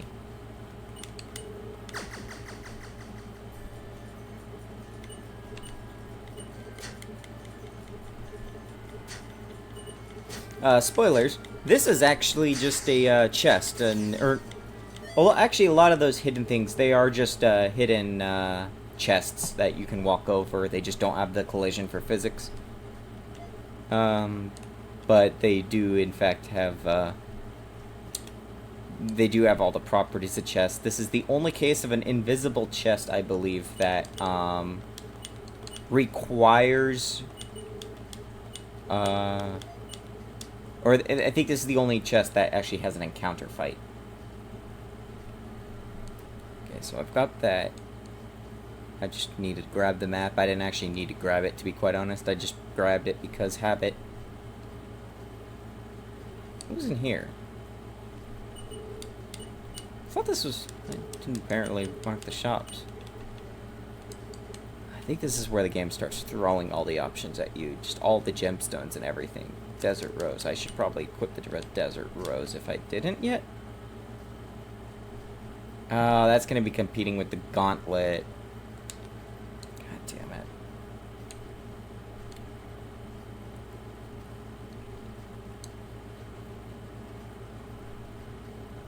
Let's see, down, down, down. Monster.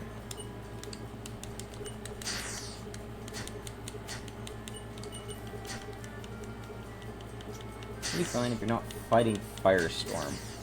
I don't know if I'll fight Firestorm. Firestorm might fight me, who knows. Firestorm being an optional boss for those playing at home. It's very thankful it's optional because it's a hard one if you're not up to snuff. Just save here. I haven't actually stocked up my... Yeah, I'm gonna need to, first I've got to throw that bandit map in, because that was a dumb... where is it? I think it's up here, right? Yeah. It's been so long since I've done a lot of this, that, I'm dreading doing it the second time once we get to, Proper Claw 2, where we get to the design segment. Yeah, I'm looking at the keys. I'm pretty sure I don't need keys anymore at this point. I'm just gonna grab all the keys. I probably shouldn't have stocked up that many. Of course, I could just need the keys and not go for the funny item. If I made that a choice, that would have been a mean option to make a choice for. It's so useful to have the funny key.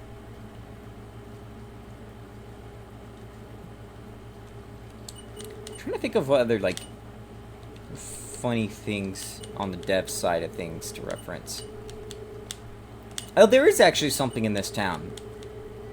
So the way that maps are laid out, they're basically, there's an interior and an exterior. They're laid out in the scene. They're not on top of each other. NPCs, as a result, are kind of off-screen, like interior NPCs. You basically just get shifted over by a warp ID. But as a result, there is in fact a ghost in the desert somewhere around here. Yeah, there he is. Is a very spooky ghost. The funny thing is, of course, you try to walk towards it, you get warped out. The reason for that ghost, that I could have fixed it, but then I thought it was funnier to not and just call it a ghost. I might write that in sometime, maybe. It's actually this guy. If you were to, like, walk from here through the wall to the west, you would actually cross over back here. Or you would if it weren't for the fact that you would cross over the boundary of the interior layer. And once you cross a boundary of a layer, you are warped out. There are two ways you can get warped. Three, I guess, technically. There's physically warps. There's walking off the border of the layer you're on. Or there's walking beyond the boundaries of 00 to 127 by 127. If you were to take a step while outside of those boundaries, you will always get warped to the overworld, and you will always get warped to whatever the map points to. So it's actually kind of a failsafe. If you somehow ended up so far out of bounds that you had no idea what from Sandstorm, go do the thing. Well, I'm going to do a hint thing instead. And by hint thing, I mean I'm not going to do a hint thing. Did I just walk onto the warp? Pretty sure that, boy, I sure hope I didn't get a goof here. That's going to be funny. But yeah, it's basically a failsafe. Even in the overworld, if you were to walk to the edge of the overworld, which you can only really do through debugging, I'm pretty sure there was a thing here. There is a thing, right? Am I going insane? Oh, there we go. There we go. So I actually have to think about this. I don't remember the healing and item hitting choice. Or it could just be funny and get the flight claws after all. Just pull those out and start using those. I've been running from fights a lot. It'd be funny. There's a lot of plants coming up soon. Ish. There we go. Originally, this was actually going to be an oasis. If you go into the code, or like the map list, I think it's called like Zoned Oasis or something. To your right, the power of Earth may heal wounds. Oh, what was it? That's right, it was healing based on Earth. That's what it was. I might actually... Was it to the left? Was the... yeah. Well, I'm going to choose unwisely. There we go. I sure hope I did not pass. Really good, yeah. Ooh, it does slow me down a bit. The good thing it's not a metal. So this hammer... The funny thing with this room, yeah, I just needed to, like, populate the map some more. I felt like the map wasn't fun enough. Like, there was stuff just not around. How much damage do I do with this now? Hopefully that's a good enough upgrade. Oh, let's see how much damage I do with this. Don't crit me like that. Okay, I'm doing like 100 damage. That's really good.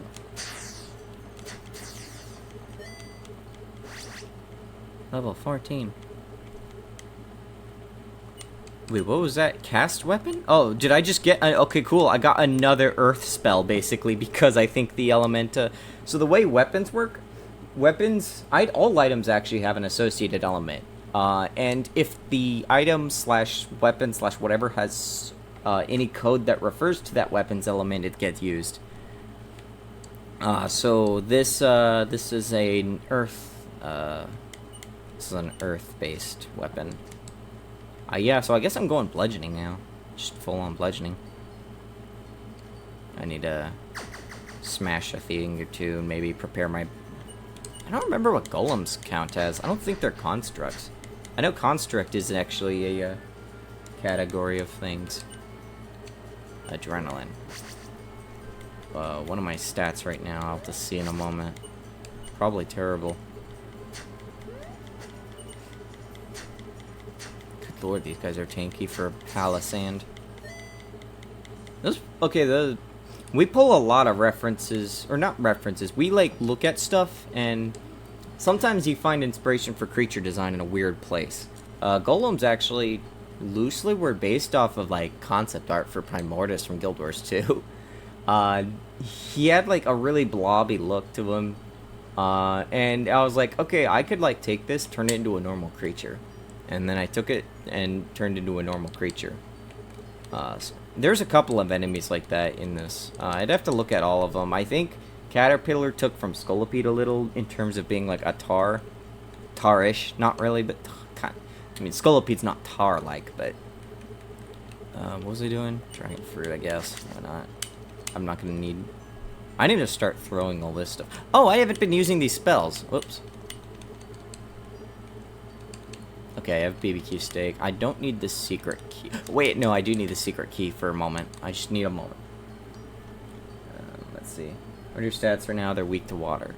My stats right now, I actually have plus 20 to water. Why do I have plus 20 to... Oh, it's the seaweed robe. I still have the seaweed robe. I might want to upgrade that in a moment. First, I need to go down here. I think there is a... Here, maybe. Friend.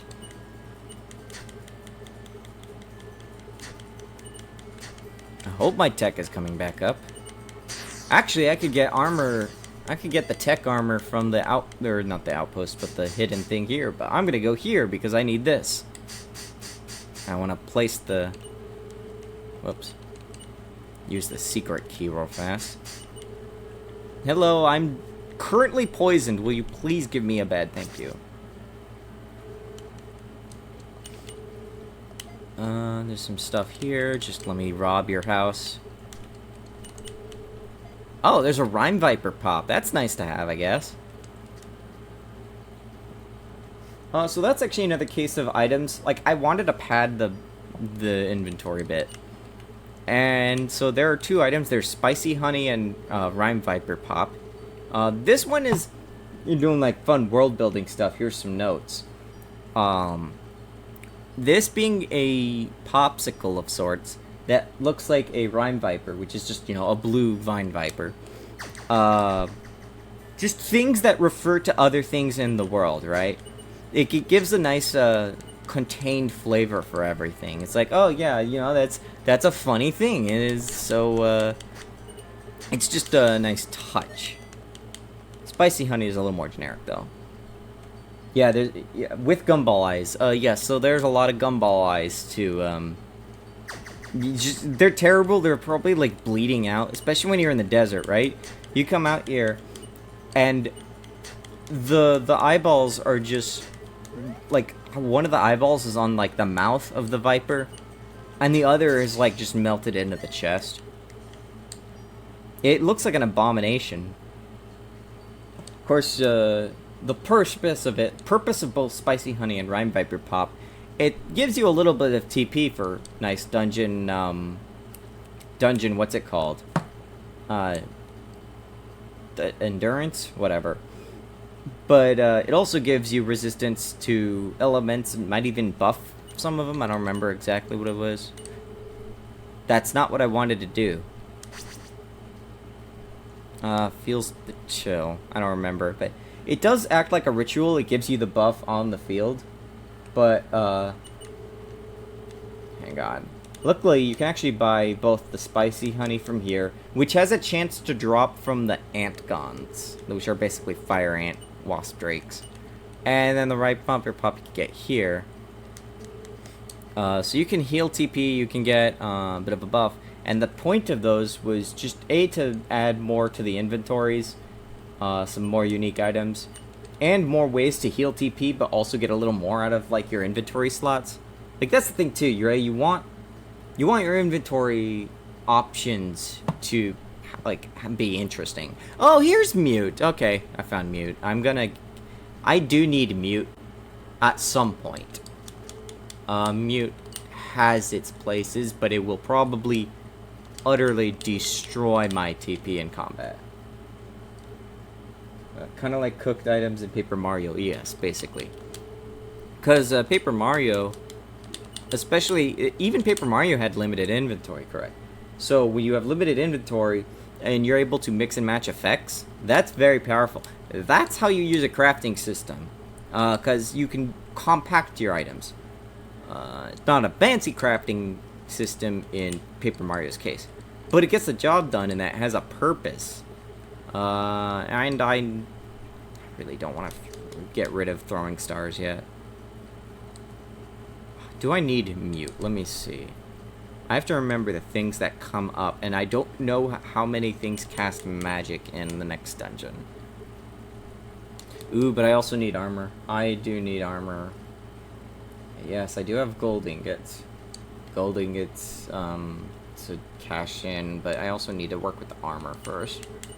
I think my armor has fallen off a bit. Diamond plating, I think, was really, really heavy. Yeah.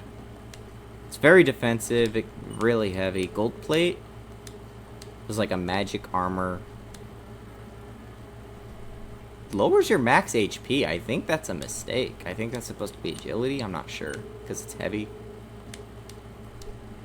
I don't know. Diamond armor is tempting, honestly, actually. The problem is then I'll get crit to high heaven and back. And the gemstone's over here.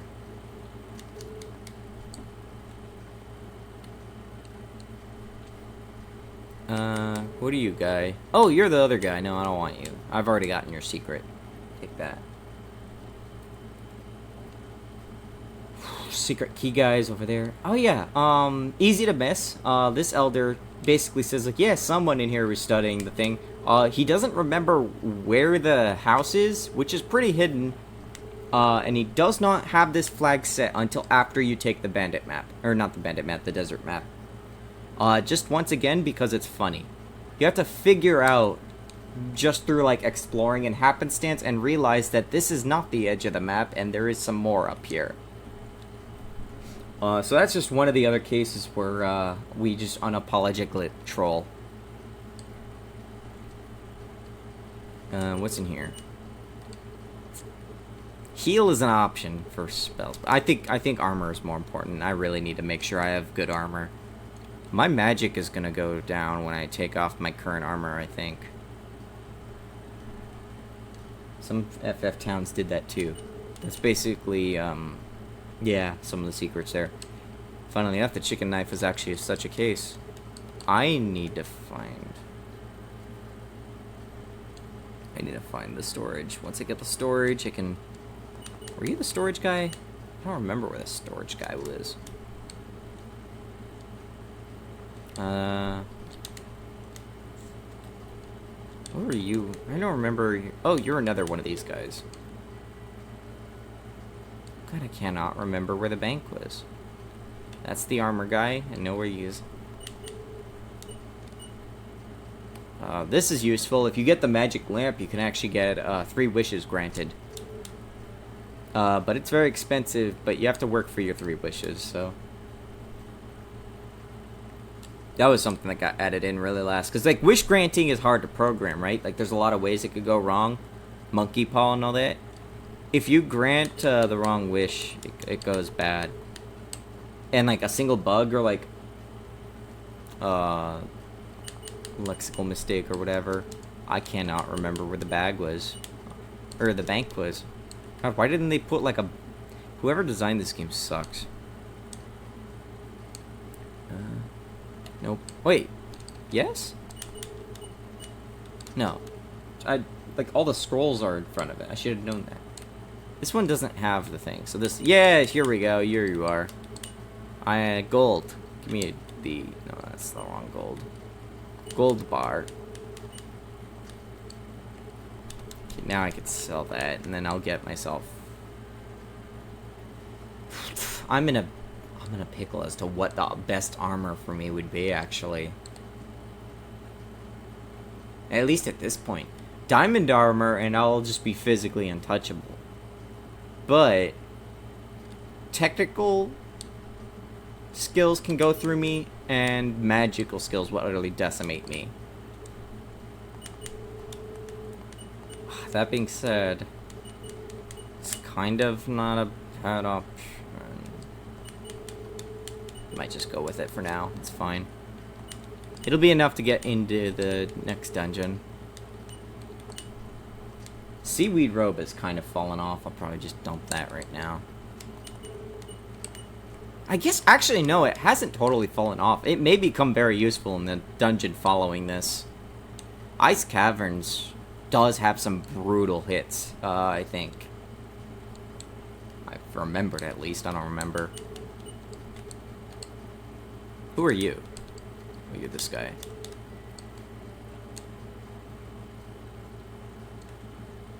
Seaweed robe is technically a level 25 item. Yeah, there was some mechanics to... There were some design philosophies to how the stat allocations were. Seaweed robe is extremely good, especially for going through the swamp.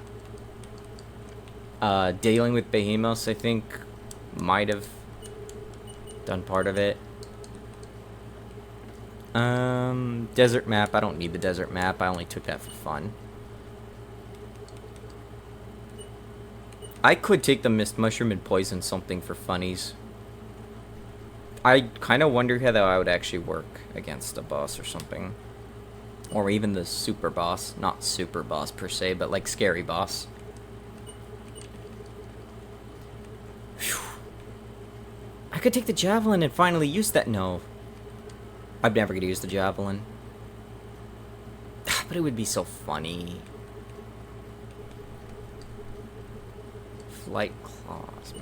Medic potion. Maybe I'm going to start seeing the medic potion come up. I do have a lot of HP. Unlike the case of TP, where I probably will never need the full heal TP, I do need full heal HP. Like, that's definitely going to be something I get constrained by later. Gear, come to think of it, I don't have any TP. Oh, I need to deposit the secret key. I'm not going to need that right now.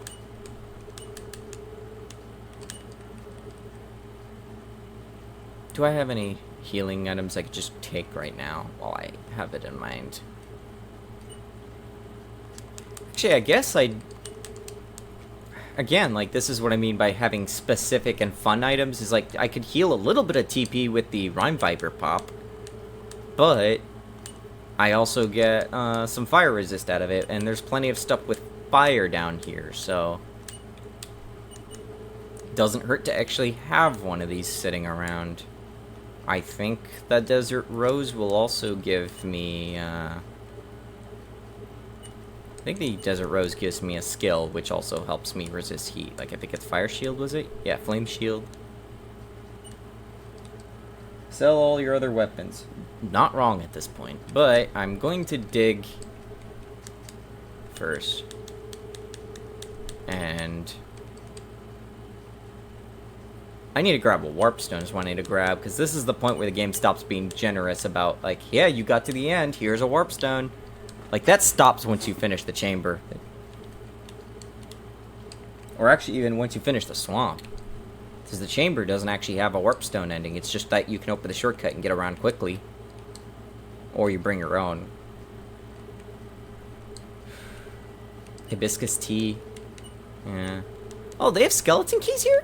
Oh, that's nice to know. Good thing I don't need any. Oh, it might be wise to also rest. Wait, no, that's fine. I was going to rest at the end down here. This is fine. Money is... okay. If I die, that's not a big loss, really.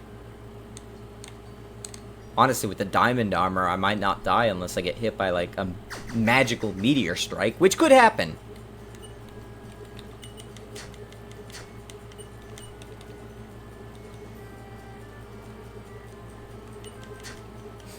I think this was a pretty late game recolor. Like, Antgons, or Wasp Drakes didn't really get recolored much, but I thought, like, I might as well. Like, they might as well have a variant, and we're in a desert. Like, populating the desert took some time, because I needed to, like, think of, like, what...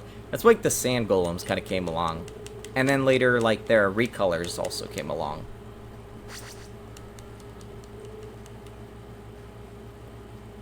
There were a few points where we just had to, like, sort of pad the bestiary a bit with the recolors, which the recolors are fine, I don't mind them. I probably shouldn't be fighting. I kind of want to get a stance, but... The magma golems came first. Since it came from Primordus, yeah, that would make sense. Nothing of interest. I'm pretty sure it's around here. Good lord, did I, like, forget where the... Yeah, here we go. Dang. Scary dungeon. Oh, I have to remember where the thing I want is. Actually, I know where the thing is. Oh, it's a good thing I got a warp stone, actually. Very good thing. For reasons. The puzzle that the warp stone here solves is actually such a fun little puzzle. I made it an achievement on Steam. Alright. This is also not a bad thing to have. It was actually really broken back then. And I also can't take it because I don't have the space. Oh, I have the Mystic Pearl in here still. Oh, right, I probably should have deposited that until I came back. Oh, well. I might have to come back for gold. That puzzle took me longer than I'd like to admit, but it's pretty clever. It's easier in Japanese, I think. I don't remember, like, exactly why or how. Oh, that's a locked door. Yeah, Magma Golem. The original, or like, yeah, it's a pun in, was it a pun? No, I don't remember how it was, and there's actually 2 ways to escape that room, technically, but, kill the thing. There was, like, at the last moment, I was considering making a golem, a gold golem. It would have been in the final layer of this dungeon, and it would have had, like, a decent chance of dropping ingots, or just drop a lot of gold in general, but I ended up not doing it. I think it just ran out. The warp stone is called a guidance talisman, and the riddle is the key to wisdom opens those who seek guidance. I remember Ikaton caught that, like, immediately when she was streaming it, but, then, yeah, I know, Zeph, you were like, I didn't catch it right away, and I don't remember what it is in English. It's like, there was like a way it was written in English that was a little more hidden in its meaning. Like, you had to think for a moment, like, what is this? Confused. Well, good thing I'm not a spellcaster. It can be confusing because of RPG tropes, but confusion is not like confusion, it just basically prevents spellcasting, I think. Those guys kind of screwed me over. I need to be careful around here. This is just I think this is an ingot, isn't it? Oh, it's this guy. Hello. I think this is the only time in the game where a bag is actually used as a, whoops. This is the only time in the game, I think, that a bag is used for this purpose of, I should have held that. I'm an idiot. Should have gone gold spell first. This is the only time that I think a bag is used as an enemy encounter. Magma golems are the strongest golems. Okay, well, don't fight magma golems ever. Luckily, those diamond armor is doing its job. I've taken no damage when things just attack me. Level 15. Crack. I think that was yeah, that was actually a really good debuff, I think. Temporarily reduces target earth and metal effectiveness. Oh yeah. I might actually be able to use that one, maybe. Or at least it's a debuff, that's right. It's mostly there to... That's a shortcut. I knew I was going to need a skeleton key. Not need, but certainly would have loved it. Nope. Also remember, this place was a pain to set up because there were just so many different exits and entrances and warps overlapping. Good for you if you deal earth or metal damage, so it works with your weapon's cast spell. And that, and I also have just tremor. Like, I just have the ability to cause tremors. I am starting to get a lot of gold now, so that's good. Cast weapon and tremor. I don't know or remember all the details of, like, how the math worked. Corrupt Quill 2 math is definitely going to change a lot, especially because we're actually looking at... In this, it's more like Dragon Quest and like maybe modern Final Fantasy or whatever. You hit something and it's a one hit. We're actually looking at early Final Fantasy now with, like, you know, Final Fantasy 1 or 3, where you have multiple hits when you attack something. And so it might help, like, even out crits a bit. We're also looking at, like, say, Starfinder's on-crit effects for weapons. And doing stuff like that, so you have weapons where you might crit multiple times in a single turn, and those effects get procced, and it's balances out the crit power a bit more by just making them weaker but build up, and might see how that goes. It's probably going to take a lot of painful balancing, but... Oh, this is the last floor. I have to remember how this works. It's a very... It seems like it's not much of a maze, but it kind of is. This was originally going to be more maze-like, or at least the last one was. I think I almost even considered having a sort of Pac-Man, like, big scary monster that would wander the map and, like, go towards you. I just didn't end up programming it, but I thought it would be funny, and maybe in the old sequel, maybe like a gimmick dungeon or something.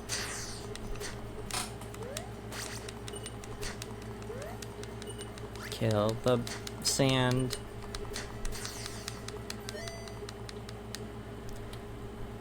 Click down here. I think, if I remember, the button is hidden up over here. I'm running low on TP, I need to be careful.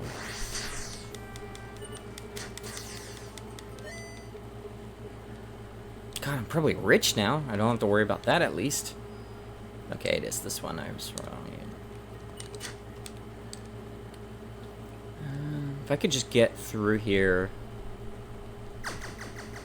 Just prep it all so I don't have to do very much when I come through here the second time. I should be fine. Those eyes are on the correct layer. So, yeah, I'm pretty sure it's an issue of, like, which layer is being faded away and which isn't. Oh, I love it when you come up here and give me freaks. Come on, snakes, let me depart you to the afterlife. There you go. Good boys. Oh, whoops. I almost forgot this. Why is that door open? Oh, I have exactly 0 TP.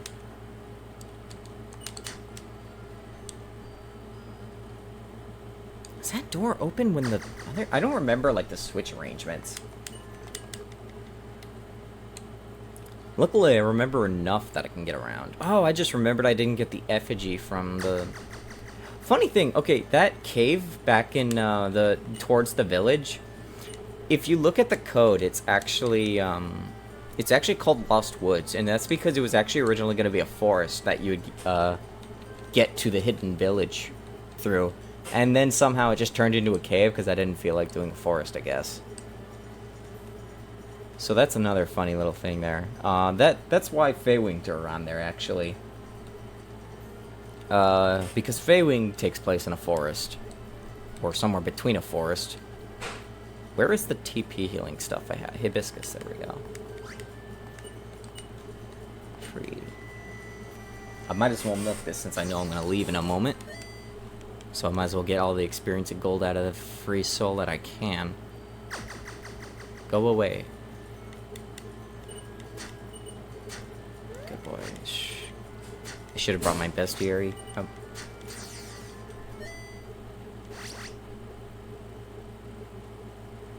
I'm leveling up really fast too. It might just be because of actually fighting things, unlike before where I was running a lot because everything was terrifying.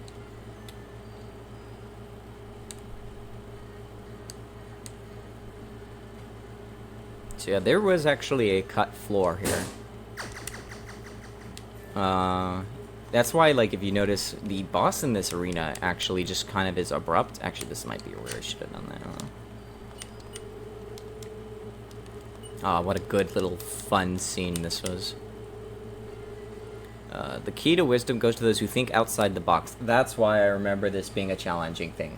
Because it tells you to be smart. It doesn't tell you how to be smart. There are actually 2 ways that you can solve it. One of them is, in fact, dying. But that's like the funny cheater way. Funny thing, actually, a story. When I first played Ocarina of Time, I got to the Deku Tree, I got up the room where you get the slingshot. I could not find the thing, like, what to do to get out of that room, and I just had to save and quit and, like, do that reload. Because I'm an idiot. And also because the ladder is up, and no one ever looks up in a video game. Never ask someone to look up. They will never look up.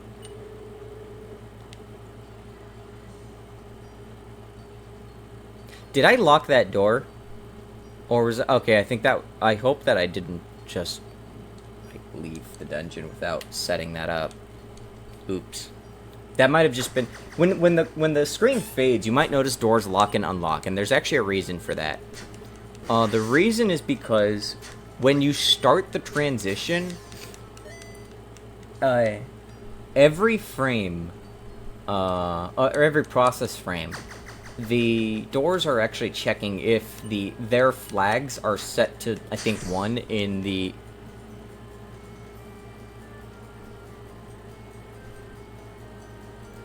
So this is why I need a soundboard for, like, depressing noises like that, Price is Right, like, just boom, boom, ba-dum,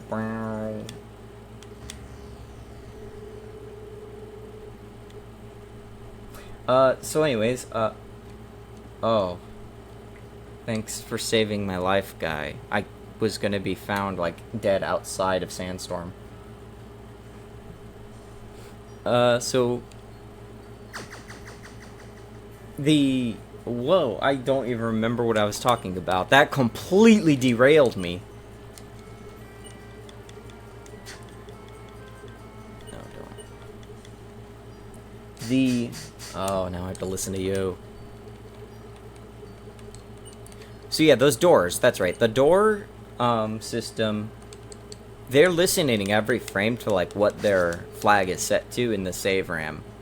And so every frame, it just checks SRAM for the current map's flags and what those flags are set to. So when you start the transition of the map, the current map is actually pointed to the next map that you're going into.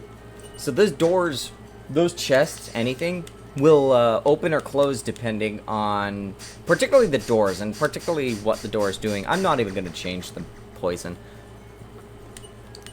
So, like, if you've opened a door in one map, and then the map you're going into, the door is flagged as closed, it'll just update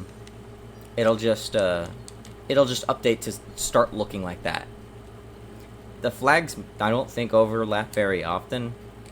There's not a lot of cases where, like, a chest and a door might use similar flags. They're usually coded, like, chest 0 or C0 for chests, B for bag, door for door, D for door, something like that. They usually have very specific setups. I should not have slept at that inn. Okay, I need another warp stone so I can get out of here when I get the things I'm looking for. I don't know if I'm going to fight Firestorm. Firestorm is going to destroy me. I guess I have the Desert Rose, so that'll help.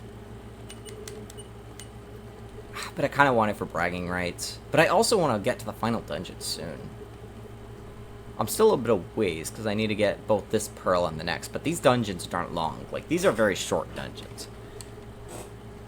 I think this, like, world record is, like, what, like, 50-ish minutes? Like, 47 minutes or something around? So, like, you can finish this game very, very fast.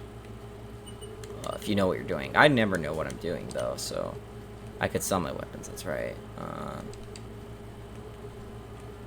Gear grabber, probably not going to need anything, so I can take that. Charred log, I don't need a charred log, it's like all damp and gross. It's probably got mold growing in it. Thornblade, I don't really think I need that. I have a full bag. Alright, now let me just wander around the entire town until I find the general merchant again. I think this is the weapons guy, yeah. I don't need you. Well, actually, I could sell stuff to you, so that's fine.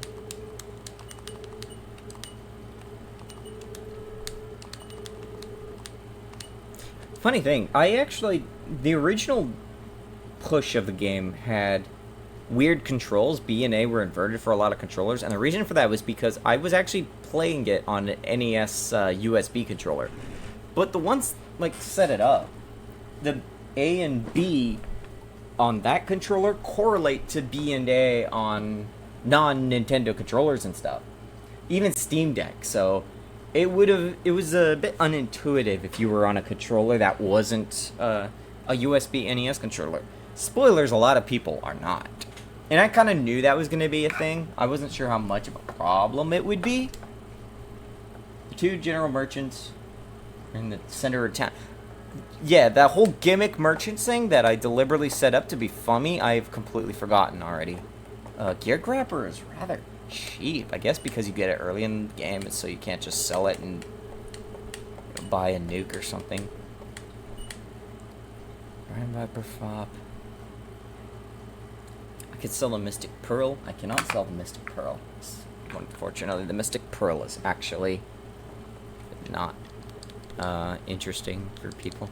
Yeah, I think I'll just have to... I think I have a Rhyme Viper Prop, yeah.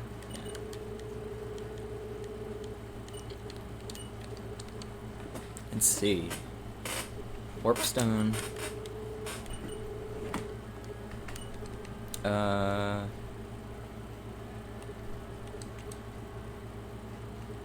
They only have hibiscus tea here? Really? Does this guy have green tea? Is he better than him? Or was that like a part of the gimmick? Oh yeah, now they only have hibiscus tea. That surprises me.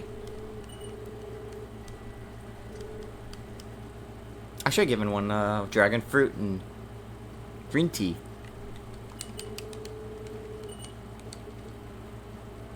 I don't need skeleton keys anymore. Once I get back down there, I'm never going to need skeleton keys again. Unless I do another playthrough. Which I'm not doing tonight. I want to see if I could beat the game in one go. I've actually, again, like, never beaten the game proper. I'll probably not... What I'll probably do is maybe another day I'll do, like, all the side stuff that I didn't do. Particularly the, secret dungeon. That way I can just focus on getting to endgame and just seeing that. How much gold do I have after all that? Oh, I could get a gold ingot real fast. I have to get a gold ingot real fast. Just, I don't want to lose the gold. I kind of want to... I don't want to, like, be in a situation where I'm broke. If I was broke, that would be the worst thing ever. Imagine being broke.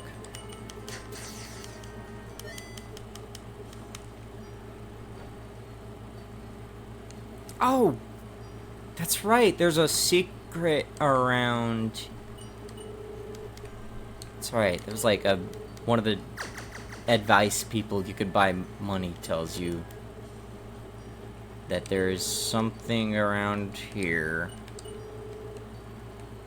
Don't remember where? Ah, there we go. Gold bar. Another gold bar. I really need to start throwing things at people. Wait, did I not equip the desert? What was I holding on to a moment ago? Oh, the gauntlet, right, yeah, actually. Maybe what I'll do is I'll try to get the... Okay, I think I know I'm going to do this. Well, I'll come back for this. This isn't a big deal. I've already forgotten that I was going to go get the thing. I'm going to just rush my way. First, I need to get over here and rest, though.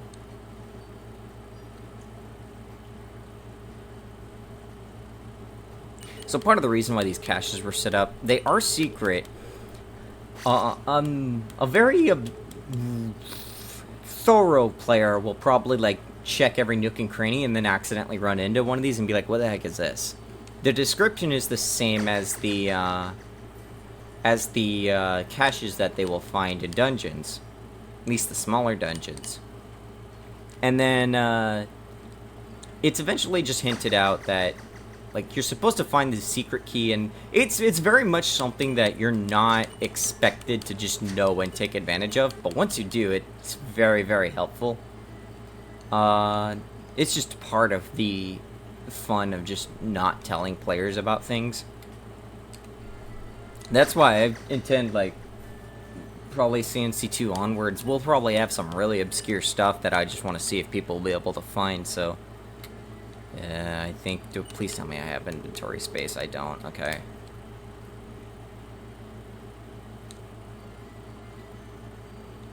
I should have deposited a throwing star, but I'm already filling my entire inventory. Okay, so that's ready to go, and then I could grab this real fast. I need to make space, actually, because of this.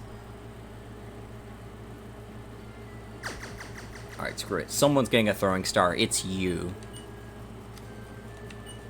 Let's see how much damage this does. Not bad. Kind of wish I had used that on the boss. Or a boss.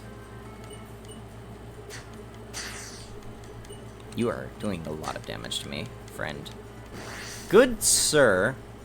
Good sir. Oh my god. Oh, maybe that would have been nice. Oops. I'm dead. I took the gamble. Never take the gamble. Okay, that's fine. That's another reason why some of these little spaces are actually very close to the dungeons that you're going to. There is one that is very close to Drench. That was the one I showed. And then there's another that's very close to the super dungeon. For obvious reasons. You're probably gonna die in the super dungeon a lot. Especially if you don't know what you're doing.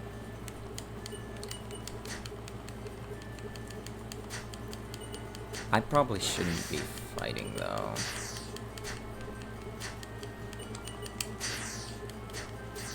There we go.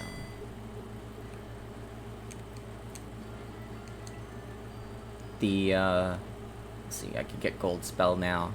This isn't anything too fancy. It's actually just gold toss. Originally, it was very overpowered.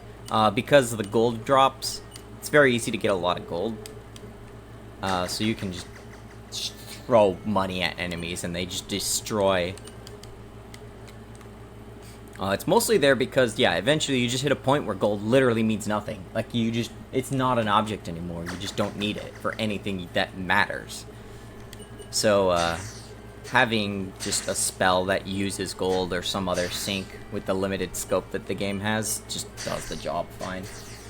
I think it does metal damage. It does metal damage. It's very good against something like a cultist, metal cultist, whatever it was. Even against Firestorm might have some vulnerability to it because it might be part metal. I don't remember. Actually, I don't want to. I just realized I don't want to fight Firestorm right now. I want to do other things with my life before my life ends. Would work well, crack then. Yeah, actually, it would, wouldn't it?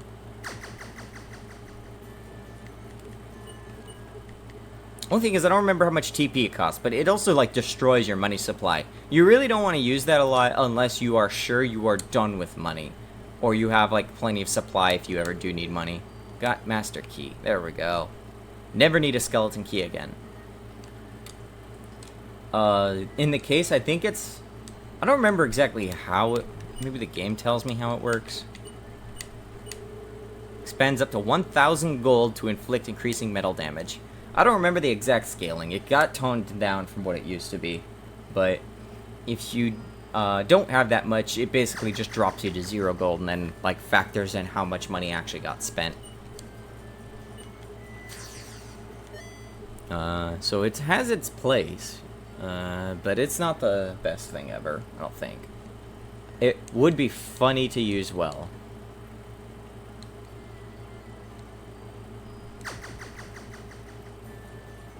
Friend. Ow. Oh, right, I should probably heal before I fight boss.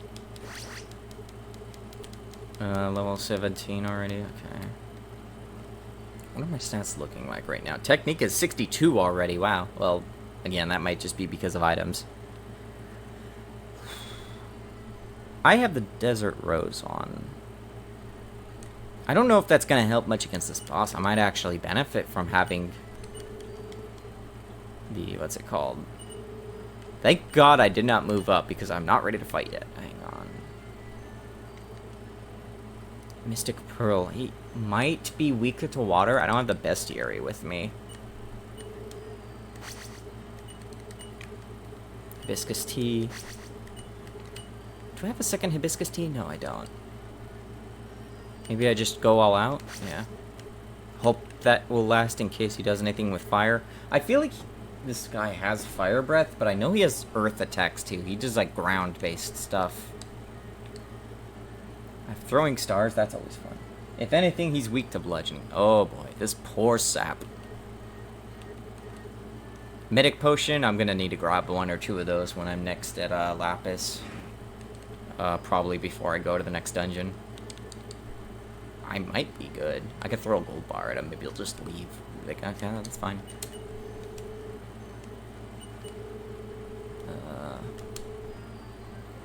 Mystic Pearl is ours.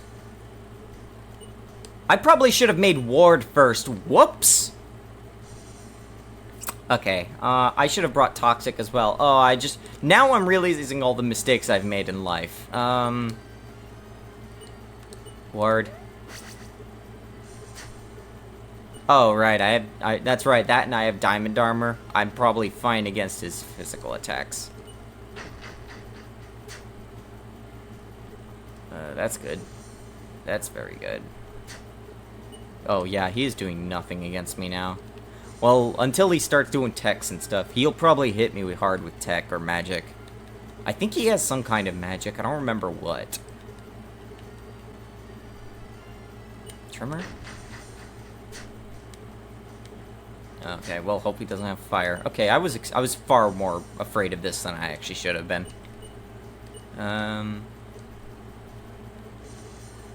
Try to just go for the crunch. Oh, wow, he's not even doing magic. I'm so happy. Try cast weapon. Let's see what my weapon magic does. Doesn't do too much more. Okay, well, I might just win because he's an idiot. Oh, thank God. I don't know. I'm surprised he's not casting tech. Maybe I just over-prepared. I was so afraid. Or maybe he has custom AI and a lot of HP. I'm just, like, terrified now. Lesser Dispel? Does he have... I don't think he has any, like, automatic buffs. Oh, wait, that was my ward that faded. Okay. Okay. Needs 14 TP. Okay, well... He was heavily nerfed. Boy, howdy was he. Okay, I might have actually screwed up by just goofing off. Rather, Big Rock was heavily nerfed. He hasn't thrown any rocks at me. He might have just never gotten around to it. I'd like it if he didn't, because I would like to keep my what few spells I have left. I'm gonna save for Adrenaline, because if I get into a critical range somehow through some horrible sudden, I don't think that's gonna happen. I think I'm just gonna mash A to win. I'm perfectly fine with that, actually. I was way scared to hear that. Too bad Firestorm won't be that easy. Actually, I can't fight Firestorm now. I don't have the TP or HP for it. I'm pretty sure Firestorm would utterly destroy me. But I have this now. 2 of these, and that's going to be very good if I can regen in the middle of next dungeon. Yeah, I'm going to skip on Firestorm. I think I'm just going to take advantage of this poor serpent. Thanks for the money. Not like you're going to use that in the afterlife. Warp out.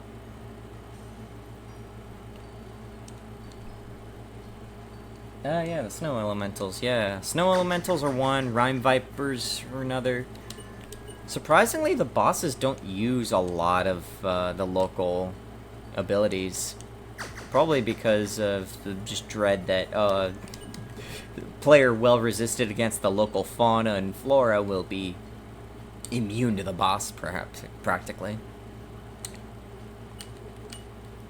Okay, throwing star. I should have used throwing stars. They're not locals. I guess that's true. Okay, I need to think of how I'm gonna do this. I don't really need the Desert Rose now. That was, like, what I was most afraid for, but I forget that, like, I'm a god at games. I don't want to sell it, necessarily. It's still a bit of money. Well, maybe I will sell it. I don't know. If I could get the... maybe I'll keep it in case I do Firestorm later, but I might not. I will probably just do it when I am, like, maybe tomorrow or something, whenever I'm doing side quest stuff, quote unquote. Seaweed robe, that's gonna be useful. I need to go get myself light wing and maybe some extra barbecue.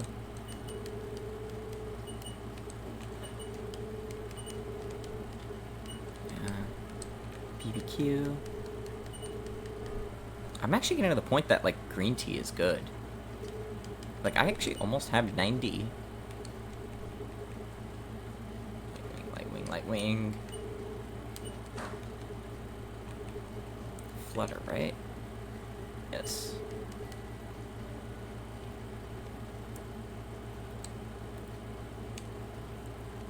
I definitely want to save my checkpoint here.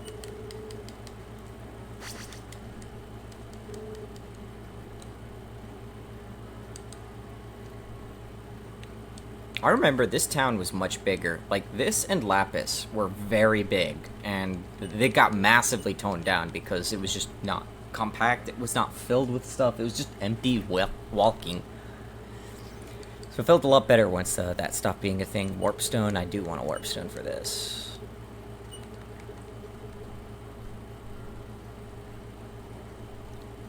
Why is this here?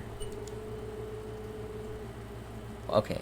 I should not have been using a Rhyme Viper Pop for the last dungeon. Oops. Whatever. Or maybe I should have, I don't know.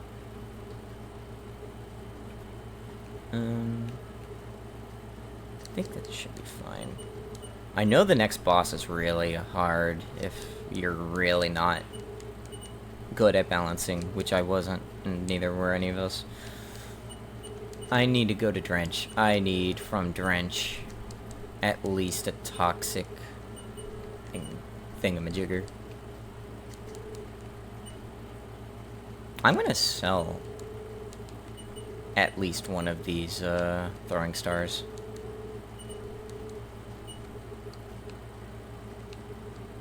Whoops. I think the rest of this is fine. I think maybe what I could do is I could get the seaweed robe out for exploring the dungeon, and then I can switch it out to the diamond plate when I fight the boss, because that's probably going to matter more.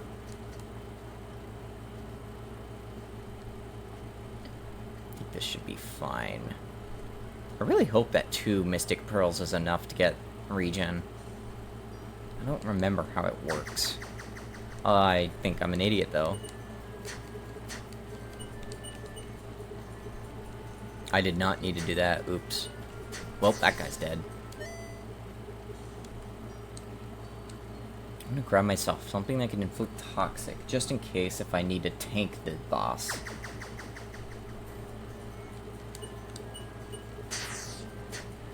I might even just rush this dungeon. I don't think I need anything from it. Like, I'm already in a good way right now. Although the experience I kind of need. I don't think I'm...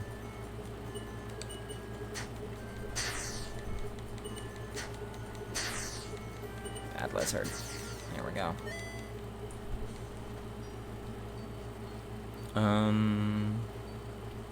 Level 17. I do want to be level 20 by the time I leave this. If I'm level 20 by the time I leave this, I should be in good space. But I do want to get myself one of these toxic things.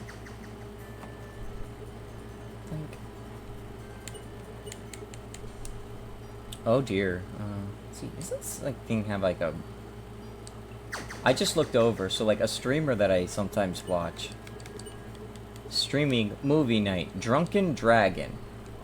Maybe I will have to figure out like how Twitch does raids after this. Or something fun. Maybe I'll just tone in on that, because by the time I don't know, maybe I'll just watch it from start though, because otherwise I won't know like what is drunk about the dragons. I'm pretty sure it's a bad movie, knowing the streamer in question.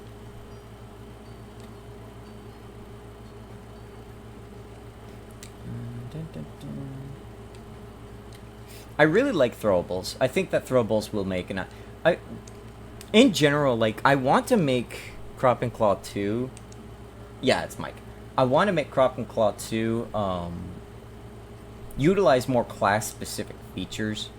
Throwables and stuff, like, maybe, like, they're better on certain classes or whatever. The algorithms can be decoupled thanks to really tricky functional programming stuff. I'm looking forward to figuring out how I'm gonna do that, but it is possible. What was I doing? Yeah, I want to go over here and grab a throw hard thing. I might grab 2, actually. Just in case I do. Yeah, okay, of course it's crammed full. Screw you. Okay. I think I'm good to go for this. Medic potion and BBQ steak. Plenty of healing, probably. I'm not going to do the full dungeon. I'm probably just going to rush it. I can especially rush it. Because I have a gold bar in my inventory. I don't need that.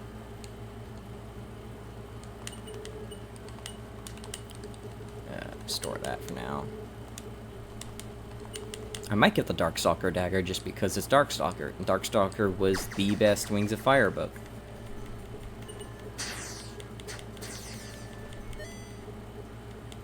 I guess for those who don't know, Darkstalker is named after a... It is a nudge towards the titular Darkstalker from Wings of Fire. Had a book.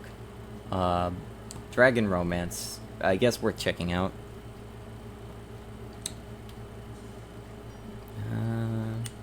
Yeah, I have to walk on my way back here. That's fine. I can take anything out here now.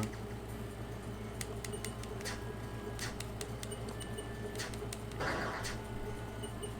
guess I should chip at these for the experience. I feel like I'm just in debt of experience only because I was kind of rushing through this place in regards to running from everything. I feel like I always have a hard time in Drench. I feel like it's maybe where the game starts to, like, say, okay, it's time for you to actually try now.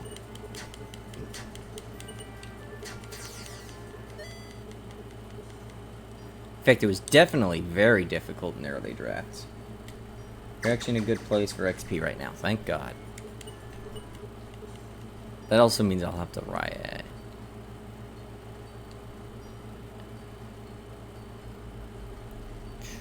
Just like run here, heal up real fast again.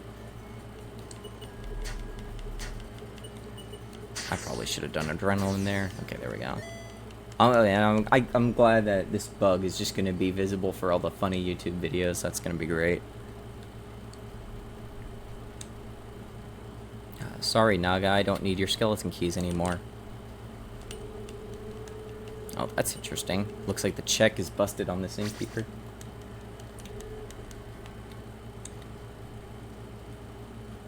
Thing is, if you go to the final dungeon really low level, the XP rates are so high, it's best place. Anyways, yeah, so technically speaking, because of the low curves of everything in numbers, final dungeon is feasible to fight things. Might be a little slow because you might get beaten up a lot, but you can probably reasonably fight things under leveled. Alright, here we go. But yeah, there are NPCs that point you in this direction in town, but they also say it's scary there. Don't go there unless you're really good. By this point, you're really good, but you can go here very, very early in the game, grab some skeleton keys. There's a lot of locked doors here. It's kind of a gimmick to the place. Some of them just open shortcuts, some of them loot. Why is that chest red? That's the wrong palette, I think.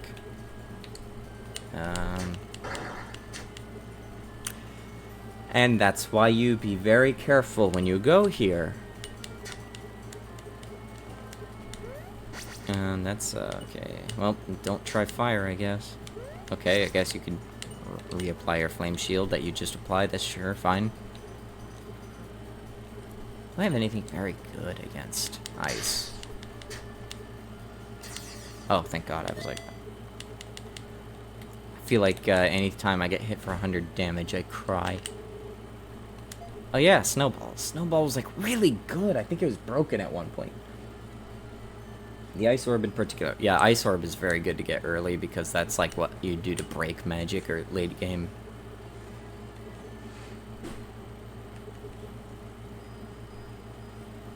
I want to see if I have regen with the Mystic Pearl right now. I want to hope that I won't die from doing this. Oh. That's right. That's the gimmick with golems. I forgot about that. They absorb spells. Or rather, they absorb their elements. But I'm also immune to water because I got the Mystic Pearl. Oh god, I forgot how good Mystic Pearl is in this place. It's also never really explained how exactly a lot of stuff works. Oh, that's gonna make this dungeon a cakewalk. That's good too, because I just wanted to rush this dungeon anyways. Also, a reminder, those snow golems can freeze you. That's terrifying. I don't think absorption... I'm pretty sure damage is decoupled from status effects. Icebreakers in that room, that's not necessary for me.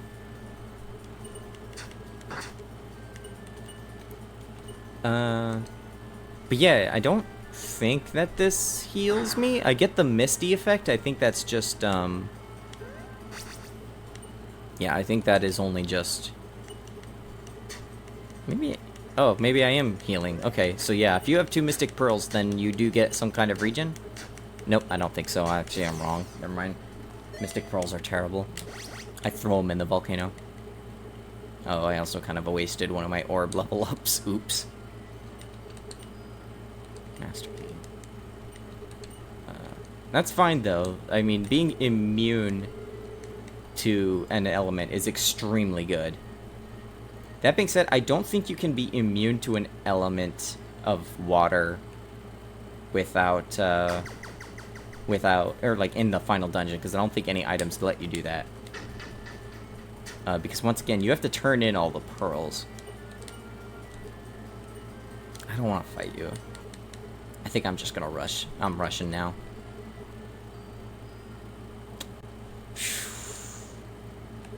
I have to think about how I'm gonna do this. Which means the true final boss can't be cheesed with immunity. Well, yeah, you... Oh, that's right. I forgot about that. I didn't actually think about that.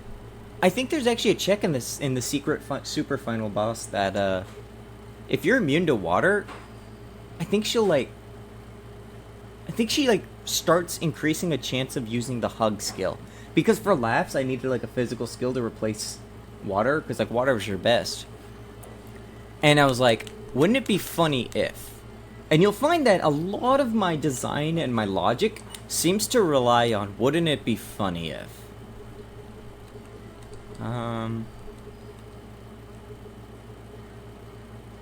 Where's my...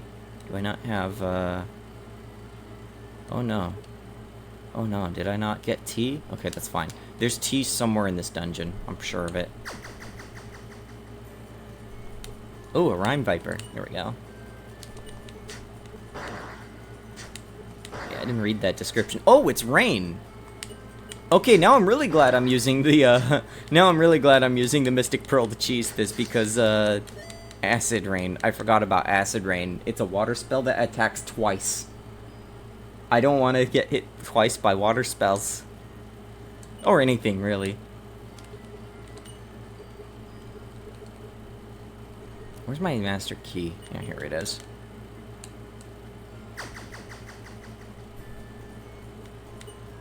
You can't rain on my parade. Oh, that's what it was. Pattering incantation. I just realized I forgot to go get Chaos Theory. I might go back and get Chaos Theory. Oh, I really should, shouldn't I? But I also should not. That's a terrible idea and will only end bad. Okay, no, the tea is upstairs. I'm not going back upstairs. I'm just gonna rush. Speedrun. Here we go. I'm out of here. I might be in a bad way. I should have grabbed green tea. I thought I grabbed green tea and I didn't. I might not be able to fight this boss, actually. Okay, I'm gonna go grab the... There's no tea there. I might have replaced the item. I don't even remember what I'm doing anymore. Well, it turns out being immune to water is really good in the water ice dungeon. He's so aggressive. Okay, 24 TP against the boss. Let's go. Oh, actually, re-equip that. Let's go.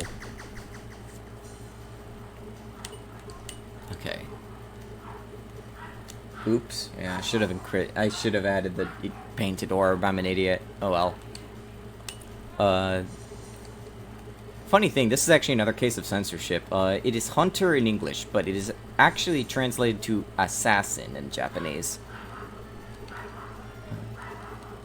I need to think this one out.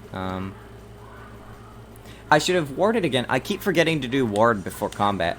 Like, that's something that just RPGs don't let you do. You don't get to, like, preemptively add status effects to yourself out of combat. So, like, that's something that... Oh. Alright, now I remember why I hate that. Okay. That might be about 16% of their HP, is that? Or something. I don't remember how much Toxic does. I have to be careful here. I have very little I can actually do in regards to TP, so I have to be a bit cautious. Or I could just freeze him, that'd be funny. Hee hee, funny snowball. That is a lot of damage! Uh-oh. Oh, that was not as bad as I was expecting, okay. Hit! Hit! I'm immune to what? Oh wow, that guy got nerfed hard enough, thank God. If I remember correctly, he has relatively low HP. Yeah, he was always meant to be a little less tanky, but also hit hard. Luckily, he doesn't hit like a truck like he used to, where he could just throw a shuriken and kill you in one hit. Also, it really helped us passively damaging him, so... 3 Mystic Pearls. Very good. I think that means I'm ready to enter the final dungeon now. If I could just resist getting Chaos Theory. Oh, I can't resist getting Chaos Theory. I have to go get Chaos Theory real fast. I really hope I get to cast Atma with Chaos Theory. I think I have to like remember what my numbers have to look like in order to have that happen, though.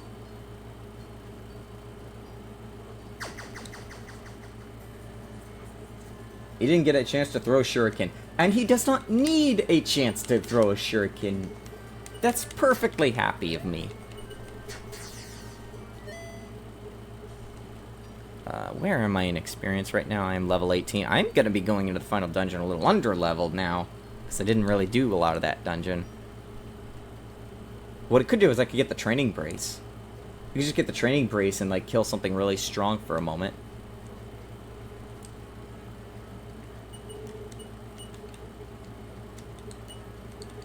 Do I have anything here I want to throw real fast? I don't think I need the seaweed robe anymore, do I? No, I should probably keep it just in case. I think... Oh, I have 1,000 gold. Oh, right, I remember what I was going to do. I need to get the light wing. Maybe another light wing. I want to focus on...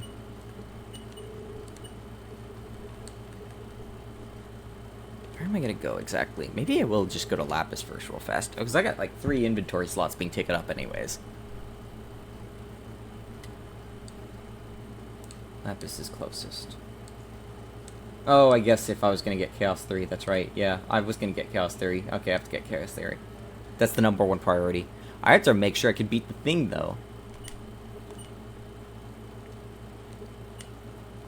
There we go. Nope, don't throw the painted orb. She won't like that. Throw that in there. Oh, right, I guess I should re-equip that so I can get the orb back. Throw that. This was such a pain to set up. I had to do a lot of very situationally specific coding. Cool story. Anyways, bye.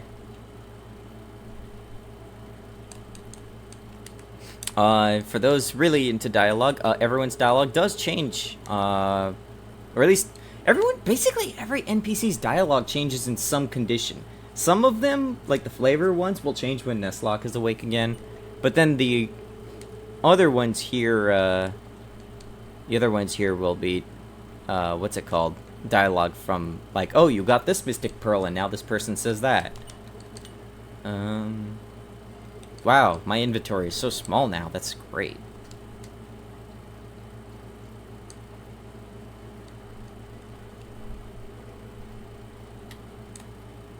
This is not the shop I'm looking for.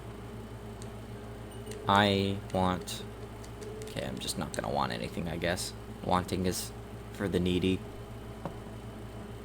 Chaos Theory, #1 priority. Okay, I think I have to be very, very careful with how I use Chaos Theory. It's actually very possible to give yourself a very bad status effect that will be very bad.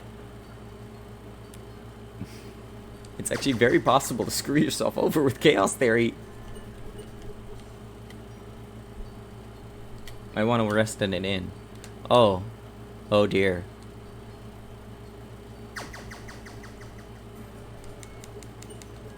I have to think if I'm going to get the trainer brace or not, just in case I am under-leveled. Like, it should be fine, but it's also very possible to not be fine. It's getting dark outside. I should probably turn a light on, too. Oh, I have 1,000 gold. I really need to just... I need to... Hang on.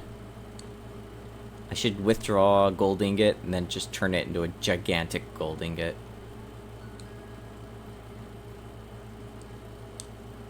Or maybe just buy 2 gold ingots. I guess that would work, too. Yeah, this is not the right shop.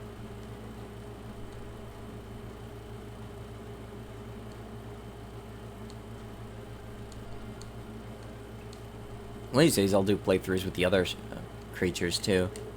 They do all play pretty differently. Oh good, this guy does actually have okay, here we go. Buy green tea.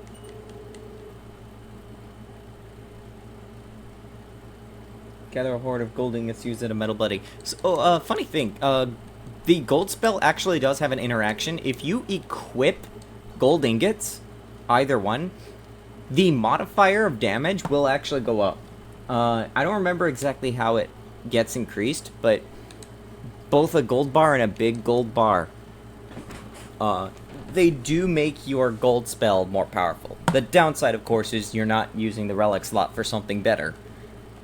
But it is a thing that can happen and does work. I just need... I think this guy's gone now, right? Like, I think he flies off, yeah. Once Nestlock's awake, he's just gone.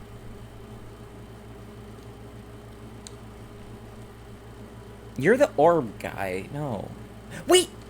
There is an ingot right here that I never got. Yeah. For the record, that's not told to you anywhere, and so that's just new knowledge. It goes back to the hidden village, yeah. I knew he did, it's just I didn't know what triggered.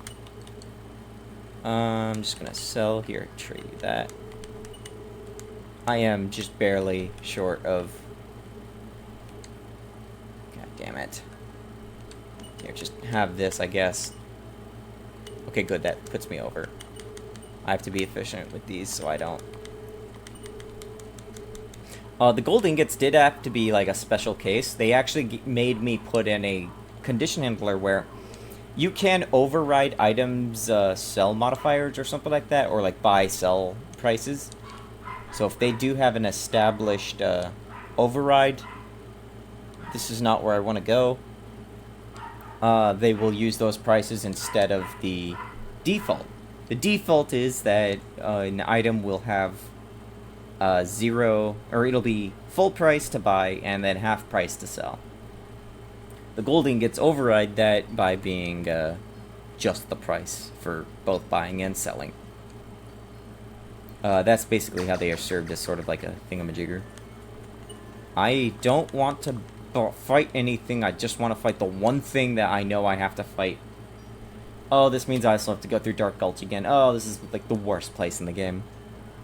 Aside from all the others. There's something in there too, but I don't remember what. Maybe it was just money? I don't remember. I don't want money though, I want chaos. Chaos reigns.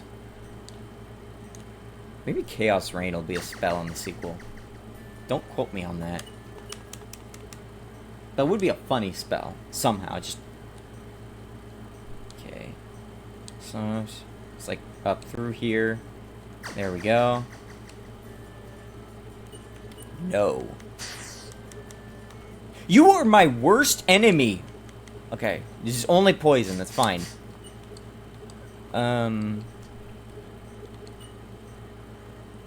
Guess the Chaos Ring can multi-hit, that does random damage on heat. Yeah, like some kind of Chaos Orb or Chromatic Orb or whatever.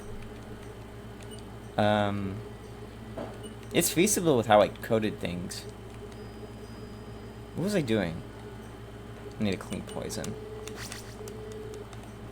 Much better. Okay, here we go. God, I hope I don't regret this. Well, if I die, I only lose 2 gold, so... I didn't even bring, like, all those throwing stars and javelins I have. Idiot. How am I gonna do this? I don't know how this could go, because his attacks... I'm pretty sure the only thing he ever casts is Chaos Theory. Actually, if I cast... if he's not immune to Mute... I don't have Mute. I need to remember to grab Mute before I go to the final dungeon. Okay, well that's nice. That's Gravelly Incantation. He threw a rock at me. A mental rock. Or a magical rock, but it was a rock. I have no idea how to approach this fight. Something. Hissing Incantation. That's... I don't remember what that is. He is hitting me very hard. Ill Incantation.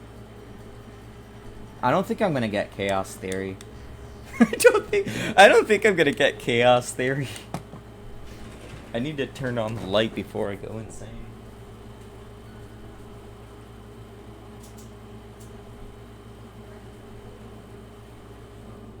Oh my lord. I don't think I'm gonna get Chaos Theory. Probably start with Crack to lower his magic. That's a thing?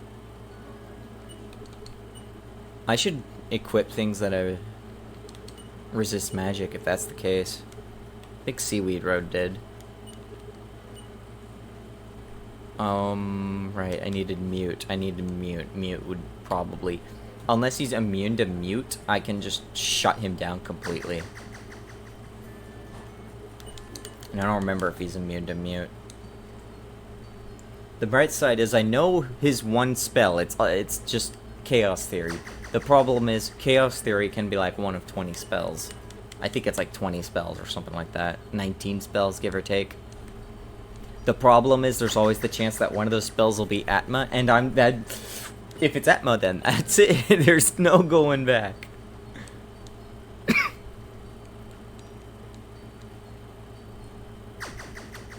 I'm pretty sure he could probably just one-shot me with Atma, maybe. Oh lord, there's no way I'm defeating the Copperhead on this run. I mean, there might be, but I'm not doing it tonight. I'll probably do that on the bonus stream. I am here for... Mute. I should probably get Stop, too, but Stop is so costly, I don't think I could make use of it. I don't even know if I'm going to be able to make use of... what's it called?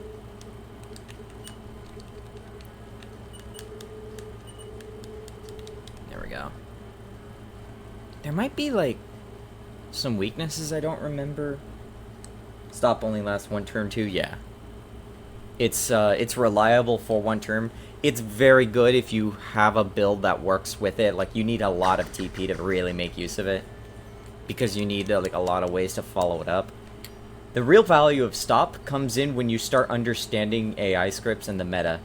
Like, if you understand how something is supposed to process, you can cheese some pretty gnarly stuff.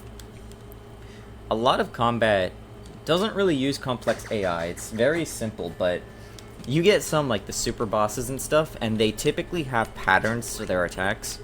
You can there's, like, at least one case where I think someone can cast Atma, like, every X things or something like that, or, like, other really strong stuff. And if you cast Stop, it will skip that turn, so they'll just do it on the next cycle that which it would have run through.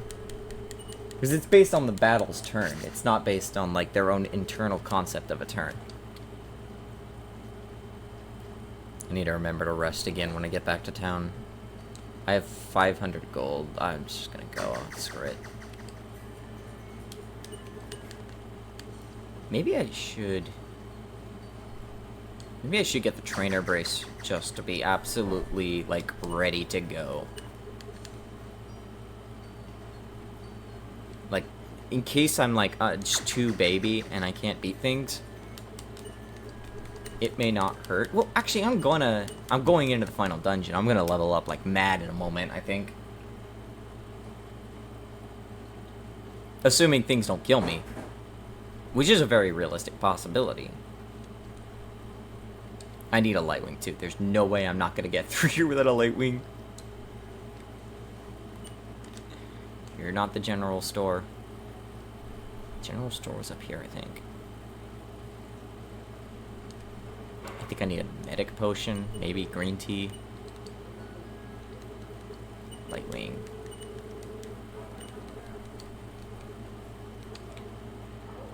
Medic. There might be some in the place too.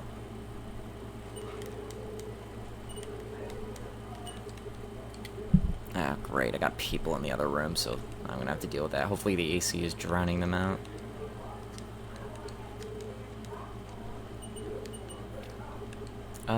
Gold bar, big gold bar. I'm pretty sure I've just exhausted my money. That's fine. That's perfectly fine. Good.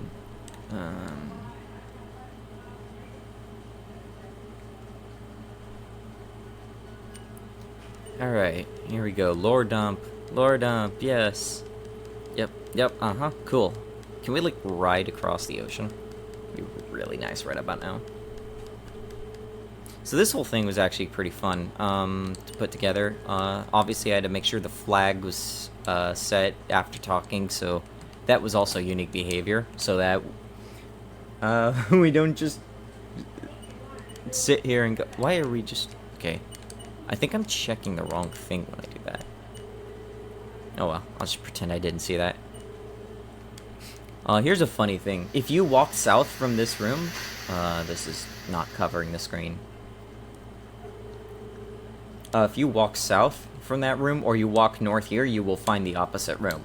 They are not, in fact, vertical. They are, in fact, horizontal, and you just go up and down. The repainted Nestlock sprite is beautiful. Have you seen the battle sprite? Spoilers. I don't remember what it looks like in the repainted. It's very nice, though. Alright, here we go. Cultist Mage. I didn't actually look at my inventory to make sure I was ready to come here yet. Ooh, I'm not. Okay, well, that's fine. I'm gonna get through the first dungeon, maybe. The first thing you do is Atma? What are the odds of that? Okay, that was not as strong as I was expecting. Okay, you can't do anything to me, though.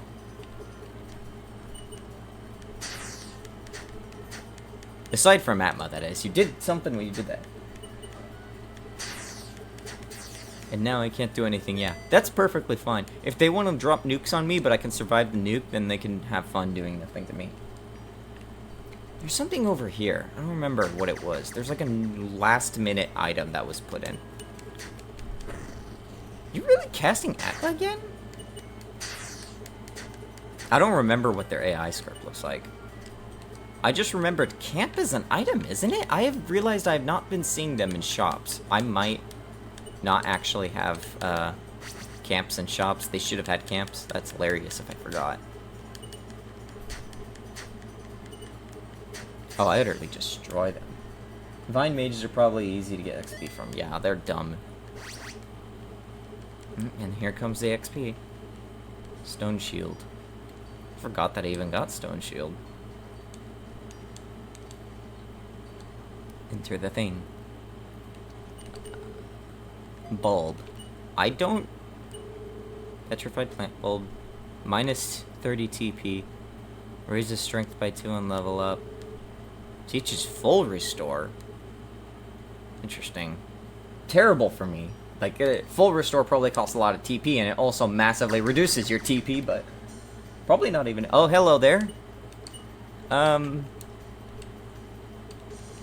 Lesser Dispel. the nice thing with the boss enemies here, though, is they are, thanks to like how flat the numbers really are, they are still very threatening, but they are not nearly as bad as when you actually fight them. Actually, they're pretty easy for me, but I'm also playing with meta knowledge. They are not nearly as bad as they are when you first fight them. Plus, you have so many more tools when you fight them at this point in the game. And plus, there's nothing that, like, gets your... I'm dead. There's also nothing that gets your blood, pumping than, like, finding boss fights at the... Wow, I really screwed up here.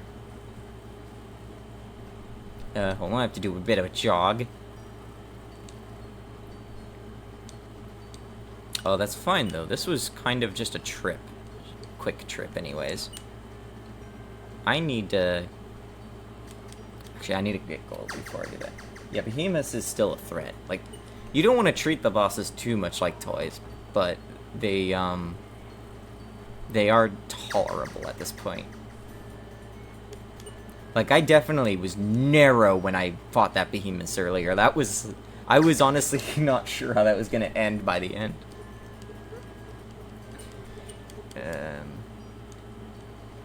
Might switch out my orb, I'm not sure. Though really it's the tech I'm still building up.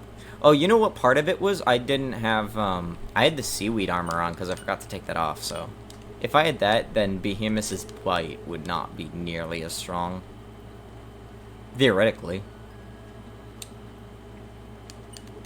Like, what's a Behemoth gonna do? I need to remember to use mute. There, now I know mute.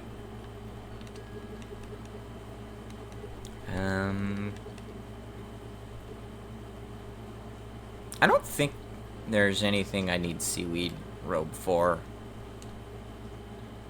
You don't really need the master key anymore. There are some locked things in there, so I am gonna take it with me. I know at least one that's on the critical path, I think. Or at least on the funny path.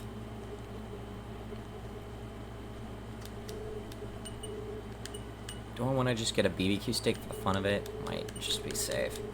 I really need to crank up my health for whenever I'm out here. I always forget. The bank is down here. Yeah, see, this town was like double the size originally, and just didn't need to be. There just wasn't any reason to justify it. Store the seaweed rope. I don't think I'm going to... God damn it. Okay, let's see if there's something I could make use of out of here. Could take a javelin. I know I put in something earlier. I have another antitoxin. Maybe I could rush the final dungeon. I don't think there's anything I need. The void weapon's always fun, but I don't need it.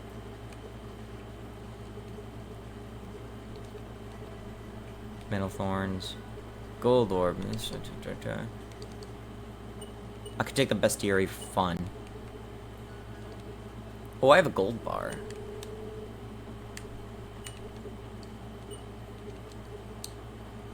Tempting to take the Apex ring, actually. Ooh, I gotta remember, there's like 3 boss fights I have to worry about, and 2 of them happen at once. And then, like, knowing my luck, I'm also gonna run into a copperhead, and if I run into a copperhead, I'm screwed.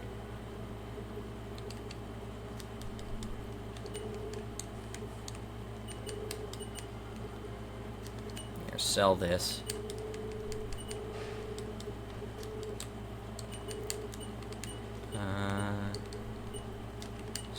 Store the bulb. I thought I had a shuriken in here. A ninja star, whatever it's called, throwing star. Surprise, surprise, that's called a shuriken in Japanese. No one would have ever guessed.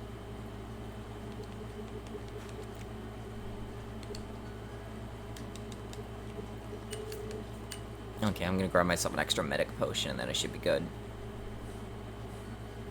World is potentially harder. Yeah, that's the one I'm worried about. I don't remember everything he does, but he does a lot of stuff. I remember he has a lot of, like, funny effects.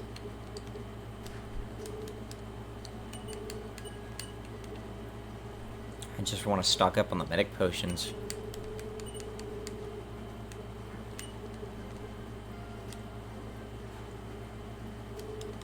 I'm still not even at the point that green tea can not fill my my gauge. I have to also, another reason why I have to crank up my TP is because of or my technique is because of how powerful the some of the finale is. There's a lot of technique strikes. I can mute one of the bosses, and that'll disable a lot of their spellcasting, which is good. But then it's very much a possibility that techniques will replace the spells, and sometimes the techniques are actually worse. Okay, good. You're making it easy on me.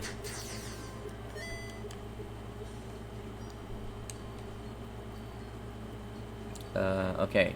Final dungeon. Part 1. I think I remember the route. Music's kind of quiet. Metal snail. I don't want to fight anything metal. I don't have any metal spells, and I don't have the rods that you need to really make use of a lot of it. Boss. Well, you were kind of a cakewalk earlier, so... like, you couldn't do anything to me. This is the part where you throw a rock. Oh, you actually threw a rock at me. Mash, mash, mash. Oh, diamond armor was actually a good call after all. Mash. Oh, that's Quake. Quake still does nothing. I think my hammer might be in result for that. Oh, he's probably dead by now. No, every time I say, like, he's almost dead, that's, like, when something happens.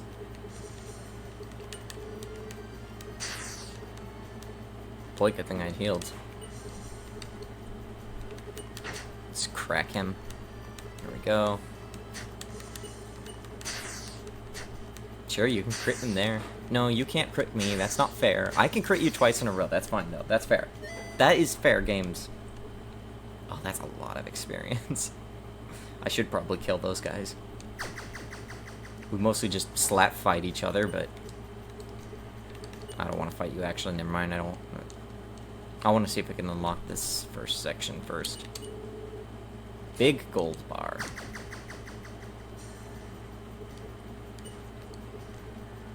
I really don't want to fight you.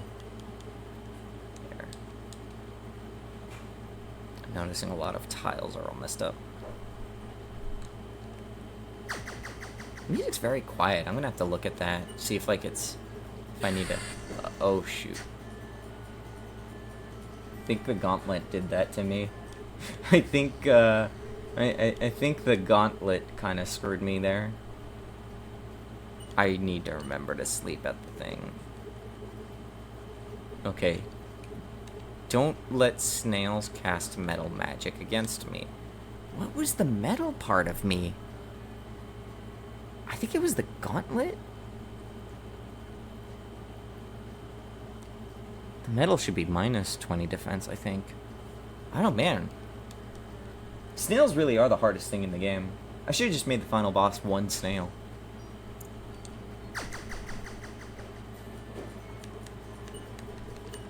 I'm out of here. How much does mute cost? I need to remember that. Like, check that real fast. Oh, I don't know how much TP it costs. You can craft to weaken their metal stuff. I need to, yeah. I need to, like, remember that there is, in fact, like, this game surprisingly does actually have some thought to it. I actually keep forgetting that.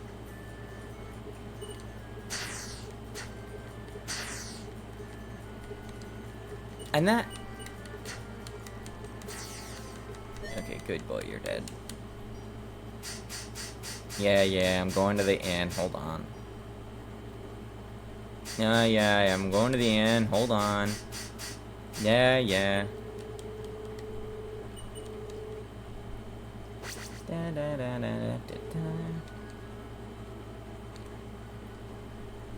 Okay, how much gold do I have after that? I was I fighting a lot of things?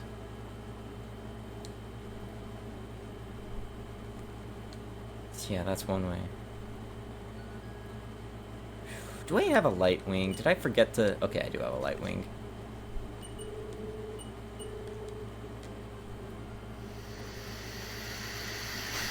I considered putting caches in the canyon, but then I realized it wouldn't make sense. They don't actually know where a lot of this is happening. They would have had to get an agent onto this. Can you not?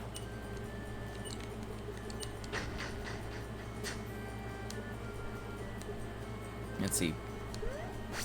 Magnetic stance. Oh. They raised their offense. Or not their... whatever. Magnet shield. Yeah, this guy, I think, like, they have an extremely low metal resist. So if you actually use metal against them, you could pretty much blow, like, multiple hundreds of damage on them, I think. It's much safer to use fire in my situation, though. They're not really attacking me.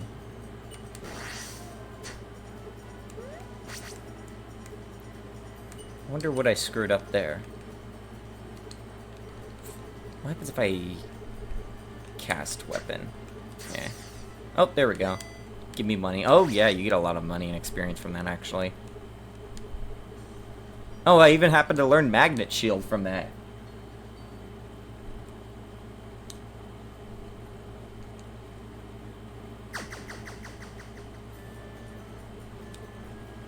Uh-oh.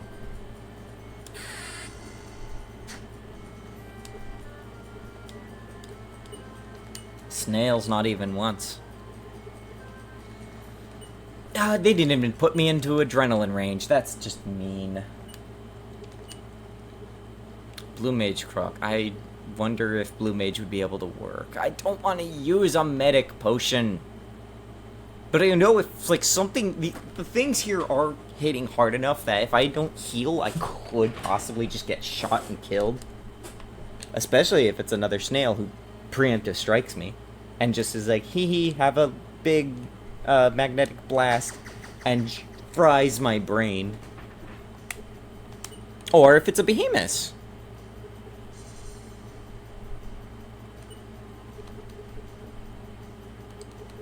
Dispel. I got a free turn off of that. These enemies, these variants, you can actually preemptive strike. You cannot actually preemptive strike fixed enemies. However, they cannot also preemptive strike you. Because there were times like you would get preemptive striked by a boss and just die instantly. Maybe ward? Well, that's not going to help. Okay, medic potion. I understand now.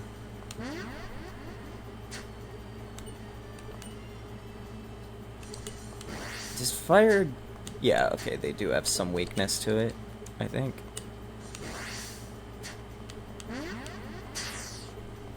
Ah, this guy's really pushing me. I have to kill at least one behemoth while I'm here. That's not the one I wanted. Oh. I might be in trouble now. This might kill me. Of course it had to crit. Oh, if it didn't crit, I would have survived that.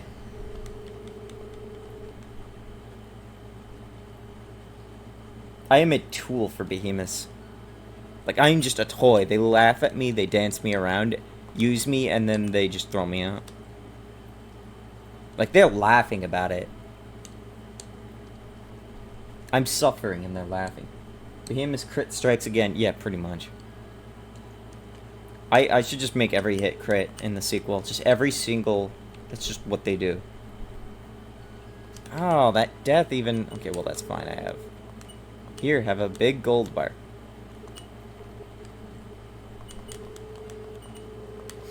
Maybe I should grab, like, my toxic, darts. I might have to grab toxic darts, too. Drench. Since I got that giant ingot, it's like, okay, well, that's all the gold I need for a couple of darts. And the darts are really useful. Those are like one of the best items in the game if you're not just raw attack. Just for sheer amounts of passive damage.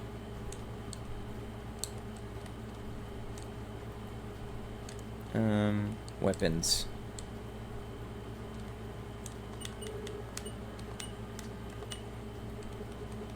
Toxic dart. Yes. I have the impression that crit modifier is a bit high. It's like, what, 2 times the damage? I think the frequency is fine, but the fact they're so deadly when they crit is... I don't remember. The formula changed a couple times. I don't know if it was double the damage. It might have been like 1.5 the damage. It's just that the numbers are so weird that they will kind of end up all over the place. It could be 2, but I don't remember. Argel might actually know the numbers better than I do. Do I want a javelin or 2 just for the fun of it? No, ninja stars I think are better than javelins. Well, no, because javelins are pure strength. Yeah, my strength is actually kind of low because I haven't been leveling it up. Oops. Oh, my agility is abysmal. Oh, wait, right. My agility is abysmal because I have the diamond armor, right. That might actually be why I'm getting crit a lot, too. Because agility factors into that so much. 1, 2, 3, 4, 5, 6, 7, 8, 9. Okay, that should be fine for now. I need a light feather, though. That's not a light feather. That's the bank. Although, it might not hurt to store some of these toxic darts. And by some, I mean 1.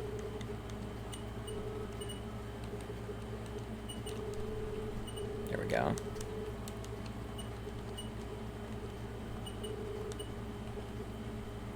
Yes, Lapis.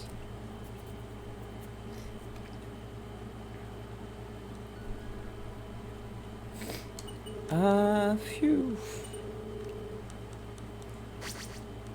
I wasn't actually expecting to go the full way tonight, but now that I'm just at the final dungeon, I might as well see if I can push my way to the finale.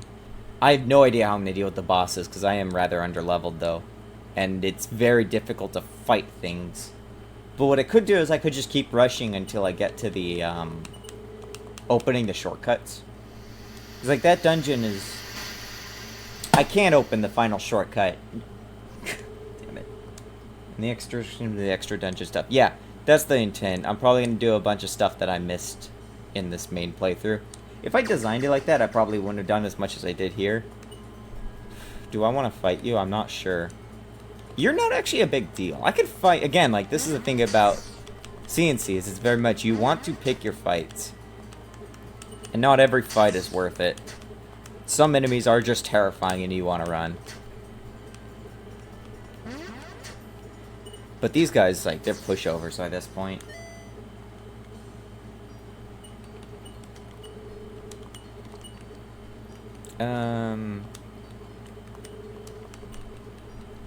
What's it doing?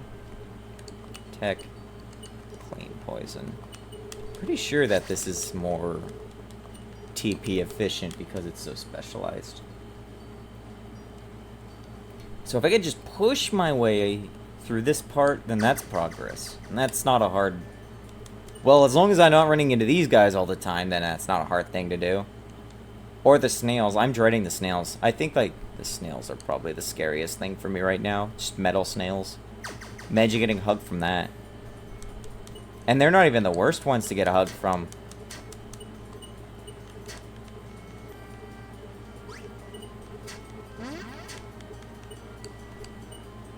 Metal slimes that can kill you and stuff running. Yeah, pretty much.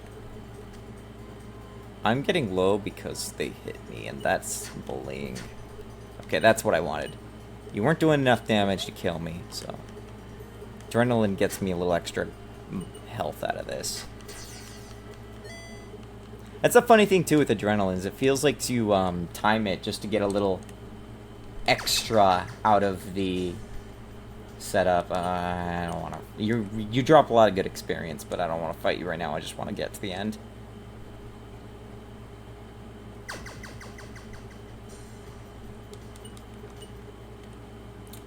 I hear the music. It's just very quiet. The dungeon music. Kruk is a kind of push and pull to the because of the adrenaline. Yeah, the adrenaline I feel like ended up being kind of a core thing for the. There's a rock over here. No, there's better items up ahead. And I'm right here. I could just get the switch and not have to worry about it. Ooh, run. I'd probably be like exploring this if I was actually good at playing the game too, but I'm actually not. Oh good, snail caught off guard. Bye. God. No. You terrifying creature. There we go. Okay, the shortcut's open. That's what I was worried about the most. I can come back if I want.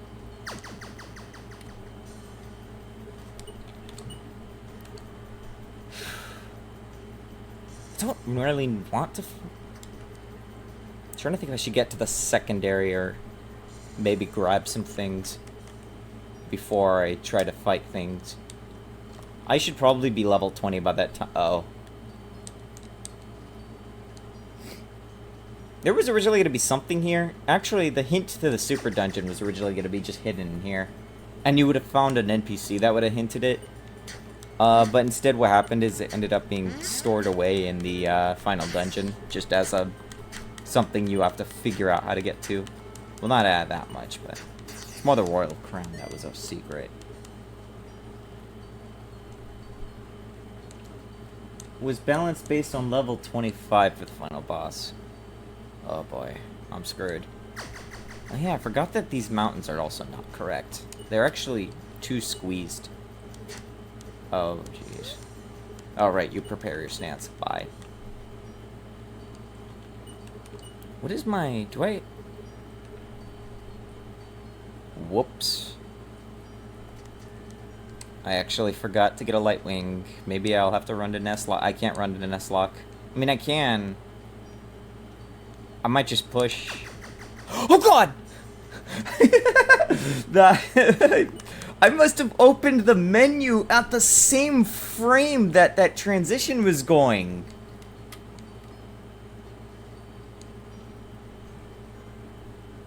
I don't know if, like...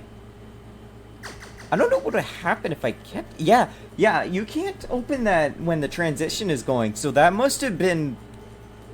That must have been, like, the middle of the step or something.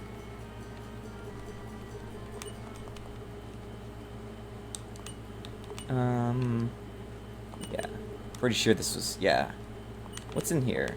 Gold... Oh, money. Okay, actually, that might not hurt. I might actually benefit from that. Because I know I have to go back, so just always having income is good. Okay, yeah, I thought that these were... Yeah, and then this is... Yeah. So you do need 2 locks opened at the minimum.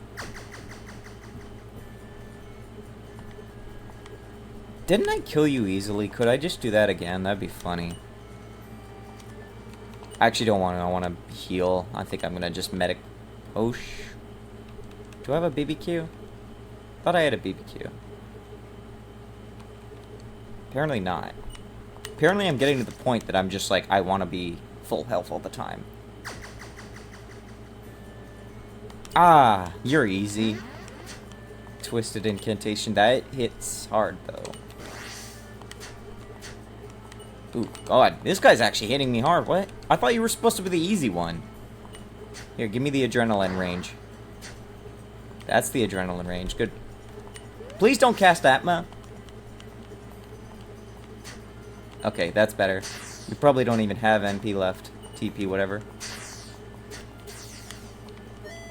Okay, that was scary. Oh, they do drop a ton of experience and gold. Right. They also drop my HP. Friend. Can you also get me an adrenaline range? I said adrenaline range, not death. Yeah, I'm out of here. Okay. I can restock. Good thing I'm not doing a no-death run. I think I would have failed a while back. I could probably... I don't know who would be the best for a no-death run. Maybe the druid, because you get so many healing options and defensive options and just all these weird technical things that you get. Oh, wow, I do get a lot. Yeah, the medic potions kind of balance out. Because even if you die, you get a lot of gold from killing things. I think I'm too scared to fight behemoths, though. I think they just destroy me too much. I want to hold on to this, too.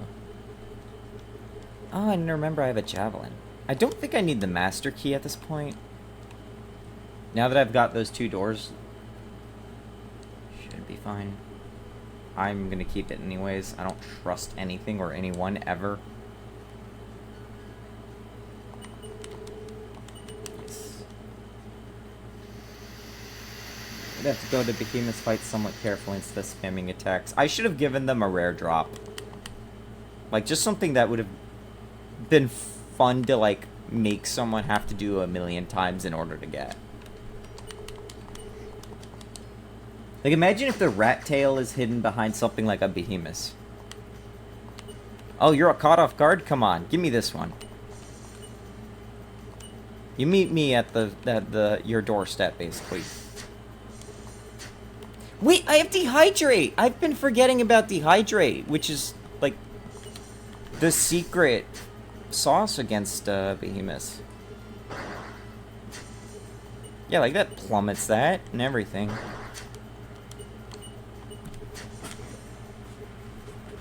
Oh yeah, this one's going down. I'm just gonna make him my pet, and we're gonna like go to circuses together. Like, I'm gonna make him jump through fire hoops. Can you die already? Oh right, fire breath would actually be better after that, because that's right, I forgot. Okay, fire breath after dehydrate. I need to remember that more. My technique is getting up there, so. The fire breath is probably really good now.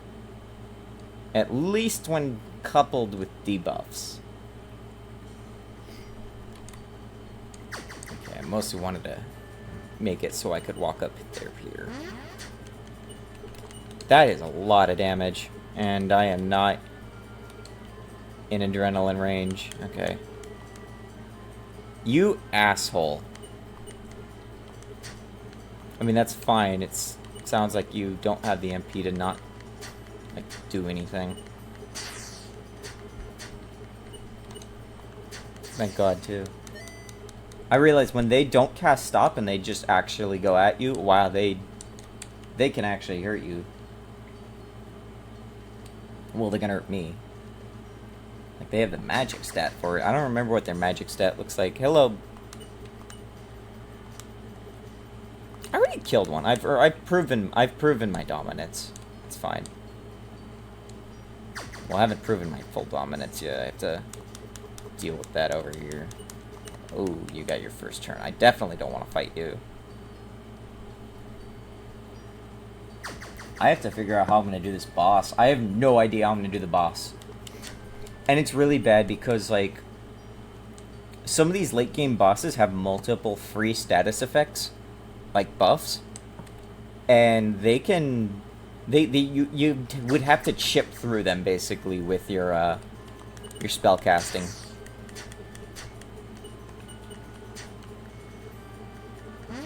Or not spell casting, with your, like, dispels basically. Because you could dispel pretty much anything, most anything. There are very few exceptions to status effects in regards to dispelling, but. Most of them can be dispelled. It's just that some of them, there's like a priority system to how statuses work. So some statuses are higher priority for removal than others. The same appeals for restore. Okay, this is getting tense.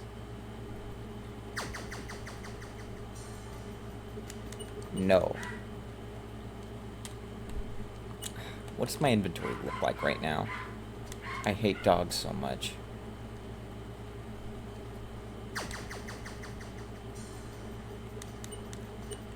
I think I'm just going to see how this goes, and it's probably not going to go well. I might have to... If I can get through this, then it's worth using the TP early. I do want to remember my ward.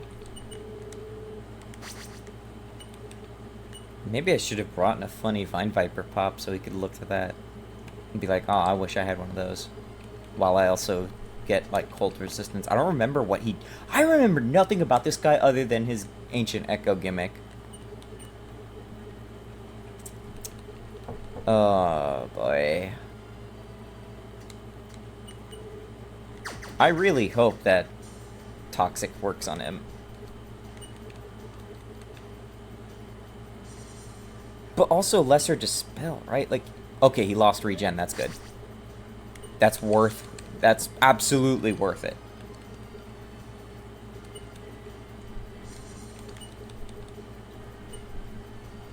Crack is a good start because he has an earth attack. Okay. Toxic works. Oh, this is gonna be rough. I might be under-leveled for this. Oh, no. Okay, I can't cast spells now. Good thing I'm not a spellcaster. He is taking a lot of damage from Toxic. I am making progress with that. Okay,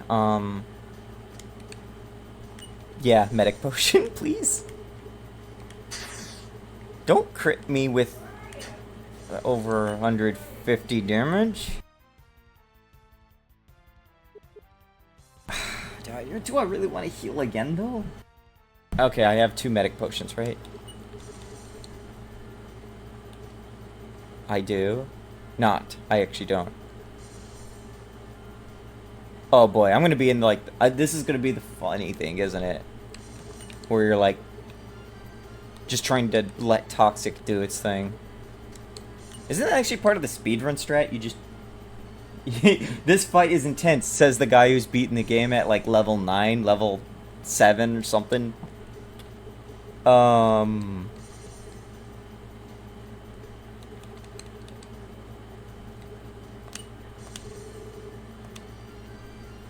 Gravelly Incantation weakened by the... Okay, that's nice. Oh, that was actually a good call. That hits 3 times? Oh, Ancient Echo diminishes. Thank God, okay.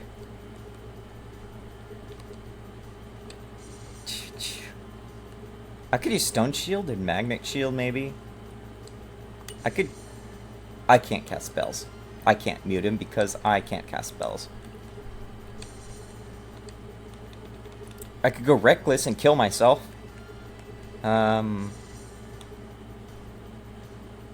He would also be weak against Earth right now. Tremor would be very good. Silent Rage is actually good because I can't cast spells anyways right now. Oh, and my ward just ran out. That's not fun. Yeah, you're throwing a temper tantrum. Okay, Technique is raised. Toxic Dart. Okay, critical hit. Alright. And, my mind is clear. Not sure if I'm still muted from Silent Rage, though. Am I? I cannot cast spells still. Yeah, Tremor then. He might... Oh, wow! He is weak. I didn't realize he was that weak. Oh, God, that was a scary fight. Guys, Toxic is really good.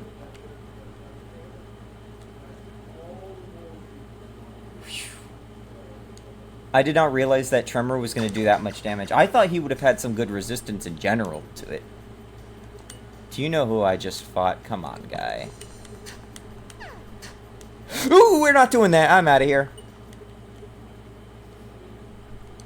First thing, open that. Okay. Got the Everwings. Okay, if I die, I'm not upset anymore. Okay. how did this work? I remember there's a thing to this. Because you can get that crown. I have to remember how it worked. I remember how it works. Okay. No. Do I have,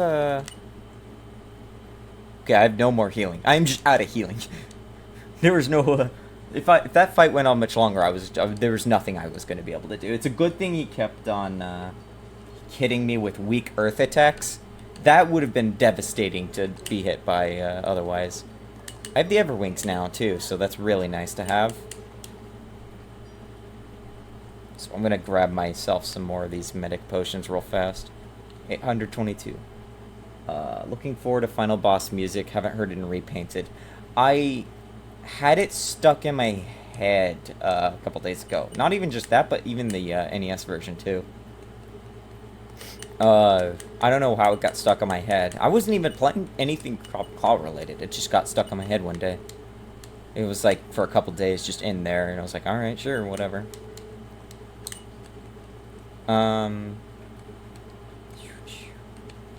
Oh, right, that's right, the final boss is next, so I have to actually... I need to, like, actually decide what I'm going to bring in. One thing I'm not going to bring in is the Master Key. Unfortunately, you cannot just unlock the final boss's heart and then he just is your friend. Oh, boy. Store. Of course it's full. Okay,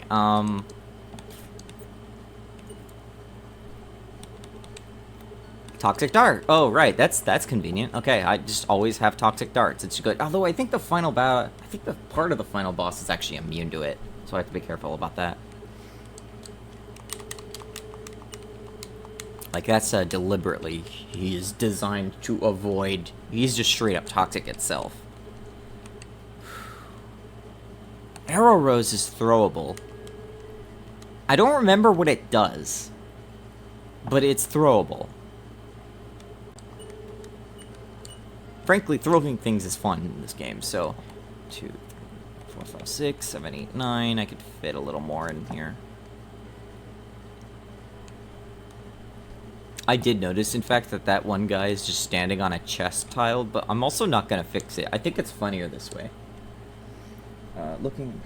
Atmos is immune, I think. Yeah, okay. There are, like, lore drops on Atmos existing, but they are very much hidden out of the way. I don't actually want to get rid of this gold bar. What am I thinking?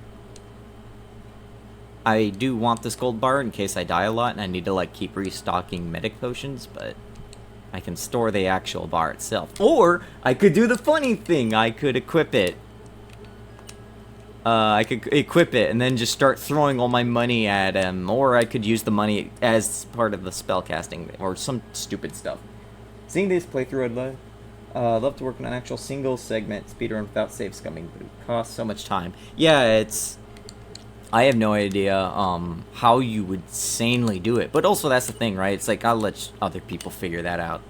Like, they can have fun with that. I am not good at optimizing routes. I like the theory of route optimization. I don't actually want to be the one doing the runs. Does Arrow Rose emit toxic? To figure out the final boss fights. Yeah, the final boss fights are... I'm surprised I made it through Royal Behemoth as well as I did. I say as well as I did. I mean, I had a lot of health, but only because he was using bad attacks against me. I might have gotten lucky. I think I could throw the Javelin in here. I don't think the Javelin's as good as, like, these other things. Is there something I could sell? I could sell the diamond. And then put the gold bar in there. Yeah, I thought so. Sell that. There's a way to get more arrow roses, but I don't remember. I think it might be a drop from something. I want another medic potion. I'm probably not going to go through all of my TP. I might go through all my TP, actually, because it's 2 fights. Oh, this is going to be a pain. Oh yeah, Atmos does actually have some flourish that was added in for when repainted, and it did have some of that flourish carry over into the classic mode.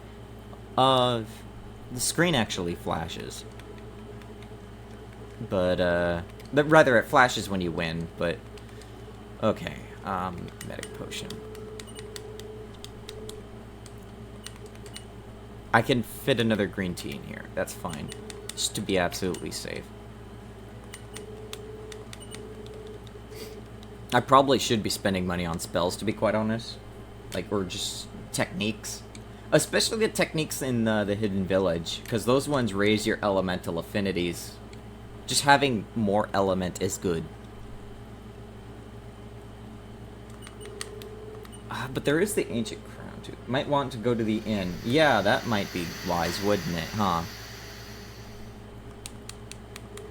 Okay, hey, thanks for ferrying me over. Can we, like, go back now? Oh, that's real nice of you. Thank you. I'm not annoying to you at all, I'm sure.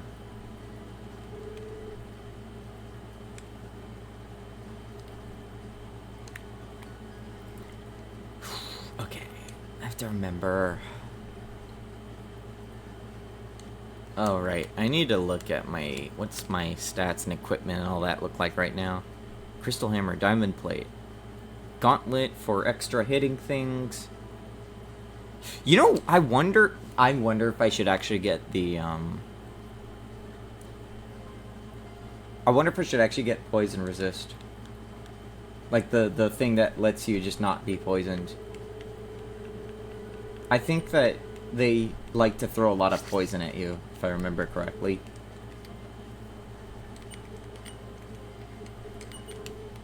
I don't remember, but I think they do. So I might want to get the Everwings. This becomes so much easier. Again, like, Farflight is really good, but only 2 of the 4 classes actually have Farflight. I don't remember it being a big issue. I don't trust it, especially when I'm a big character that loses all his health the moment he gets poisoned. Maybe I should just take the bestiary out and then... No, don't quit. No.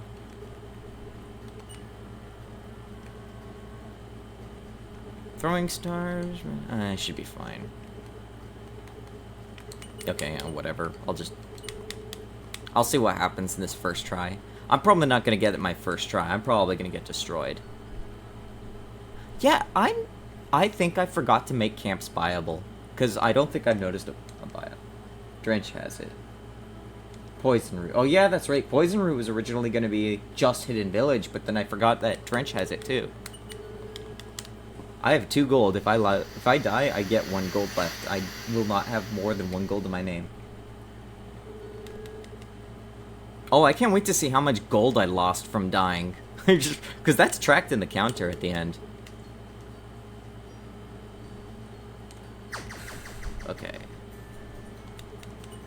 No. Oh, shoot. Nope. Nope. Nope. Book it. I'm really glad I added this as a shortcut. I have no regrets whatsoever.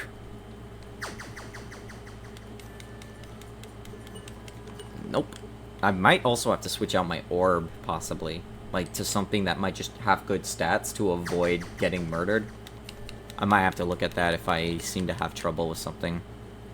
And there's probably plenty of things for me to have trouble with. Final dungeon shortcuts are really cool in Dark Souls. Like, yeah, that was somewhat the point. Like, I want to do more of that in the dungeon design for the sequel. Like, there's going to be more of that. Please do not summon a okay, no, good, no Copperhead. Alright, here we go.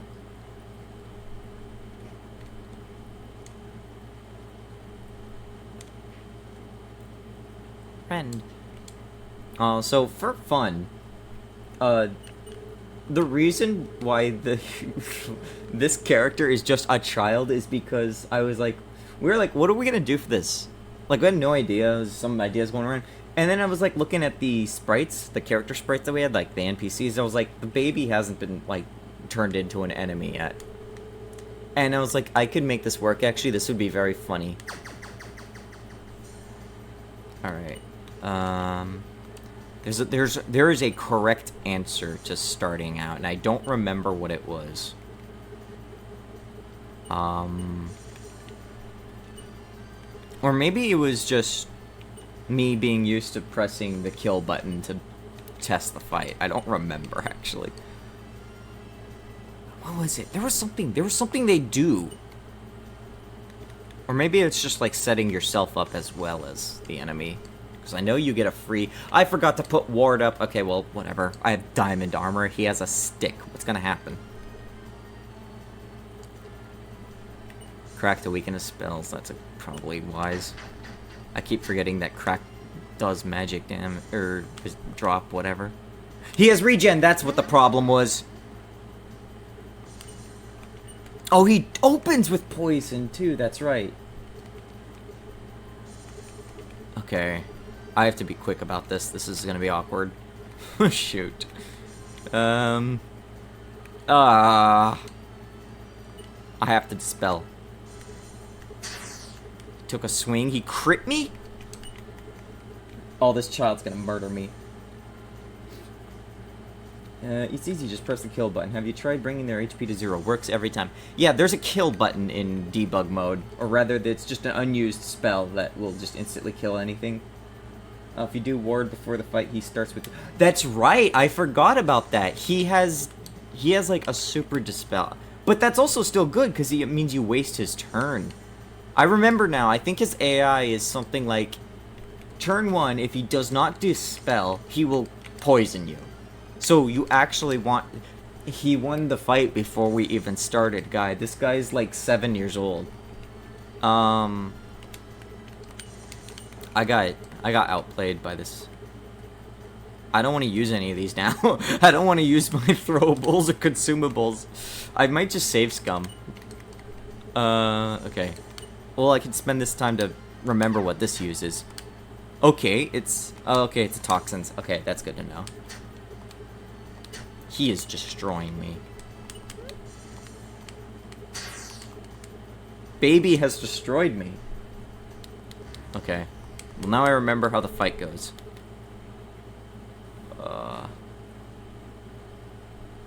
Anyways, let me just, that didn't happen. I was just looking into the future. I did not lose to that. Just press the button and... Oh, hey, I got the Key to Wisdom achievement. Bear in mind, like, I have no achievements on my Steam except for, like, the last 2 things I tested. Which was the super boss and beating the game as a druid. I've done none of those legitimately. Continue autosave, here we go.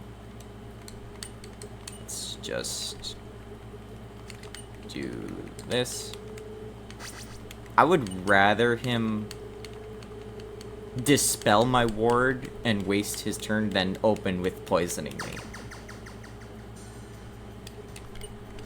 I don't even remember what level of dispel he uses. Crack against his magic. Drag, okay, ward fades. I don't remember his affinities. I should have brought the bestiary. I truly am, like, the pawn in this whole game. He had, like, I thought he had, like, a funny weakness, too. I don't remember. Is it Tremor, maybe? It might be Tremor. Or Cast Weapon. Maybe Tremor. He might have weaker... Oh, right. He has mute... Oh, hold on. He has regen. I forgot that part, too. Okay.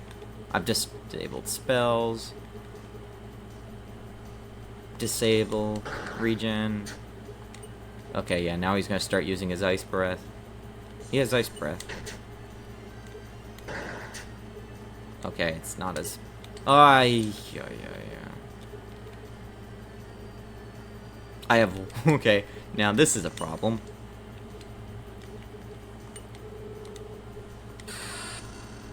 Wait, what was that? Sprouts...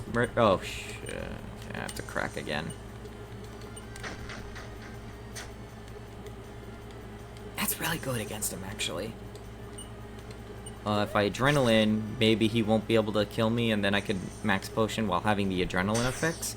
Please don't one-shot me. Okay, thank you.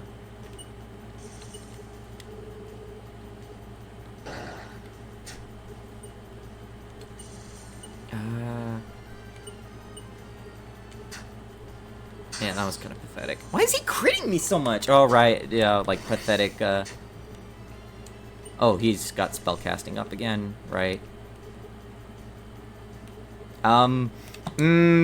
Money! 5 damage! Okay, I don't think money's gonna help.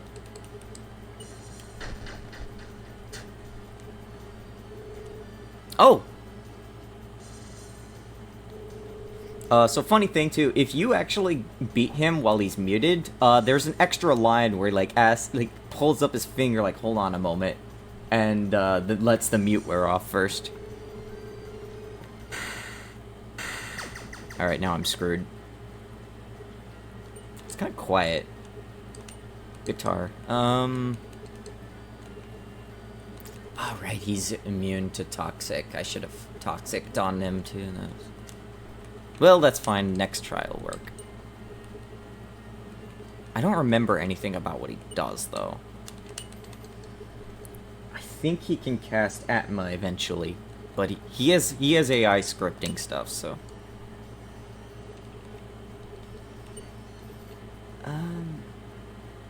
He probably has stuff I could dispel.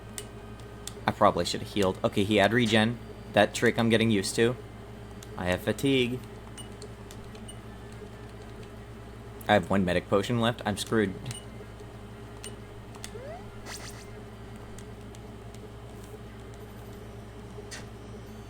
Heals that to lower your agility and do multi-hit. Oh, he's gonna crit me so many times. Oh, it's a good thing it's physical attacks, which do nothing to me. Does he have...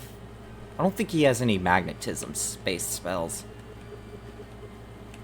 I have all these shields and I don't make use of any of them. I don't need ward open.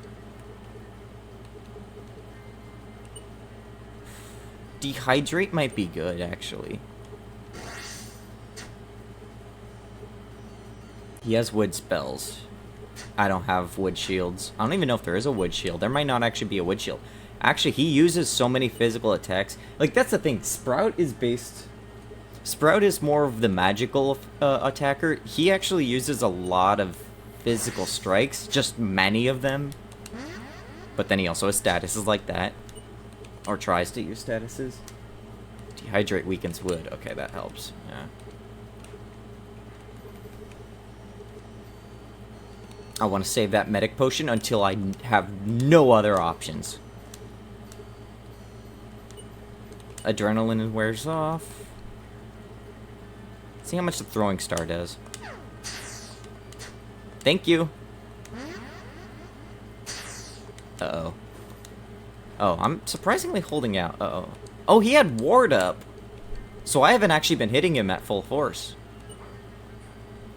I really wish I wasn't poisoned right now. I could mute him. I don't remember what spells he casts. Oh, okay, he is in fact vulnerable to mute. I might be dead. Oh, he had flame shield up. Oh wait, I don't want to put up the shield. I want to make it so he doesn't kill me next turn. Okay. Stone shield.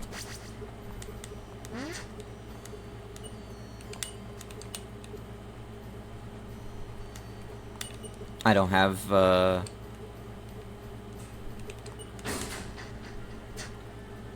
Okay. That was crack. I should have used dehydrate. Oh, cool 2 crit from the final boss. Diamond armor, so good! Dehydrate. I might be able to do some slamming now that he has no, How much TP Oh, I'm out of TP stuff. This is it. I'm about to enter the phase of I just hit things until one of us dies. Shit. I have to make sure I'm ready for when I'm out, too. I have to, like, make sure. Maybe he can't do stuff to me.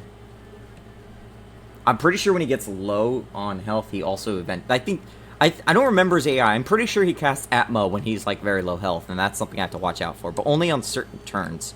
I haven't been keeping track of the turn counter, so. But I don't remember. That could be just me being completely wrong. Dehydrate. Okay, I literally cannot even dehydrate anymore. Maybe I clean poison just to play defensively. I might have to use my last medic potion and then hope for the best now. Yeah, I'm pretty sure I'd be dead if I didn't. Can I, like...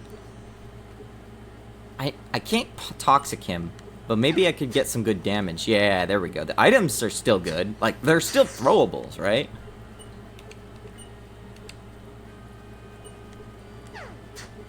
Oh, the arrow roses. Yeah, hello!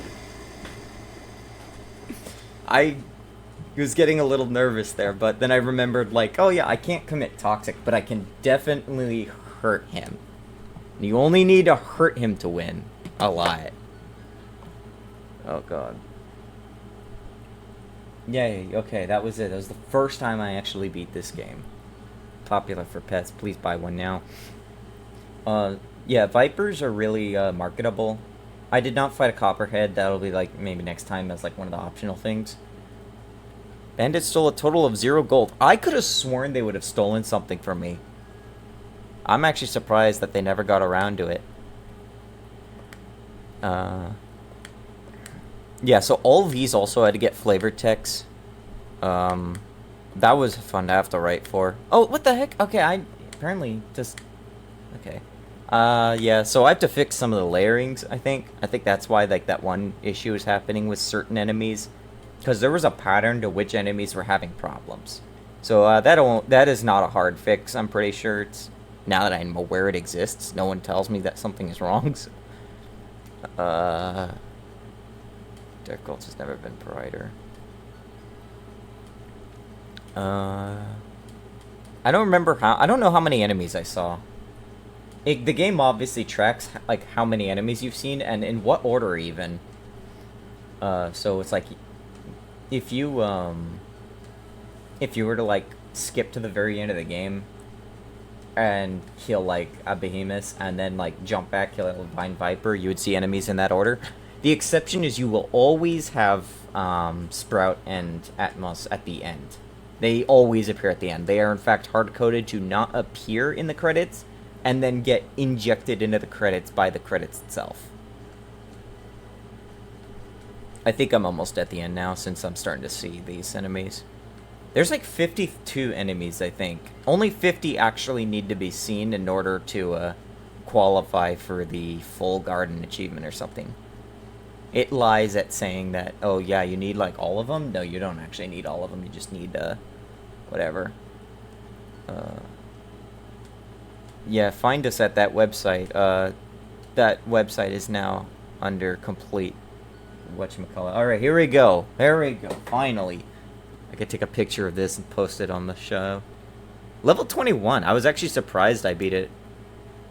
I thought I was going to need a couple more tries, especially with Atmos itself, but luckily he just could not kill me with hitting me. When you are just a diamond, you can't be pushed, so... guess I'll... Whoops, that's not what I want. I wanted... my... what's it called? I didn't even get the speedrun achievement. I think it's 5-hour frolic, that's right. So I would have had to beat it in 5 hours. I'm actually surprised I beat it at all tonight. Good lord.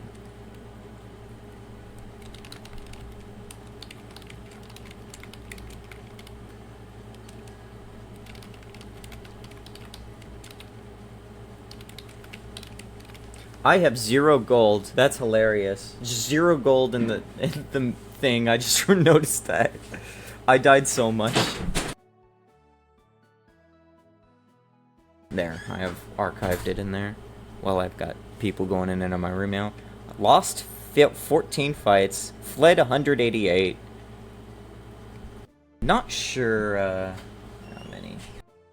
11's about standard for blind run. Like 10 to 11. That's a perfect, I would say, blind run time. Assuming not even doing everything. When you have like an extra couple hours from just that extra stuff, that's always fine too.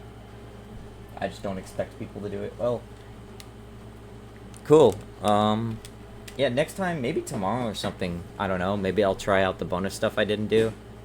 I don't remember everything that I did or did not do, or whatever I'm trying to say. I know there's a few hidden items here and there, but how are there just people and dogs passing through your room? I don't even have a door in my room, and it's also touching the garage. I have a curtain, and it's not very good at insulating. I'm supposed to get a door soon. I'll be amazed if I do. Cool though. Well, thanks for checking this out. I'll probably post this on the, like, I know, Leaf channel maybe. The actual playthrough. And, because there's some dev commentary to it. So, like, someone who wants to know funny background stuff. Or see the devs suffer. Yeah. Thanks for the stream. That was fun. It's probably, like, 3 a.m. there. Or something. Like, I don't remember Germany time, but it's, like, almost 8 here. Which is, yeah, this is an all-day thing. My voice is very tired. I almost never talk. 1:30 a.m. Yeah, that's about the time I go to bed sometimes. Sometimes I get to bed at a very good time. Sometimes I don't. Alright. Yeah, you should be tired. Alright, well, I have to let my voice rest. Maybe tomorrow or something I'll do side stuff. Particularly the buried castle, and maybe hunt down a copperhead for fun. But yeah. I was considering splitting the two streams for the main, but yeah.